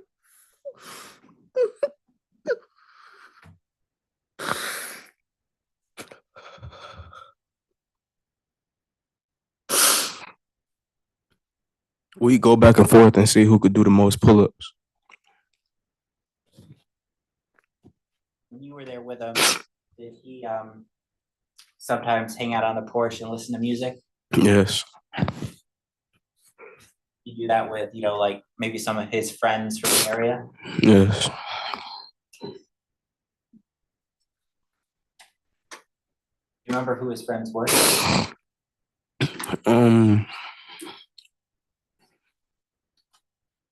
I can't really think of no names. But he was pretty known around the townhomes.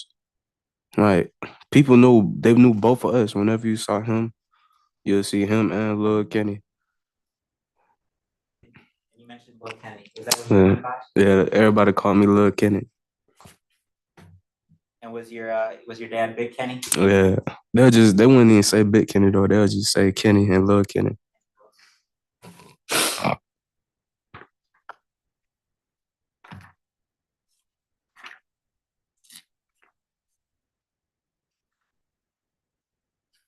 So I want to go back April 16th of 2016, okay?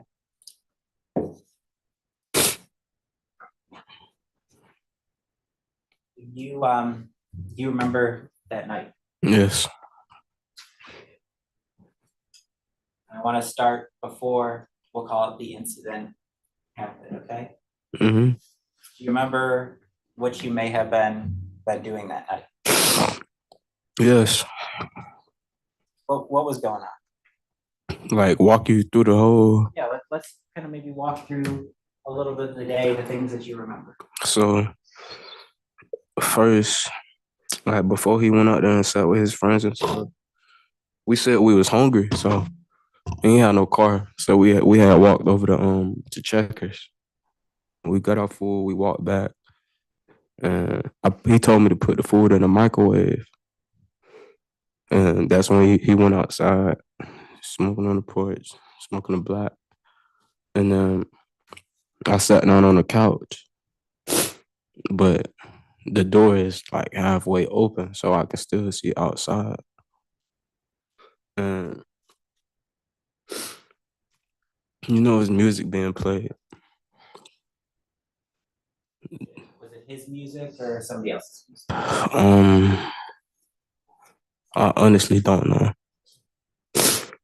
You hear music being. Yeah, there's music being played, people outside, just chilling. And the dude, he stayed at, like, I'm familiar with the townhome, so he stayed at the whole other end. Talking about he. Who are you talking about? The one that shot my father. So you recognize that person? Yes. So do you, before we get to the person shooting your father, do you remember what was going on outside? People was arguing. One of them had a gun in his hand, and he was like, while he arguing with the dude, he pointed a gun at him. And I want to break this down. So you said the dude. So that's not the person with the gun? No, yeah, him. Okay. So how many people do you remember seeing out there?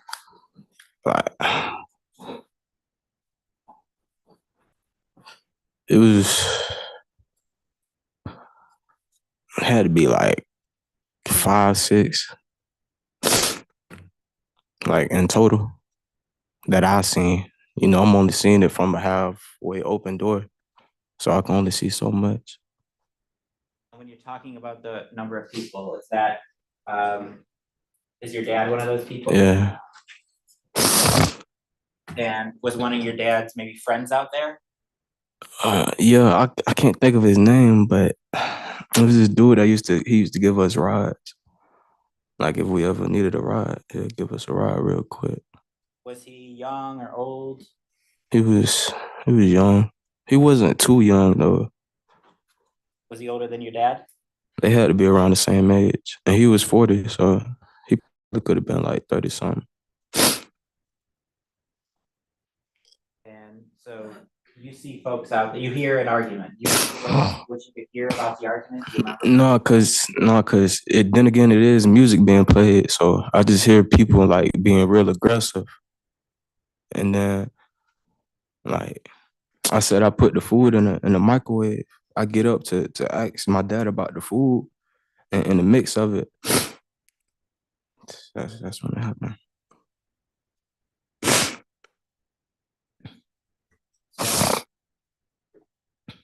Tell me what you remember happened. So there's music being played. The dude that shot my dad, he stayed all the way on the other end. How he get down there, I don't know. But he somehow just ended up right in front of my dad's townhouse. He had no business being there at all, but he was there. So the pillars, he right in front of the pillars, aiming the gun at the dude that he arguing with. That dude he's arguing with, is that your dad or is that? No, he arguing with somebody else. At this moment, my dad's still sitting down, by his own door. My dad sitting down by his own door. It's 2 pillars and 2 people right here. The dude that's on the left, he got the gun aiming it at the dude that he arguing with on the right. My dad, he was sitting down. So I guess my dad trying to break it up, he let off a single shot in the air. Just one shot. But then again, I'm going to ask him a question about the food. So in the mix of this, he let off the single shot. It's a brief pause. He turned. He see that like at this moment, he's side by side because he let off the shot, and then he put his arm down. The dude turned. He not trying to shoot him because if he wanted to, he could have, but he didn't. The dude see that and then he shot, and he ran down the hill. The kid that was there that I used to play with, he went and told his people. And they set me over there. So you mentioned there was somebody else there with you? Yeah, the kid,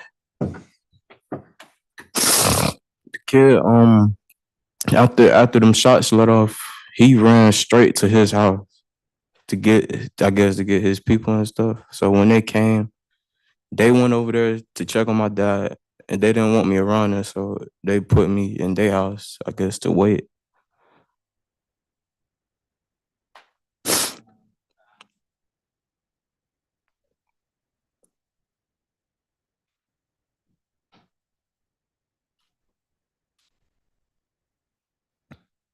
let's kind of walk through this a little bit. So let's say that this is kind of like the door Mm-hmm. of your dad's apartment. Mm-hmm. So you're looking out. So where are you looking? But And if you need to stand up, you can stand yeah. up. Let's say this is the door. Right So this is the door. But it's like a couch, and I'm laying down on the couch. It's a little further than this, but I'm laying down, and the door is like halfway open. Okay. So is it the does door it open out? It or does opens. It open out? opens in. So the door opens in. So I see. Yeah. It opens. I see this much, literally this much. Okay. I can see like he's sitting right here. I can see his leg and the leg of the chair. Okay. That's what I see from him. Okay. And you mentioned, so he's sitting there like that, and are you hearing the argument at this point? Yeah, but I ain't really paying it no mind, cause in townhouses you really used to people arguing. So I ain't thinking they finna, I ain't think that was finna happen. And you mentioned, so from where you were seated on the couch, could you see any sort of argument going on in front of you? Kind of, like from the seat, I saw the right pillar. Remember, it's two pillars. I could see the right pillar. And when do you get up to go see your dad? Is that before or after he shoots his gun off? Like it all happened so fast, but literally as I'm getting up, I'm like maybe 3 steps away from the door. That's when the first shot go off. So you're kind of like walking to the door. Yeah, so literally, like right there. So shot you're go like, off. Shot go off. doors open in. It's a brief pause. Shot go off. I open.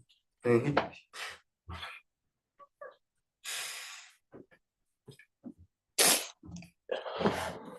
And I know this is right. I'm straight. Yeah. I opened the door and that's when he shot my dad. So that's when you've opened the door. Yeah, it all happened so fast. When you opened the door, could you see that whole area? I could see everything, I saw it all. Like after he shot him, his first instinct was to run. He ran down the hill and hit the left. I watched it all happen.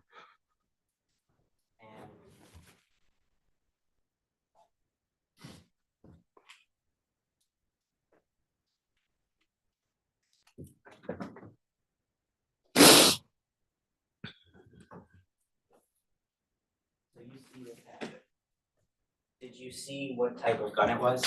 I want to say like a AK, but I'm not exact. So it was some type of AR. And how do you? Let me ask this question: Was it big or little? It was a big gun. It was a big gun. And you mentioned it may have been an AK. Yeah. How do you know what an AK is? I played a lot of Call of Duty. For folks who don't know, what's Call of Duty? It's a game, just a video game. I play on the PlayStation. Is it like a shooting game? Yeah, a shooting game. Are there different types of guns in that game? Yeah, all types of guns, really. So you recognized it maybe from playing? Yeah, literally just from Call of Duty. Like I've seen it and I was like, I've seen that before, Now, you mentioned that you knew the person who had that gun. All right. How did you know that person? I see him like throughout the townhomes, or like I don't play catch with his son before. Like that's really how I knew where he stayed, because I used to play with his son. We don't play football. You would play with his son. Yeah. Multiple times. And because it was his son, you knew who his dad was. Yeah.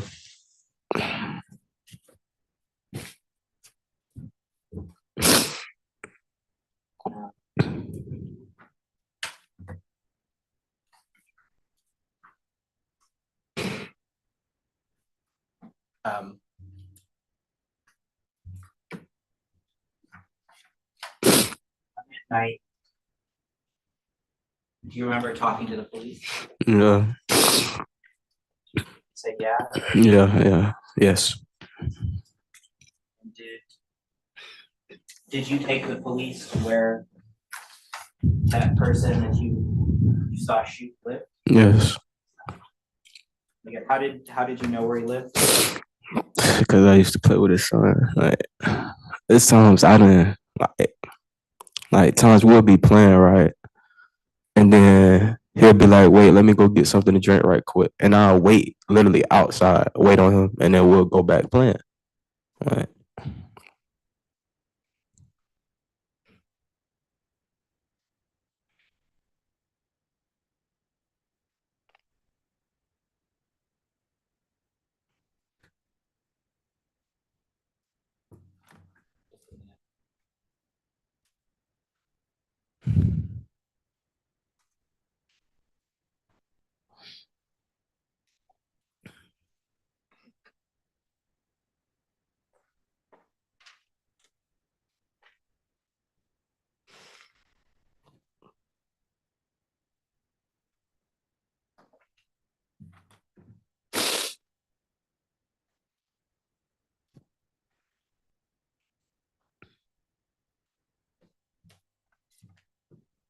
I'm going to show you what I marked as State's Exhibit 84.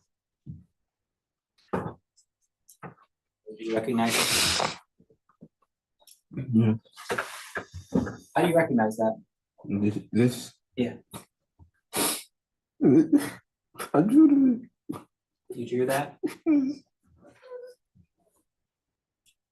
All right, let's take 10. Hey, yo.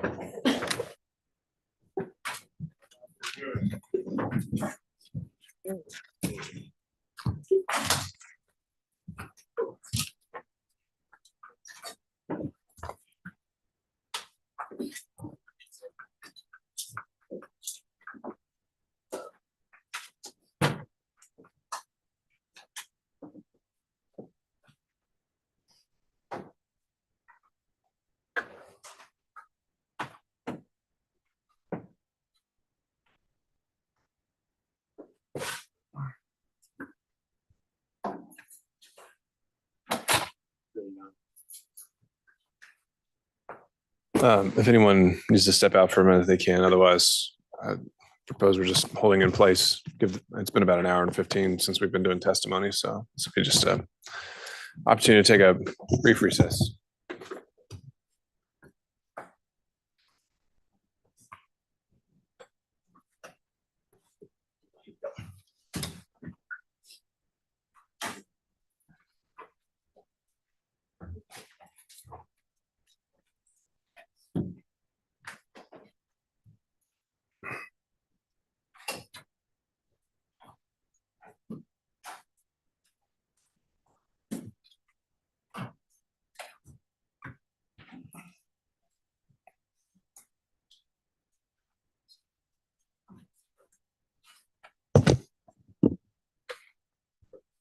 Okay.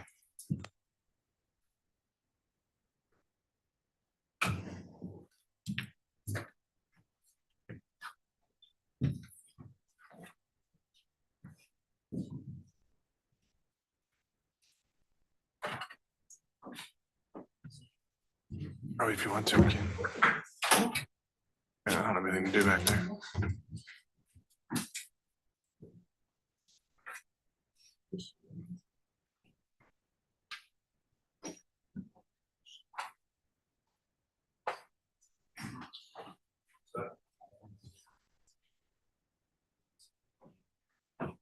Oh, another one with a sticker. 82.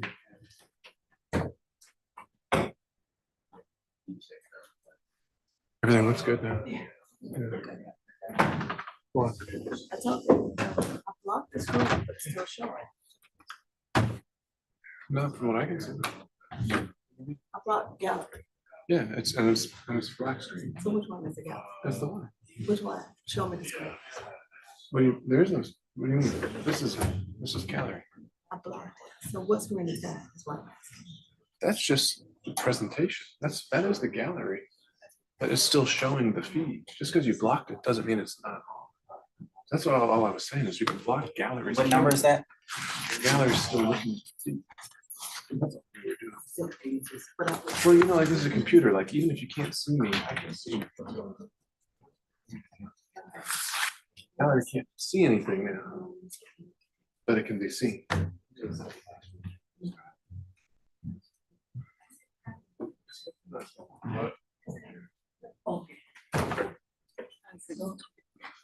Um, 5 minutes. I'll get through it.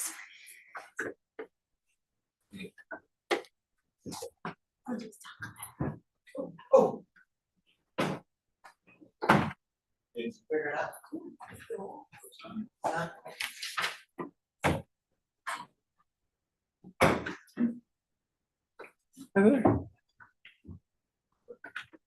This is the witness. Yeah, but it wasn't the witness camera I was talking about. I know the gallery, I'm not being shown it on anything. Okay. It's not being seen. But the So you can't see Cheryl, that's coming from here. Now look what I did. It's not coming from there. This whole thing is what I was talking about. That's the gallery camera though. Yeah. Which is that one. So put your hand on the other camera, On this one, you're not gonna see anything. this one. Which one? What He's trying camera? to prove me wrong. You're both right. You're both right. This, Just in case that was going to be used, I wanted to make sure the screen was. I'm not using the gallery at all, Yeah. at all, because, Right. what's that? I'm using one of these and this one, and, well, both of those, but only when you're talking do I use the other one, but I use that one or this one. So no big deal. Yeah, but the gallery's not been done. Okay. Nothing's happening to the gallery.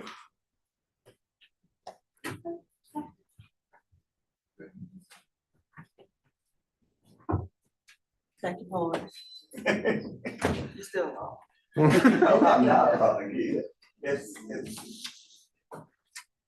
You can turn the gallery camera back on.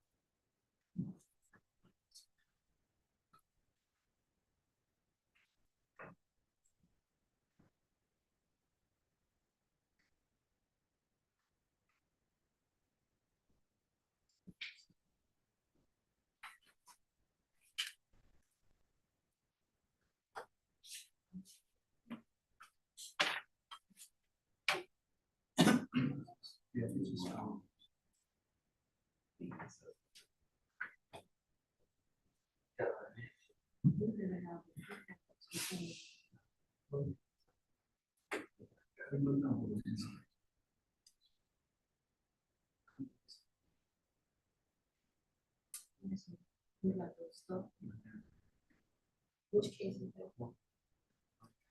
Oh, that's fine.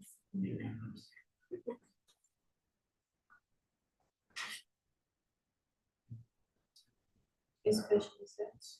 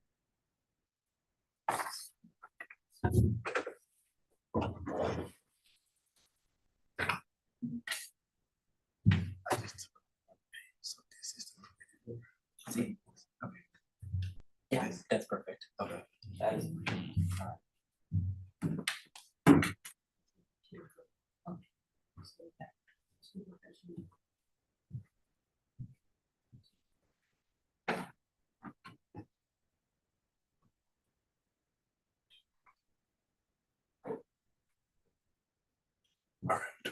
Maybe we can locate the defense.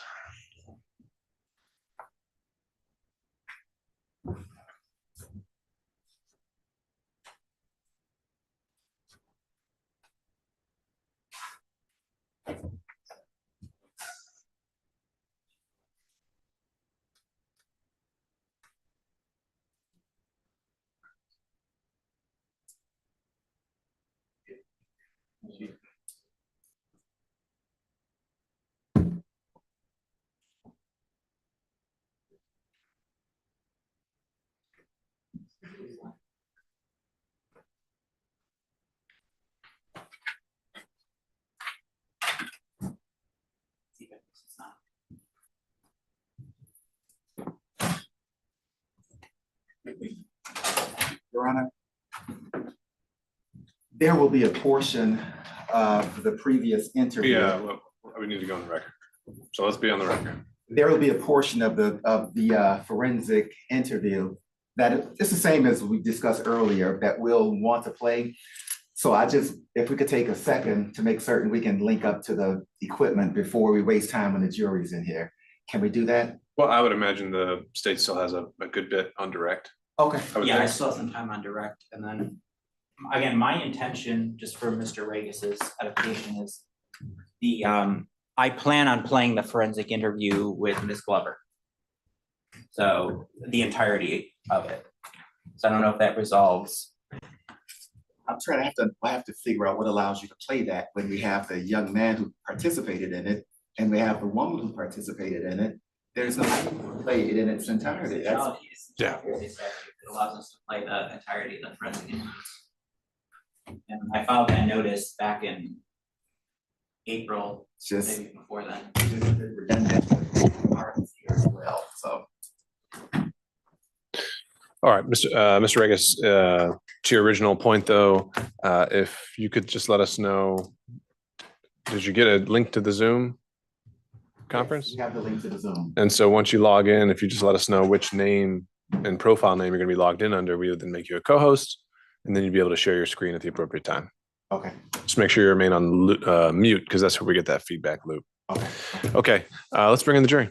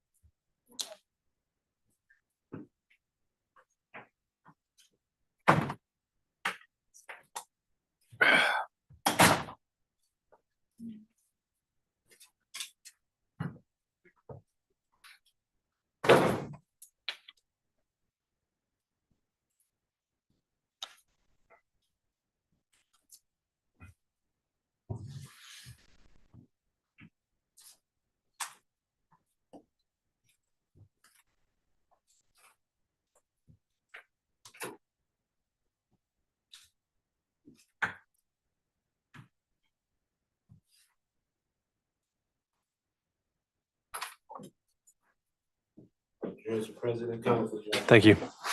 State may resume.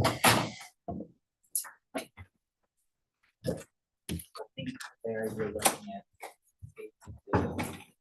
I'm sorry, I couldn't hear anything you just said. Yeah. We're looking at State's Exhibit 84. And do you recognize that exhibit? Yes, And how do you recognize that? I drew this the night it happened. Do you remember when you drew that? Yeah, this was when I was talking to that lady in the room. And is that a fair and accurate depiction of the drawing that you made? Yes, sir. In your honor, at this time, the state would tender in evidence State's Exhibit 84. Any objection? No objection, Your Honor. 84 admitted. Permission to publish, Judge? May.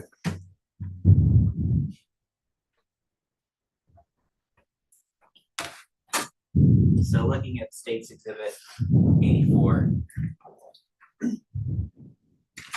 would it be helpful to turn around and look at the screen or? Okay. But So- it needs to be the other way. Okay, so you want it the other way? Sorry.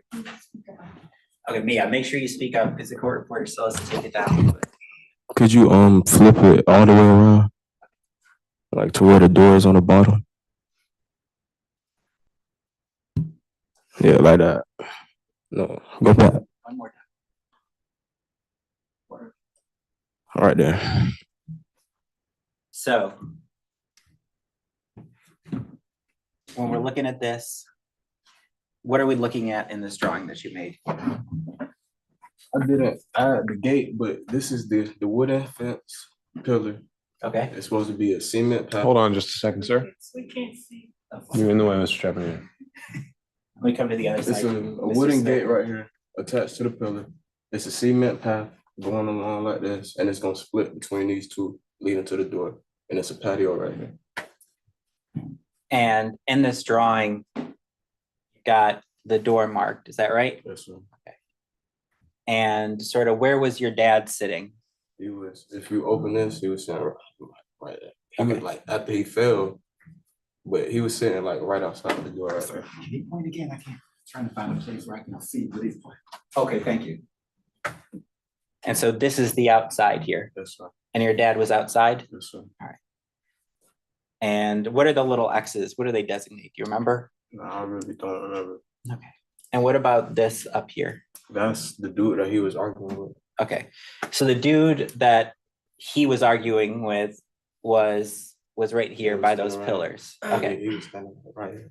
so the dude who shot was Standing like right here. here. Yes, sir. Okay, so kind of behind the pillars. Exactly. Okay. And so if you're looking out, that's kind of, is that to your left? That would have been to my right. So are you looking out this way? Yes, sir. Okay, so the dude's over here? Yes, sir. Okay, so is that, Like me looking from the sofa, like Okay. looking straight ahead, uh-huh, the pillar, okay, the dude right here, the other dude, like, you feel me? There's two pillars right here, he right here. okay. How about this? Would it help for you to position a couple of us in the Yeah, courtroom? please. All right, so Mr. Fossett, would you assist me? Sure. All right, so let's say this this is your door. All right, This is the front door. The sofa back there. the sofa's back there. The door is open though, halfway. I can see his leg. So he's sitting right Your there. dad's sitting right there, Two pillars are right or here. right here. Exactly. But open up a little bit because it is a path. Okay. The cement path. So that's where the cement path Yeah, is. it's cement path. All right. This is patio right here. All right, so where is the person who, and you mentioned there are two people out here arguing? Okay, so where is the person with the gun and where's the other person? The person with the gun, he's slightly like between the pillars. So right here, he's almost like just like this. Okay, Just like this. The other dude, just like this. The dude he arguing with. okay, Just like that. and your dad is kind of down here? Yeah, sitting down by the gate. And so are they in between, like directly in between the Nah, pillars? they still on the cement path. So they're just beyond the pillars? Exactly. Okay. Exactly. So they're standing just beyond the pillars. Exactly.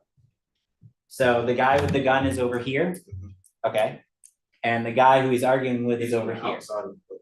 Okay, so the guy with the gun Does this? He's like in between the pillars. Okay. In between the two, but then again, they're not. They're not like side by side. They're behind it because of the cement path.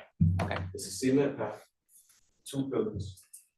He's slightly like he's on the inside, but like more. He's not directly down the middle. Okay. He's more this. And is this the shooter or the other The guy? shooter. Okay. The shooter. Like, And where's the other guy? the other guy is literally on the outside of the pillars. So he would have been like right there. Okay.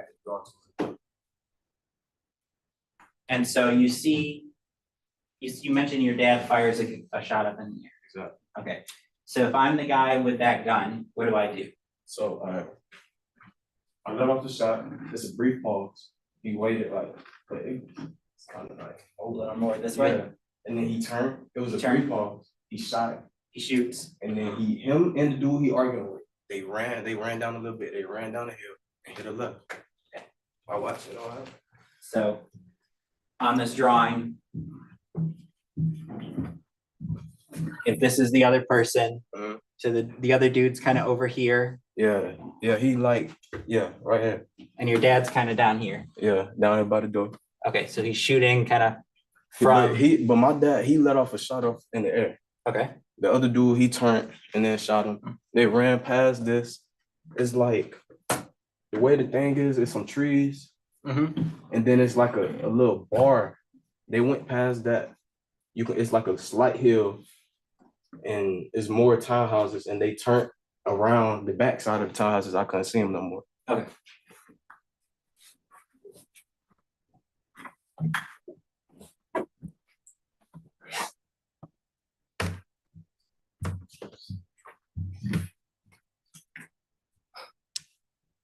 Now, you mentioned that you knew where the shooter lived, is that right? All right, correct. And did you take the police to that apartment? Yes, sir.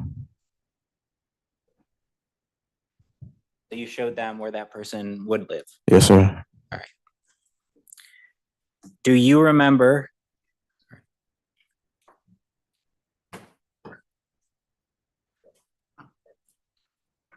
So I'm going to show you what I marked as state exhibit 82. Take a look at that. You recognize state exhibit 82? Yeah, How do you recognize that? it's me writing it. You writing? Yeah, my signature. Yeah. And do you remember maybe looking at that? Yes, sir. Yeah.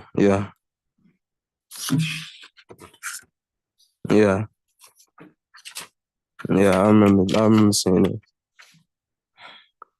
And is that a fair and accurate representation of what you wrote? Yes, sir. Your Honor, at this time, the state contender states exhibit 82. No objection, Your Honor. 82 admitted. Permission to publish? Okay.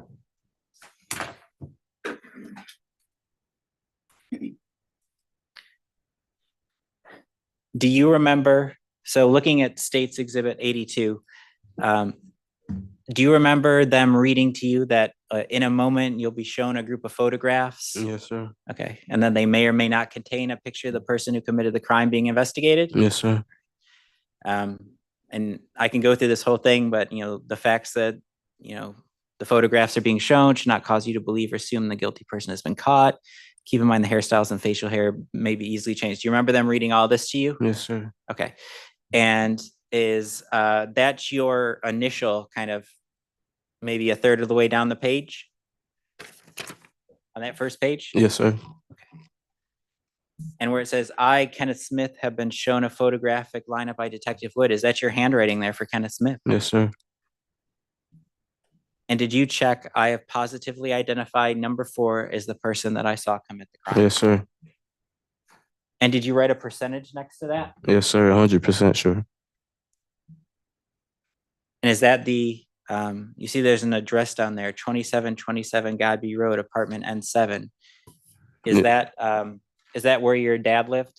Yeah. Yes, sir.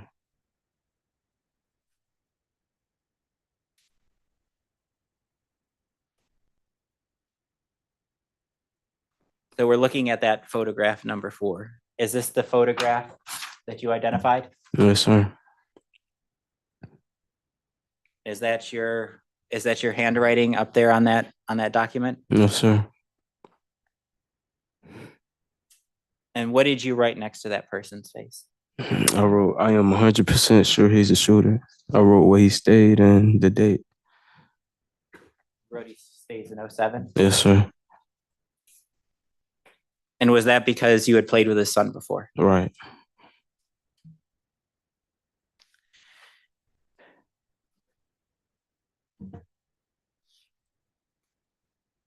Do you see the person who shot your dad in court today? Yes, sir. You know where he's sitting? Yes, sir. Could you identify where he is and an article of clothing he has? He's sitting over there behind the computer. You need to stand up to see him? Oh my God. Yeah, the dude standing up right now, he shot my dad. And how certain are you of that? 1,000,000%.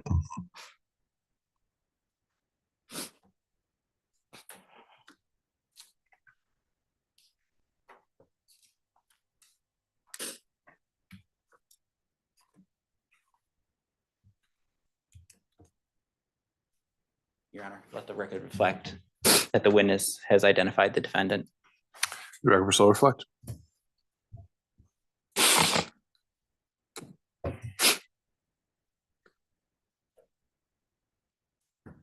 Thank you. And Mr. Smith, Mr. Regis is going to ask you some questions now, okay? All right. Mr. Regis, have you, I believe we've added you as a co-host. Do you have the ability to share your screen if you need to? All right. Good afternoon, sir. We're sorry about your dad. And if you can remember, as best you can, and if you can't, to when you met with that lady, you did an interview with the lady. You remember that? You talking about the day after it happened? About a week, 10 days after. It was an interview. Talking about in that room? Yeah. And you all talked for a while. Do you remember? Right, yeah. You talked about, at that point, I guess you were 10 years old, right? Yeah, I was 10. And she sort of said that she wanted to get to know you. Do you remember all of that? Nah. Telling her about how much you like playing football, and you remember any of that? It's kind of a blur, but I'm sure it's true. I played football. That was your favorite part of school. And you remember she asked you what happened that night, remember? Mm-hmm. And she asked you what happened right before the shooting. Do you remember being asked that? Nah. Like I said, it's really a blur. You remember when you told her that you think your friend, and your friend's name was John Tavius, is that? Yeah, I think that's, yeah. You think that's his name? Yeah. You remember saying that you think that John Tavius was at the door and he was about to ask your dad something. Do you remember that part? No. Do you remember when she said, "What were you doing?" Nah, I don't remember that. And you told her that you were lying down on the couch and then you heard a shot. You remember that part? No. And then you said after you heard that shot, you stand up and then you saw where you heard 3 more shots. You remember that part? No. But you do remember talking to the lady. But wait, you said I failed? Could you repeat what you just said? Yeah, please. I don't want to confuse you. So if you don't understand, please stop me. I'll back up. When she asked you, what were you doing as the incident was happening or about to happen, right before it started, you said that you were lying down on the couch. You remember that? Right. And you said, as you were lying down on the couch, you heard a shot. No. I wasn't laying down. I was getting up. I was walking towards the door. And then after you heard that one shot, then you stand up? No.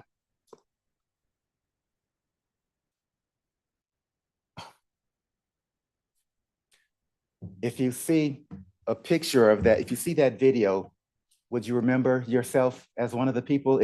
Would you recognize it if you saw yourself in that picture? Yeah. Or that video? Yeah. And Your Honor, we're going to play 139:08 to 139:32 of Defense Exhibit 2.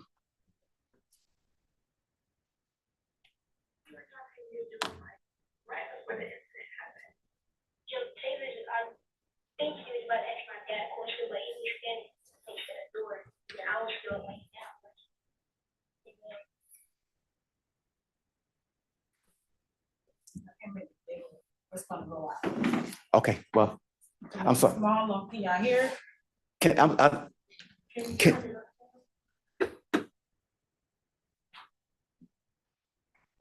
I don't think they'd be able to see it. You have to go through Zoom, right? All right.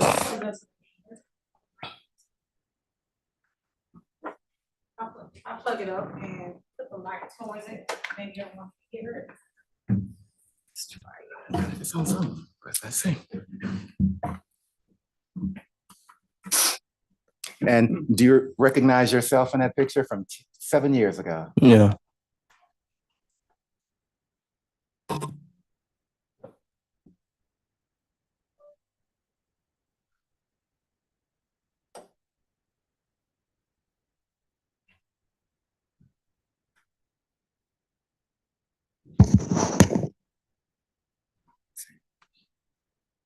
What were you and John Tavius doing like right before the incident happened?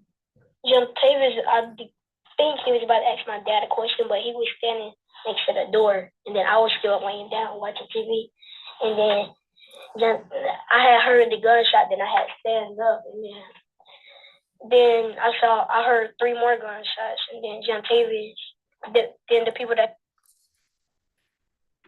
Did you see and hear that? Yeah. Did you hear where she asked, what were you two doing just before the incident happened? Yeah. Did you hear that you said John Tavius was standing by the door and you think he was about to ask your dad a question? You remember that? Yeah. And then you said that you were still lying down watching TV. Did you hear that? Yeah, but keep in mind the door is open halfway. Right. You said that you were still lying down watching TV. You heard that? Right.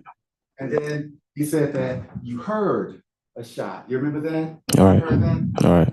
And saw that, right? All right. And then when you heard that shot, at that point, as you said, you stand up. All right. And then you said, I saw first. You heard yourself when you said, I saw? All right. And then you changed it and said, I heard 3 more shots. Did you hear that? All right.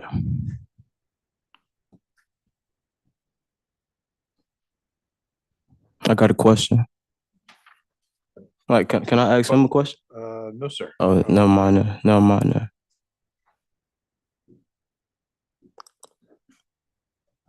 There's nothing in the clip, and it wasn't the whole thing, but there's nothing in that clip where you mentioned anything about food in a microwave. No. And in fact, in that interview, and I know it was hard, you never mentioned anything about any food in a microwave, did you? No. In fact, the very first time you're saying that is today, isn't that right? No. But you just didn't say it back then when she interviewed you about what happened, right? All right. And that picture, I think that was State's Exhibit, was it 82? The drawing. Yeah, 82. Yeah. 84, I believe. 84, the drawing, yeah. You got it? Yes, sir.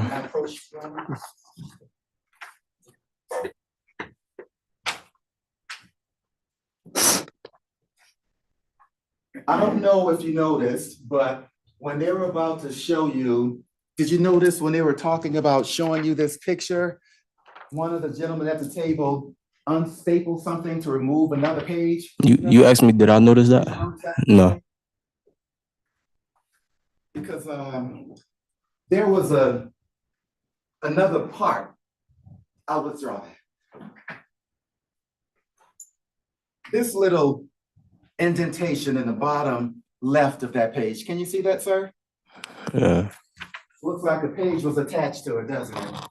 Yeah. Isn't it correct, sir, that when you made this drawing, there was a second page to that, do you remember the second page, sir? I don't remember it. Do you remember it was a page where you all sort of did like a key to let somebody know who the different people on a picture, the different people were? You remember that? You said we made a key? Poor question, I apologize. I'm sorry.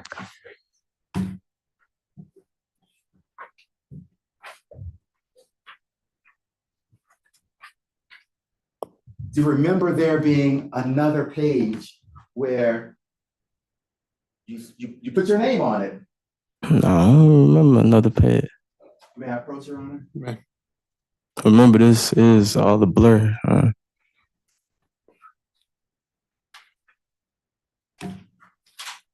showing you what is marked as Appendix Exhibit 3 for identification purposes only. Can you take a look at this, sir?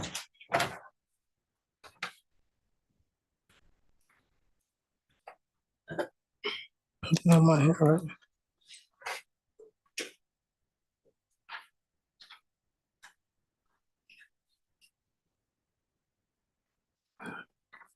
Do you remember saying this? No, it's not my handwriting. You see the bottom where it's dated April 26th of 2016? Yes, sir. It has your name on it? Yes, sir. Isn't there a part on this where it talks about other person? You see the words other person? Yes, sir. And it said the other person is a person with the AK-47, doesn't it? Your Honor, I have to object. This item is not in evidence right now. Sustained. You don't recall having seen this picture before? Or that page before? No, sir. Well, does it help refresh your recollection as to having seen it ever?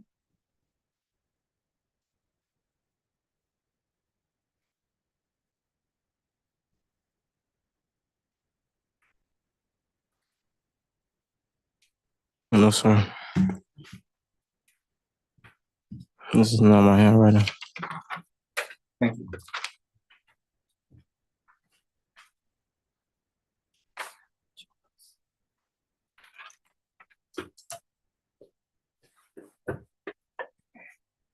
Do you recall when you talked to that lady in that room, you told her that you couldn't even see?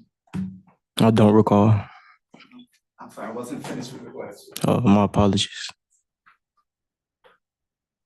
When you talked to that lady in that room that day, however long ago, 7 years ago, then you told her you couldn't even see who the person was, the other person was fighting with. Remember that? No, I don't remember that. Well, you do remember, or do you, that she asked you to draw a picture with everybody you saw outside. You remember that part? I don't remember that. No, this is a blur, but So when I was drawn, this picture, State's Exhibit 4, you did draw this picture, right? yes, sir.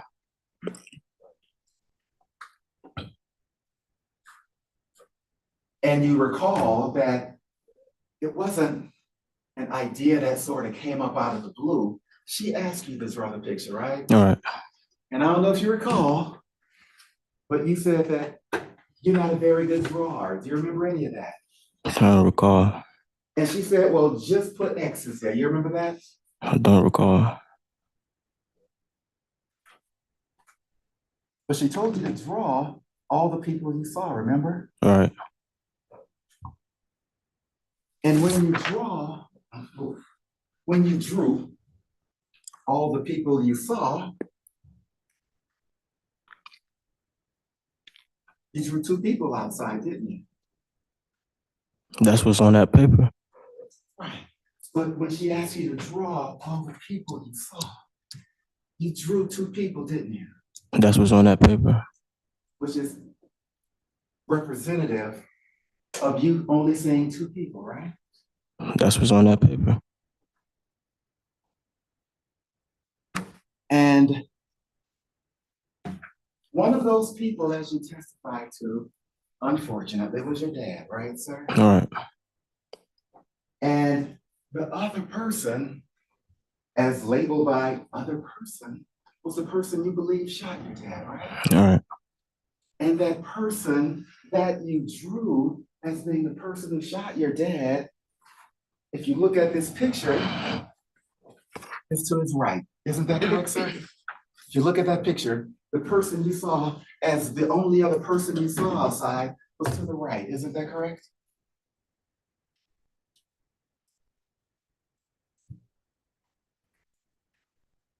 Yeah.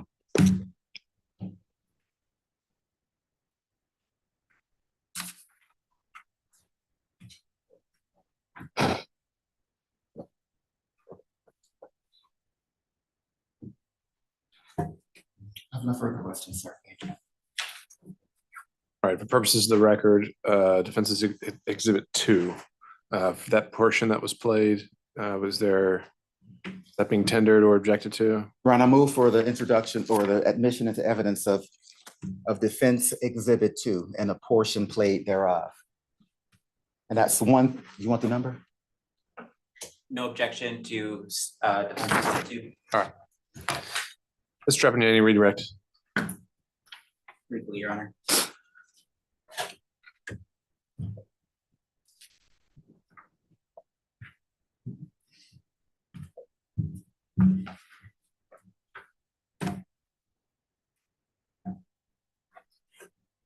When you had us kind of positioned up here, was that how you remember everybody being positioned that night? Yes. And so your dad was kind of He was sitting by the door. over here by the door. It's 2 pillars. There's the 2 pillars, kind of. How far away are the 2 pillars? Closer than this or further? A little bit closer than that. Okay. Like right there. Right there. There you got the 2 pillars right Yeah, there? it's 2 pillars. Okay.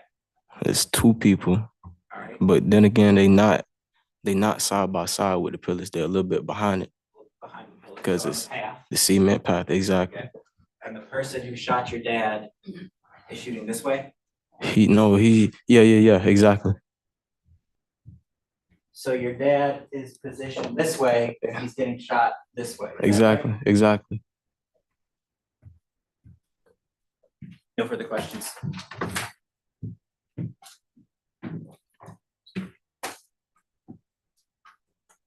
Long time ago, wasn't it?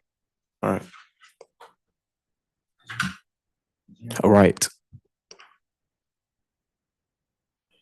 Do you think your memory was better on April 26th, 2016, or today, December 5th of 2023? Honestly, I think I remember it pretty good right now today. Do you think your memory was better then than it is today? Possibly. And when your memory was possibly better, based on a picture you drew of the people you saw outside, the person who shot your dad was to his right. Isn't that correct? No. I'll show you again. But that's State's Exhibit 84.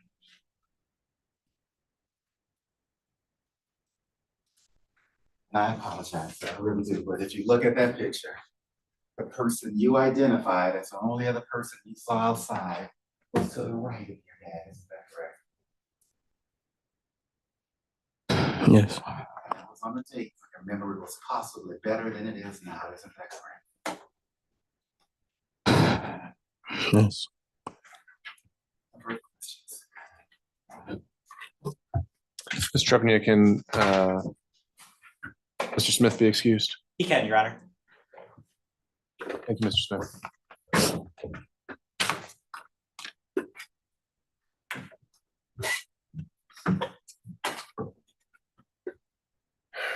Any estimates on how long the state's next witness would take? Or who that would be? The state's next witness will be Detective Wood, Your Honor. I don't believe that he will take a significant amount of time. The witness after that will be a fairly long witness. All right, well, let's go with Detective Wood.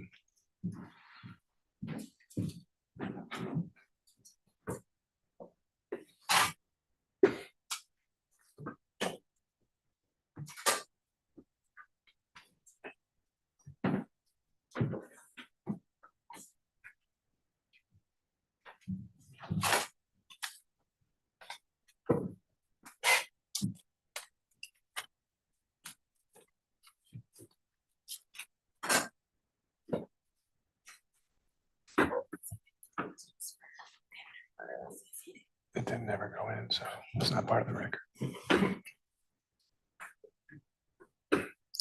All right, so just formally for the record, state may call its next witness. The state calls Detective Lance Wood.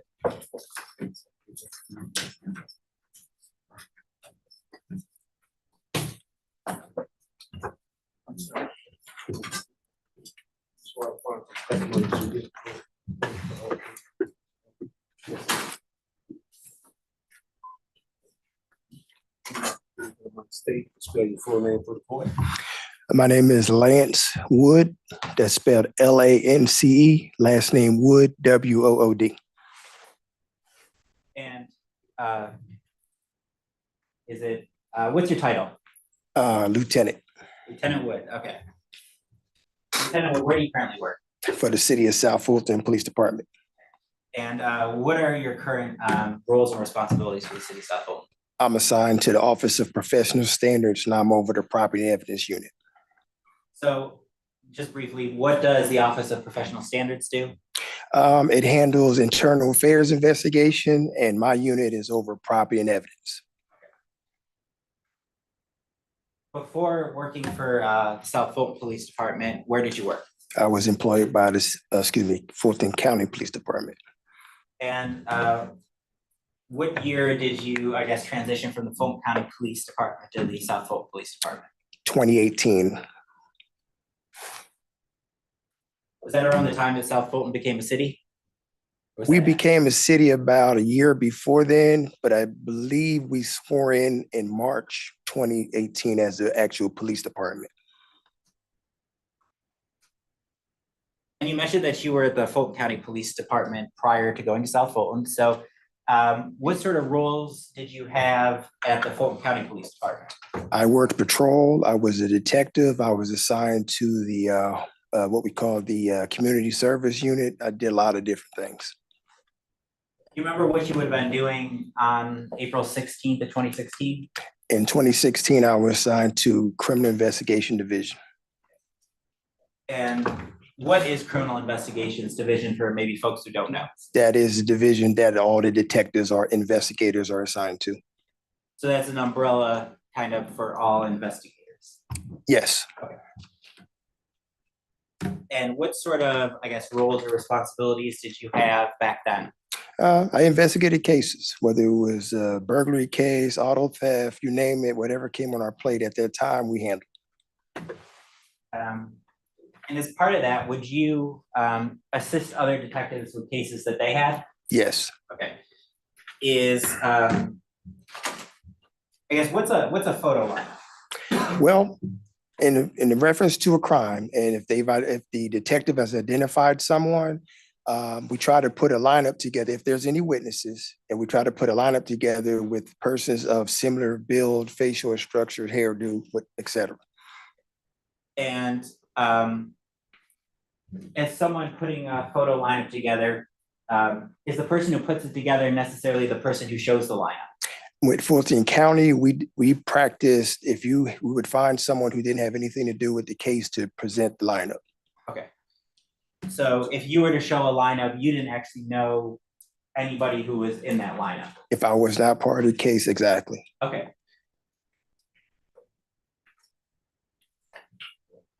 Now, on April 17th of 2016, did you show a lineup to an individual? Yes. And I'm going to show you what's been previously admitted as State's Exhibit 82. Do you recognize State's Exhibit 82?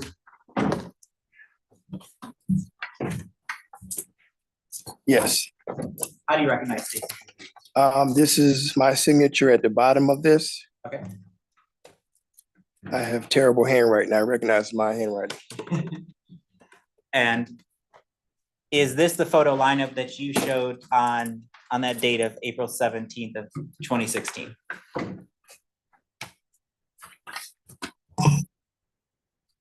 Yes. Okay. And did you have a chance to review that prior to coming in to testify today? No, sir. Okay. But you can tell based on the signature that you have there? Yes, that's my signature. And when you conduct a photographic lineup, do you read the photographic lineup affidavit? Yes. And did you do that in this case? Yes. And after you read it, does the person who you read that to initial or write their name? Yes. Okay. And did they do that in this case? Yes. All right. And you mentioned that when you show a lineup, the policy is that the person showing the lineup doesn't know if there's a suspect or doesn't know anybody who's in that photo lineup. Is that right? That is correct. But at Fulton County, you would go and you'd find another detective and they would ask them to present the lineup for you. So this incident at 2727 Godby Road, apartment N7, that's on the front page of this photographic lineup affidavit form. Did you do anything in relation to that case? No, sir. So do you remember who asked you to show that photographic lineup? That was Detective Hamilton. Detective Hamilton. And when you showed that photographic lineup, how many photographs are in a photographic lineup? May I look, please? Yes, of course.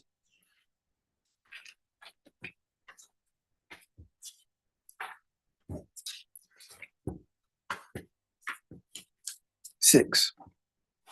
And are 6 photographs standard for showing the photographic lineup? Yes.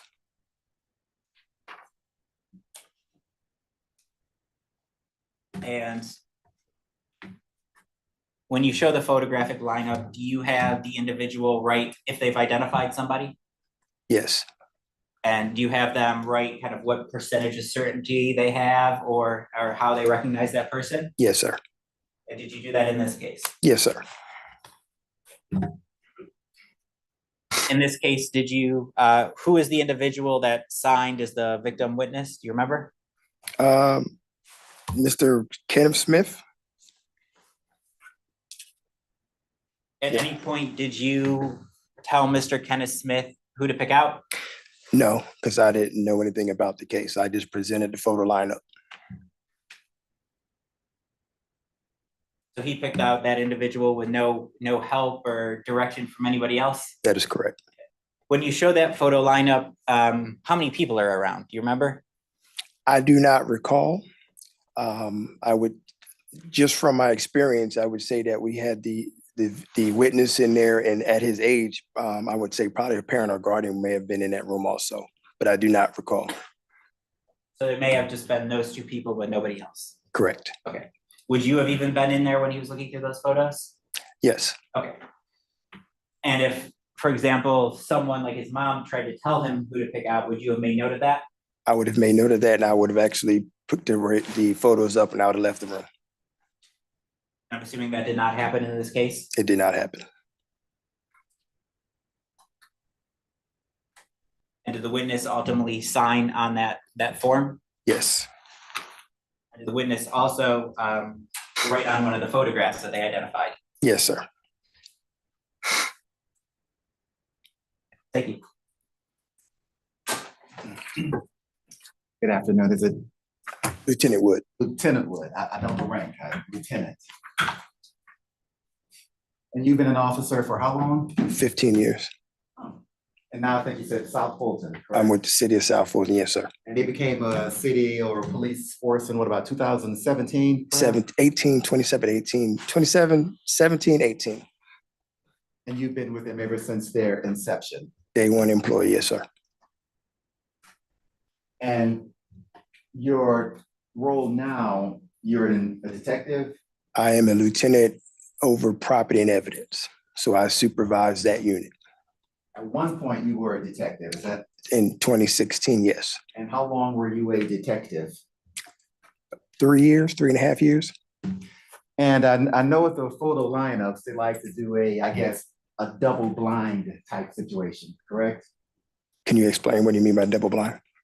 A double blind in that you don't know yourself who the suspect, so to speak, is. Isn't that correct? That is correct, yes, sir. So it should be unknown to the person who's looking at it. You don't know whether they know or not, and you don't know who that person is, correct? But you always stay in a room when they look at the pictures. Yes. And being that it's double blind, they don't want the person who actually is investigating the case to show the pictures, right? That is correct. I guess there is a theory, however true it may be, that if the person who's showing the pictures actually knows who the perpetrator is or the suspect, they may somehow give an indication to the person who's looking at the lineup. Is that fair to say? That's fair to say. So since it was double blind, you personally have no way of knowing whether that person who's identified is a suspect or not. That is correct. And I think it mentions that, is this the person that perhaps is responsible for the crime or something like that, right? Yes, sir. And you have no way of knowing if that person, that the subject to whom you're showing the picture is picking out a person who has been thoroughly investigated or not thoroughly investigated. Is that fair to say? That is fair to say, yes, sir. And what time was it when you showed this picture to the young man? I do not recall. Is it not indicated on the form somewhere? No, sir, not that I can see.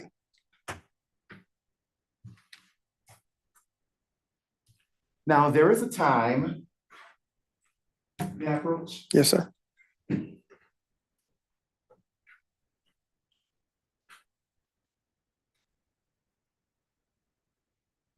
What does the numbers 2239 mean? I did not see that. That is a time. That is 10:39 or 4:16:16. Now, does that indicate that is the time when you Yes, showed the young man the picture? Yes, sir. That would have been the time. Yes, I did not see that. Who was it who asked you to show that lineup? That would have been Detective Hamilton.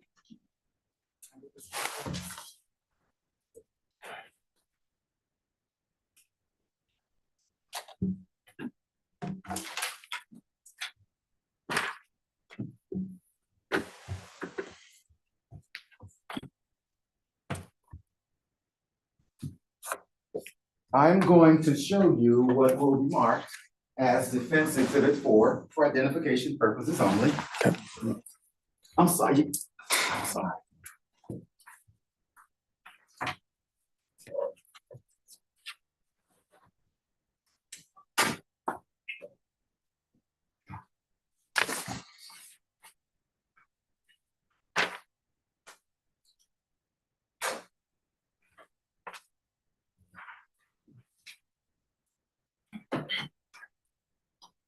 Lieutenant, Yes, sir. Lieutenant Wood. I was a sergeant, I don't know the difference between the two. Lieutenant Wood, do you know what that is? This is a crime scene log. What is a crime scene log? So we have a crime, and I'm just going to use an example of a homicide. Once we get out there and secure the area, we try to make a note of everybody who was actually on scene, what their signature, what agency they were, what time in and what time out. What time did Detective Hamilton arrive on scene? Objection, Your Honor. Withdrawn. And looking at that, I'm sorry, what's it called? Crime scene log? Crime scene log. Does it indicate? And again, objection, Your Honor. This item is not in evidence. Again, do you know what that is, sir? Yes. What is it again? A crime scene log. Is it a fair and accurate depiction of a crime scene log as done as made by the Atlanta Police Department? Fulton County Police Department. Fulton County Police Department. Yes, this is rendering what we normally would have done then on a crime. Yes. All right, I move for the introduction of Defense Exhibit 4. The state would object. The foundation has not been laid that this individual knows this particular crime scene log.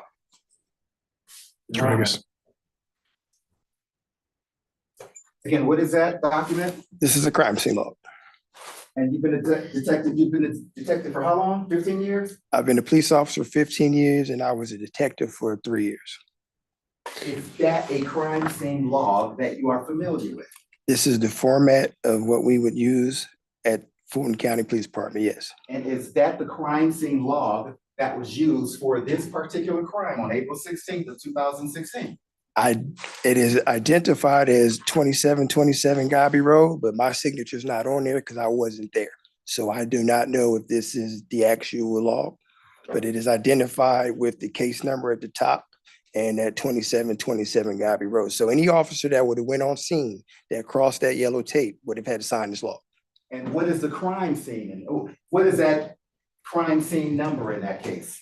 All right, yeah. Object to. All right, thank you, Mr. Trepanier. Use of this piece of evidence that has been admitted. All right, Mr. Regis, I have to sustain the objection. He can say that it's a crime scene log. He can't say it's the crime scene log. So, as you testified, anyone who would have come on that crime scene would have had to sign a crime scene log, correct? Police officer, that is. Police officer. Yes, sir. And in addition to signing it, they would have put the time that they arrived on the crime scene, correct? Yes. Do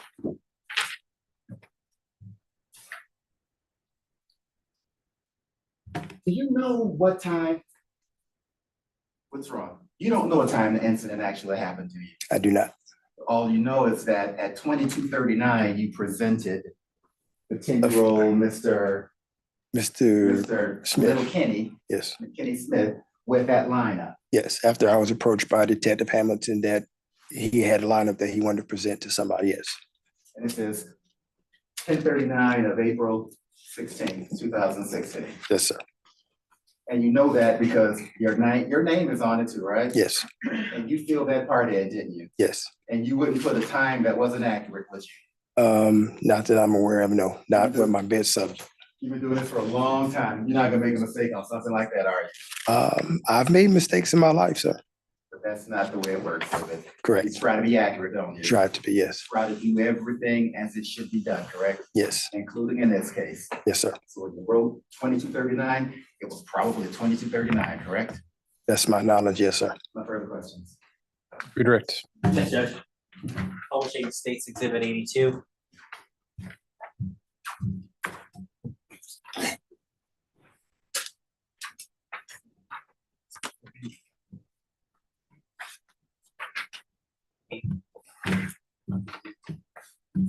So let's blow up the portion where it says 2239 there.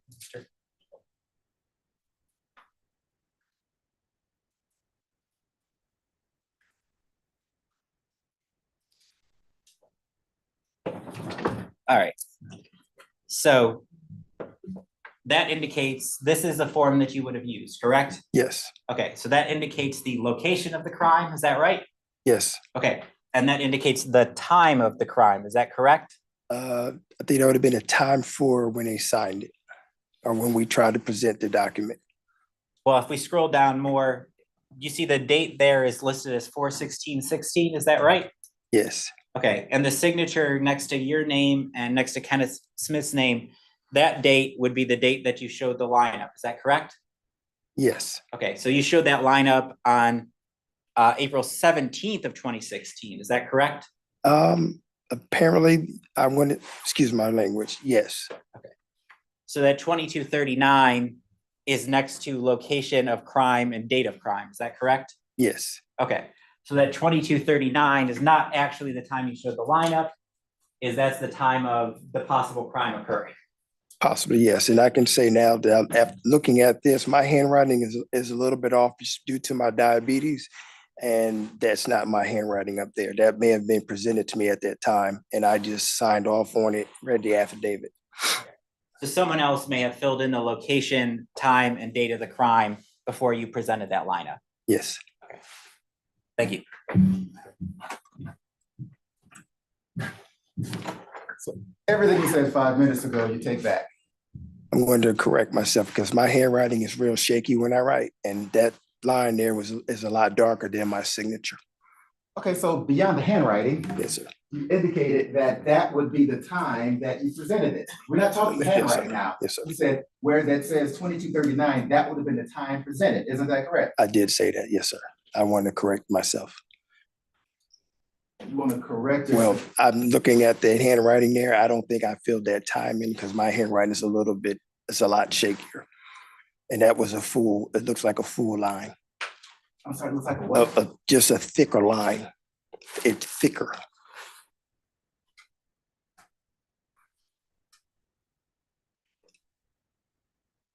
I'm sorry, what looks thicker? The number, how it's written on 2727 Gobby Road is darker than my signature, which is a little more shakier at the bottom. As far as if you can put it back up here on the screen, but my handwriting is a lot shakier at the bottom where I signed Lance Wood. It's lighter than the 2727 Gobby Road.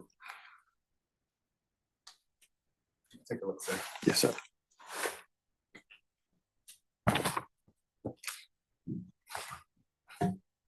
My handwriting is a little bit more shakier right there, and that's a little darker than right down here. That's what I'm trying to say.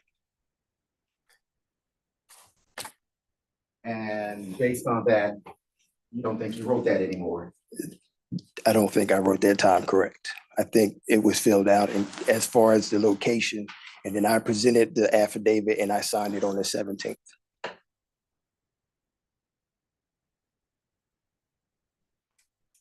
Is that the way it's done? Where people fill out the photographic lineup affidavit in tandem? We can put a lineup together because how you put up a lineup, you try to find someone that matches the characteristics.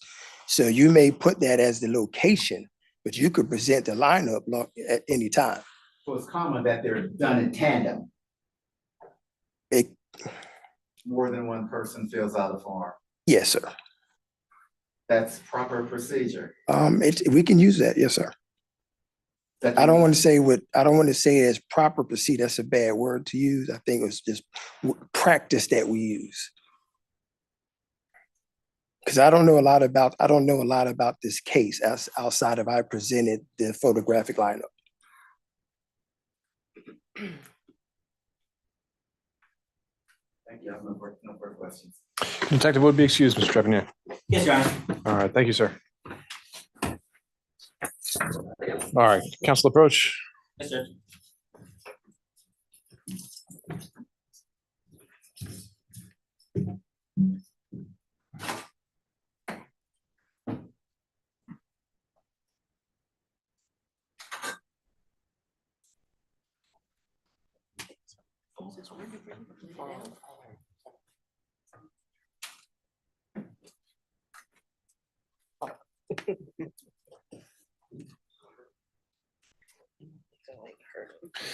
All right, members of the jury, I've been told that we are on track and on schedule. We've covered a lot of ground today. Thank you for all your patience and all your attention.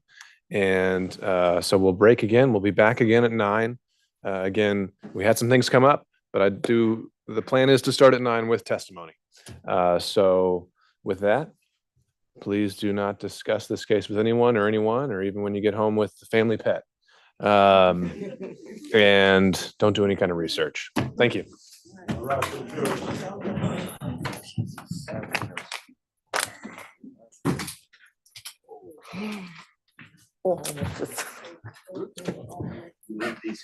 Let's have you leave your notes in the jury room.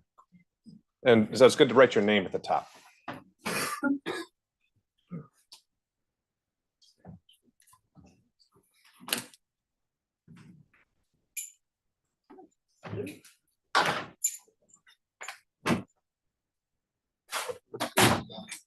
All right, before we break for the day, since we actually have kind of a 30-minute block of time potentially, having some idea maybe of the witnesses that may be called tomorrow, any potential motions in limine or evidentiary issues we could bring up now and talk about now. We start with the state. The state would not have any motions in limine regarding those witnesses tomorrow, Judge. All right. I don't know the witnesses, so I don't know what motions in limine, but I'm certainly willing to entertain discussion if the state is willing to share with the witnesses then in the call. I mean, as I indicated, I believe we're going to start with Tamara Glover tomorrow morning. So that's the forensics woman, the young, yeah. Okay. Okay. All right. Well, let me just start there. I know she would likely be qualified as an expert witness, and is based on the discovery you've received, Mr. Regas. Are you anticipating voir during this witness, or having any kind of objections to her qualifications, or is the cross going to be more substantive based on the nature of the interview itself? It'll be substantive based on the interview itself. Okay, fair enough. All right, let's have everyone back, and we'll try to get rolling right at 9 o'clock. Thank you, everybody. Thank you, Rama. We'll be off the record. I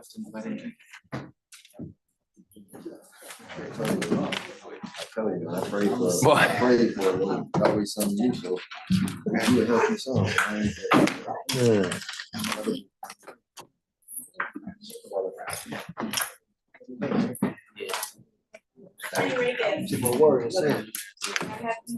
Yes, you may. Of course.